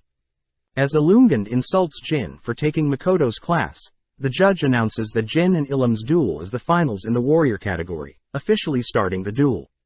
Making the first move, Ilum rushes towards Jin, but Jin embarrasses Ilum, disarming Ilum's rare blade. Crawling over to pick up his blade, Ilum casts an enhancement spell on himself, dashing towards Jin once more, but gets hit by Jin's blindingly fast strikes. Falling to the ground, Ilum cries for the judge to intervene, prompting the judge to give Jin a warning for being passive. Pissed, Jin goes on the offense, kicking and knocking Ilum back, but when the judge refuses to stop the duel, Jin glares at the judge, all whilst Jin brutalizes Ilum. Only when Ilum is knocked out, does the judge declare Jin the victor, but as the crowd goes silent, Makoto smirks, happy to see that Jin's skills easily overcame Ilum's cheap tricks. As Ilum heads back to his locker, he reiterates that his revenge isn't over yet, knowing that there will be a Tima tournament tomorrow, reaching for his secret serum. For the final duel of the day, Shifu is set to face Jin, a match both Tomo and Mio knows will end in Shifu's victory. When the match starts, Shifu instantly catches Jin off guard by melting the ground below him, following up with a fireball, that makes Shifu the ultimate victor. As Makoto's students rush to congratulate Shifu and Jin, we cut to later that night where Patrick apologizes, as the Merchant Guild insists on speaking with Makoto, something Patrick warns Makoto to be wary of. The next day marks the first day of the group tournament, but we cut to the students who are sad that Makoto can't watch their matches, but Abelia gets called out, pleased to hear that at least Shiki will be watching. The students also note how there is a special rule that restricts their total level to be 365, meaning that at max only 3 of them can be in a group. Luckily, as Lily watches on, she's amazed to see Makoto's 3-man team easily dismantle their enemies, someone Lily and the representative of Lemia knows is very valuable. Cutting to Makoto, he's seen in the presence of Zara Hardies, the leader of the Rotskerd Merchant Guild, but getting down to business, Zara accuses Makoto of working with the demons to run his trading company. Insulted, Makoto reassures he doesn't use underhand tactics, but Zara reveals that he had reached out to the temple, and know that Makoto is hiding how he obtains his raw goods, as there are no records of Makoto's shipments.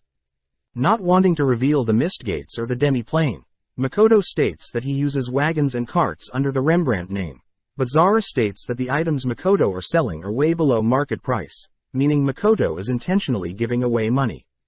Makoto states that if he's being interrogated, he is more than happy to show Zara how he runs and creates things, but Zara calls Makoto naive, mocking Makoto's status and circumstance.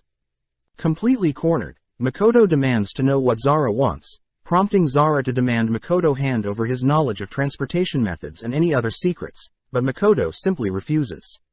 Hearing this, Zara states that Makoto isn't fit to be a merchant, deducing that Makoto is indeed keeping secrets, admitting that he had expected greater things from Makoto, but now knows Makoto is simply a spoiled child. Zara states that moving forward, Makoto will have to hand over 90% of profits to the guild, and only then will other merchants stop annoying Makoto, something Zara states is the only option. Getting more annoyed, Makoto accuses Zara and other merchants for not being honest, but Zara fires back by suggesting Makoto set up a shop elsewhere, and only sell to demi-humans, something Makoto knows isn't profitable. Zara reminds Makoto that he must stay in line, threatening to label Makoto and his trading company as allies with the demons, if Makoto chooses to resort to violence. Zara states that Makoto has no choice but to close down his store in Rotskerd and head back to Sieg, but Makoto finds it strange that Zara is acting awfully nice, shocked to learn that Zara was holding back, knowing that Patrick will now owe him a favor. As Makoto heads back to the store that evening, Makoto admits that he revealed his use of teleportation through one of his followers, but Makoto still hid the existence of the demi-plane. Hearing all of this, Mio offers to slay all those who oppose Makoto, but Tomo asks Mio to calm down. Mio wonders why Makoto is being treated unfairly, even though Makoto only cares about helping others, but Tomo calls Mio naive, stating that it's the sacrifice an honest man must endure. Tomo asks why Makoto doesn't just side with the demons, but suddenly remembering the land Tomo had found, Makoto states that he'll move to that land after the festival. Makoto declares that he wants to create a harmonious relationship with both demons and humans, reminding the others that Kalanion was once part of Elysian, the place where Makoto's parents met, became adventurers and traveled the world. Shiki remembers that Luria and Eva's hometown are from the same location, but Makoto states that he plans to ask the two something, impressing Mio, Tomo and Shiki. With everyone on board with Makoto's idea, Makoto utters that since the two heroes are fighting with the humans, Makoto plans to take advantage of the current situation. Flashing back, we follow a young Ilum and Luria sitting in a flower field somewhere in Kalanion, the domain of Ainsland. Ilum promises to strive for a less corrupt future with his noble status, promising to protect the weak, which impresses Luria, but in the present Ilum seems to have held onto that memory all whilst taking out a mysterious item. Following Makoto, we see him admit that he was too naive, especially when being grilled by Zara for not being qualified to be a merchant. Seeing as he plans to form a relationship with the demons, Makoto knows he can't stay in Rotskerd for too long, but seeing as he wants to do one last thing for his students, he chooses to contact Rona. Having been waiting, Rona asks how she can help Makoto, hearing that Makoto wants Rona to have the demons hiding in Rotskerd to leave by the end of the tournament. Curious as to why, Rona hears that Makoto is doing this for Jin and Abelia, hinting that things will simply be more difficult for his students later. With Rona gladly obliging, Makoto moves on to his course of action, asking to chat with Eva privately, all whilst Rona makes her move. As Makoto apologizes for summoning Eva so late, Eva secretly wonders if she can finally repay Makoto with her body, but first congratulates Makoto for his students being victorious. Eva mentions how everyone was wondering who taught the students, but Makoto states that the students deserve all the praise, getting down to business. With Eva mentally preparing herself, she is shocked to hear Makoto's true plan, promising to watch over Makoto's students until the very end. With the final match of the group combat arriving, Makoto asks Tomo and Mio how strong the students are, prompting the girls to state that the students still aren't strong enough to face Toa and her adventurer party, but Tomo does want to personally duel Mithra. At the same time, we see Mithra in the changing room, telling everyone about how Tomo had offered to train him, but reiterates that Tomo and Mio are around level 1500. Butting in, Shiki asks everyone to focus, stating that they'll have to battle each other to decide who gets to participate in the finals, firing everyone up. On the stage, Ilum stands out from his party, something Makoto and the girls know is due to side effects from using a strange form of enhancement magic to change his human composition. As Shiki joins Makoto and the girls, Shiki happily reports that the students decided who would participate via rock paper scissors, but Shiki and Makoto can't help but notice Ilum growing more agitated, especially with the mysterious amulet around his neck. Makoto says the amulet is meant to increase his magic resistance, but Shiki says it seems to be absorbing something, prompting both Tomo and Mio to sense something strange happening around the city. Making their entrance, Jin, Azumo and Yuno all agree to let loose, all whilst the remaining students regret not thinking twice before throwing. As Ilum gets more and more agitated, Makoto's students prepare to win even against all the disadvantages, but at the same time, Makoto can't shake off this weird feeling. Zooming out, we see Ilum watch the match from outside his body, cutting to a time when Ilum and Otonashi were having a friendly spar. Otonashi apologizes for not being able to train more, as Ilum ultimately had to go to school, both parting ways but promising to meet again soon. Ilum notes how as the hero of Lemia, Otonashi gave him hope. But suddenly remembering his encounter with Luria, Ilum had tried to remind Luria of the time they spent together in the fields of Augarist when they were younger, recognizing Luria's familiar bowtie, but just then Ilum's friends joined the conversation, stating that they thought citizens of Ainslands along with the entirety of Kalanion was believed to have been destroyed by demons. Hearing his friends say such insensitive things, Ilum orders his friends to be quiet, properly introducing Luria as a noble, only to wonder why a noble like Luria is in town. Luria apologizes if she's forgotten who Ilum was, stating that her family had sent her to safety before the demons could attack, something Ilum was shocked to hear, pissed that Luria doesn't remember their promise together. As Ilum's friends begin insulting Luria for abandoning her home for her own safety, Luria coldly remarks that they have no idea what death looks like, shocking Ilum. As the boys try to scold Luria for being so rude, Luria once again shuts them all up, attempting to leave, but out of nowhere Ilum shoves Luria aside, ultimately leading to Makoto and Shiki intervening to embarrassing Ilum and his friends. Ilum admits that he should have apologized and made up with Luria, revealing that he instead chose to accept a strange medicine offered to him by another student. Ilum was promised power to defeat Makoto and in turn reclaim Luria, but this ultimately led Ilum yearning for more of this mysterious medicine, something that Rona is revealed to have provided from Ilum, even giving him the mysterious amulet. With Ilum seemingly reaching his breaking point, the group battle is seen to be started, prompting Azumo and Yuno to dash past Ilum with speed enhancements, all whilst Jin deals with Ilum. As Jin blocks Ilum's first slash, he immediately senses abnormal strength from the slash, caught off guard as Ilum kicks Jin aside. Apologizing for underestimating Ilum, Jin prepares to take the fight more seriously, prompting the two to rush at each other. At the same time, Yuno initiates the 2 versus 6, tossing her spear at one of the students, following up by knocking down another 3, all whilst Azumo only manages to defeat 2. With Yuno bragging about defeating more students than Azumo, they both suddenly get jealous, seeing Jin dismantling Ilum's, having promised to defeat Ilum together. As Jin lands blow after blow, he manages to carve off parts of Ilum's armor, but Azumo finds it strange that none of Ilum's dolls have taken any damage. Out of nowhere, Ilum begins swinging maniacally, weirding out Jin and the onlookers, but when Jin asks if the referees want to stop the match, the referees simply ask them to continue fighting. Ilum continues to utter Makoto's name, but having heard enough, Jin orders Azumo and Yuno to help finish Ilum off for good. Thrusting his wooden sword at Ilum, Jin is shocked to see Ilum catch it with his mouth, but this leaves him wide open to be caught up in Azumo's wind spell, prompting Yuno to follow up with several combination strikes whilst in mid-air, impressing Makoto. Putting some distance between herself and Ilum, Yuno tosses her spear for the finishing blow, falling to the ground as Azumo and Jin rush to catch Yuno, but Yuno reveals her weak floating magic. As Ilum is seen falling to the ground, his dolls all blow up, marking the end of the duel. Both Mio and Tomo are impressed by the students' teamwork, but as Makoto heads off to congratulate his students and check up on Ilum, he suddenly spots Ilum twitching, something his students notice as well. Out of nowhere, Ilum's amulet begins releasing some dense mana, something Mio and Tomo know stems from his old emotions. Shiki utters that there is no hope for Ilum anymore, revealing that Ilum has begun to mutate, something Makoto learns is the work of Rona. Makoto wonders why Rona would do such a thing even after promising to help him out, but Shiki asks if Rona had promised to not do anything in Rotskirt, stating that demons are very deceiving. Makoto begins wondering if he should have trusted the demons at all, something Tomo and Mio gets pissed about, seeing as Makoto has been quite unlucky recently. Makoto reveals that he had told Eva that he plans on retaking Kalanion and hide his identity and his trading company there, but at the same time we see Rona excited to have the King of Lemia and Princess Lily witnessing what she is about to do.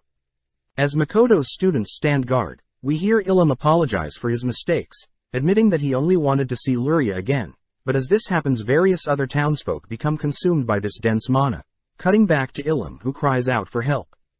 As Makoto demands to know what is happening, we see someone outside being affected by the dense mana as well, suddenly transform into a monster. As Ilum also begins to morph into a hideous creature, the crowd all flee from the stand, prompting Tomo and Mio to wonder if they should help Makoto's students. Makoto asks the girls to wait for a bit, suddenly spotting Eva and Luria rushing to report that there are several other monsters that have appeared across town, due to the demons scheming. With Luria and Eva suggesting that they all flee, Makoto knows that he could probably handle everything, but knows he must play his cards right. Asking Eva and Luria to relax a bit, Makoto asks once again if the girls would like to join Makoto in retaking their homeland, but as Luria and Eva agree they will sacrifice anything to retake their home, we see Ilum continue to transform further. Satisfied, Makoto asks the girls to hide for now, spotting Ilum howling as he has begun to drain the life force from his fellow students. As Abelia passes Jin a sword from Makoto, Mio notes how Ilum looks pretty disgusting to eat, all whilst Makoto asks Shiki if he has any way of reverting Ilum's transformation. Shiki states that it's not impossible, but Shiki admits that he doesn't even want to bother, prompting Makoto to ask everyone to survey the damage done to the town as a result of these monstrous transformations. Tomo says she'll summon Lime and a few others to help scout out the area, but suddenly Tomo gets excited, reasoning that in the films she watched, when the bad guys reveal the master plan, the good guys can finally show off their skills, telling Makoto he can gain the trust of the town. Shiki takes the opportunity to mention that the rival merchants will probably suffer as a result of the monster attacks, piquing Mio's interest as she suggests they use the commotion to take out Makoto's competition, but Tomo cuts Mio off, stating that they must remain honest merchant and play fairly throughout.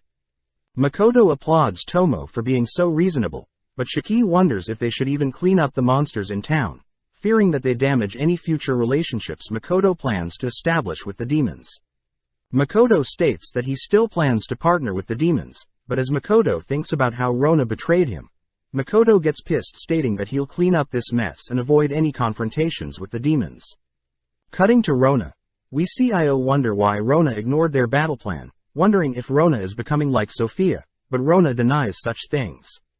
Rona asks if preparations are done, smirking as she states she hasn't broken the promise she made with Makoto, impressing Io. Io states that they've finally finished up the ring, declaring that they'll use the rings to suppress the heroes blessed by the goddess and finally claim another nation. Back with Makoto, we see him order Eva and Luria to head towards his store, stating that they'll be led to a safer place. As the girls leave, Patrick and Lisa rush to speak with Makoto, shocked to hear Yuno and Shifu are dead set on slaying the monsters. Wondering what may happen to his sweet daughters, Patrick begins to panic, but Lisa cries for Patrick to calm down and trust in Makoto. Apologizing for overreacting, Patrick says he'll head over to check on the Merchants Guild, prompting Lisa to ask to join, revealing that herself and Zara used to run rivaling stores. As Patrick asks how Makoto's meeting with Zara was, Makoto says it didn't go well, learning that Zara can be kind at times, but Lisa says Patrick is far worse than Zara as he backstabs people. Seeing as Patrick and Lisa will begin heading off, Makoto says he'll assign them bodyguards, suddenly conjuring 2 misty gates, only to summon 2 mist lizards that will protect Patrick and Lisa. Now alone, Makoto turns to watch over his students who are completely in shock, having watched Ilum devour and consume his own friends. Rejoining the others, Makoto wonders why the academy hasn't reacted yet, suddenly spotting several cloaked mages appear, recognizing the purple coats as the most powerful fighter in the academy. As the mages prepare all 4 elemental spells, the mages fire and fuse their spells, all shocked to see Ilum has deflected 3 of the 4 magical affinities, choosing to absorb the water spell and is barely bruised by the fire spell. Following up, the 4 mages call for blessing from the goddess, but Makoto and the gang know that increasing their mana means nothing if the mages can't conjure a strong enough fire spell. As expected, Ilum simply absorbed the mages' spells once more, taking them all out in an instant, but just then Shiki reports his findings. Having telepathically communicated with the others, Shiki confirms around 50 monsters in town along with telepathic interference, shocking Makoto as it seems to be a planned attack. Makoto suddenly spots Ilum devouring the 4 purple-coated mages as well, leaving only Makoto's students, but sadly they seem terrified. Mio states that she is quite disappointed in Makoto's students, scolding Shiki for not being more harsh on Makoto's students. Makoto admits that he too needs to be more broad with how he fights, ordering Shiki and Mio to help guide his students to take down Ilum, but demands they only intervene if his students are on the brink of death. As for Tomo, Makoto is impressed hearing Tomo has figured out he plans to save the guests in order to have them indebted to Makoto. As the guests begin to panic, having seen the Academy's strongest fighters be defeated, Makoto and Tomo suddenly appear, spotting Lily, the bishop, Shinai, Sairitsu and Ludo. Out of nowhere, an older man storms up to Makoto and Tomo, demanding to know how they got into the private guest area, but Makoto recognizes the old man to be the headmaster of the academy. Makoto apologizes for appearing out of nowhere, but Makoto states that he'll help with evacuating everyone, confusing the headmaster as they may need more manpower to safely evacuate everyone. Tomo asks for the headmaster to think of a safe location, revealing that she can teleport everyone to said location, but this annoys the headmaster, having never heard of such powerful teleportation magic before. Stepping up, Ludo pretends to not know Tomo, offering to test Tomo's claims, which Lily is curious about as well. Opening up a mist gate, Ludo jumps through the mist gate, appearing on the other side of the arena, shocking everyone as Ludo and Tomo convince everyone that the mist gates are due to Tomo's swords, but Makoto notes how it's one of Tomo's abilities. With everyone sold on using Tomo's mist gates to escape, we follow the king of Lemia speaking with Ilum's father, both refusing to leave as they want to see things play out. As Tomo has gathered everyone, she passes Makoto one of her swords, teleporting everyone out, leaving Makoto to tend to the remaining Lemia members. Upon confirming that Makoto can conjure mist gates as well, the king asks Makoto to take everyone close to Ilum, stating that it's a disgrace a Lemia citizen is attacking the academy, hoping that Ilum will come to his senses when he hears his father's voice. At the same time, we see Ilum has begun to attack Makoto's students, but off to the side, Mio orders the students to target Ilum's weak points and Shiki cries for the back like to cast speed enhancement spells. As Ilum knocks back Dana and Mithra, we see Makoto has brought the king and the others closer to the stands, but as Ilum's father calls out Ilum's name, he's shocked to see how monstrous Ilum has become. As Ilum's father asks Makoto to cure his son, Makoto apologizes, having never seen such a mutation before. Just then, Dana and Mithra manage to sever one of Ilum's arms, but Ilum instantaneously regrows it, following up by attacking Makoto's students. Reacting fast enough, Mithra manages to block the strike, crying for the others to help out, but at the same time another mutation appears behind Makoto, weirding him out. As the Lemia knights prepare to face the monster, the creature bolts forward, tackling and biting the knights. Makoto telepathically orders Shiki to come heal the knights, whilst Mio remains guiding his students, but out of nowhere, the Lemia king's son dashes forward attempting to cut down the monster, but is completely outmatched. Instantly equipping his ooze, Makoto conceals his ooze's shape, knocking the creature away, only to catch the king's son. Shockingly, Makoto realizes the king's son is a girl, running away from Makoto, but seeing as the monster has recovered, Makoto equips his magical bow, infusing the strike with non-elemental magic, only to destroy the monster in one strike.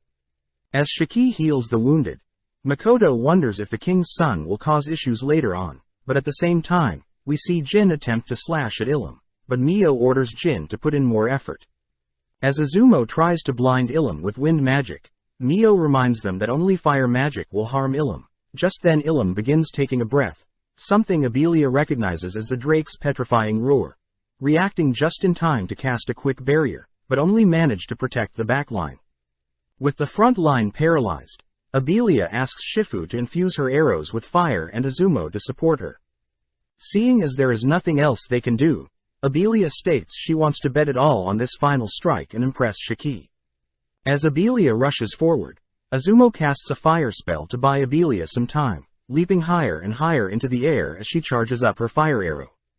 Seeing Ilum pick up and prepare to throw one of his severed arms at Abelia, Shifu conjures a earth spell, barely managing to throw off Ilum's toss, allowing Abelia to reach the peak of her fire arrow spell. Unleashing the arrow, Abelia collapses to the ground, but as the smoke clears, Ilum is seen finally defeated, as Makoto's students all gather around Abelia. Cutting over to Tomo and Ludo, we see Ludo ask about whether Makoto will finally step up, reminding Tomo that Makoto is far more capable than he believes himself to be. Tomo reveals that Makoto has his own morals, but notes how Makoto still hasn't discovered what he wants to pursue in this new world, something Ludo finds disappointing as both Tomo and Ludo know that even greater dragons will find it tough to scratch Makoto. As Ludo leaves, Ludo secretly wonders when Makoto will become strong enough to defeat this world's goddess. Back with Makoto, he's glad to see his students defeat Ilum all by themselves, surprised to see it was Abelia that landed the finishing blow. Heading over to the king of Lemia, Makoto says he wasn't able to save one of their knights nor Ilum, but the king reassures Makoto that there was nothing that could have been done, instead offering Makoto's students a job having seen them display such raw talent.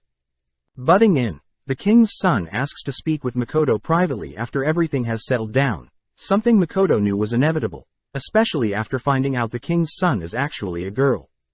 Changing topics, Makoto asks everyone to head to safety, whilst he evacuates everyone, but the king is curious as to why Makoto doesn't just wipe out all the monsters himself. Makoto states that since the academy is already working on extermination, Makoto will focus on protection and evacuation, but upon hearing this the king is reminded of a hero with similar morals. Turning to his son, the king orders Joshua to send their troops into Rotsgard, asking Makoto if he would teleport them to their desired location. With Makoto fulfilling the request, he returns to check on his students, spotting Shiki finishing up healing everyone. Mio and Makoto praise everyone for a job well done, but Jin admits that he wasn't able to land the finishing blow since he believed that Ilum could still be saved. Makoto tells his students that it's completely normal to hesitate when it comes to taking another human's life, asking his students to reflect and learn from such an experience, but to never forget their morals. That being said, Makoto asks his students to retreat and rest for now, reassuring Yuno and Shifu that their parents are being escorted, but seeing all his students still worked up from fighting, Makoto reasons he should tell them about the king's offer another time. Ordering Mio and Shiki to take the students to a safe place and guard them, Makoto heads out to survey the town, sad to see his shop has been destroyed. Although Makoto knows his inventory store sign was retrieved, Makoto can't help but wonder if this is a sign to give up the merchant's life, but suddenly Makoto hears a scream from the red light district. Rushing into one of the buildings, Makoto spots a massive octopus mutant terrorizing the workers, prompting Makoto to turn to one of the workers, asking her to take everyone to safety, but gets a little distracted. Shocked to see a kid here, the lady reassures Makoto that she used to be an adventurer herself, but Makoto reveals he's a teacher at the academy. As the mutant swings at Makoto, Makoto projects a barrier, buying the girl enough time to get everyone out of here, but now that Makoto is alone, he gets a little serious. As the mutant swings at Makoto, Makoto uses his ooze to block the initial strikes, retaliating with some fireballs, but seeing that the mutant has thick skin, Makoto adds more power to his fire spell, severing the creature's limbs and blowing it through the wall behind it. As Makoto approaches the mutant, it seems to have given up, but out of nowhere it self-destructs, ending the battle in Makoto's favor. As Makoto leaves to check up on the workers are impressed at Makoto's skills, but are instructed by Makoto to head to the slums where they'll be safer. The workers also learn Makoto owns the famous Kuzunoa store, prompting one of the girls to introduce herself as Estelle, but at the same time we see Shiki and Mio guiding Makoto's students to a nearby shelter. Out of nowhere, Mio suddenly stops, asking everyone to go on without her, turning only to head elsewhere. Having returned back to the academy arena, Mio reveals that since she is capable of regeneration herself, Mio was able to sense that Ilum's corpse had also begun helplessly regenerating. Ilum recognizes Mio as a follower of Makoto, surprising Mio as Ilum can speak, but as Ilum struggles to wonder what has become of him, Mio reveals that Ilum is only a pile of flesh that retains Ilum's memories. As Ilum begins attempting to reshape his body, He cries that he no longer will chase after Luria's approval. Instead, Ilum states that he'll learn to live with this new body and serve Otonashi. Hearing that Ilum knows Otonashi, Mio doesn't realize that the Otonashi she met is the hero of Lemia. Instead, Mio chooses to punish Ilum by severing a part of his body.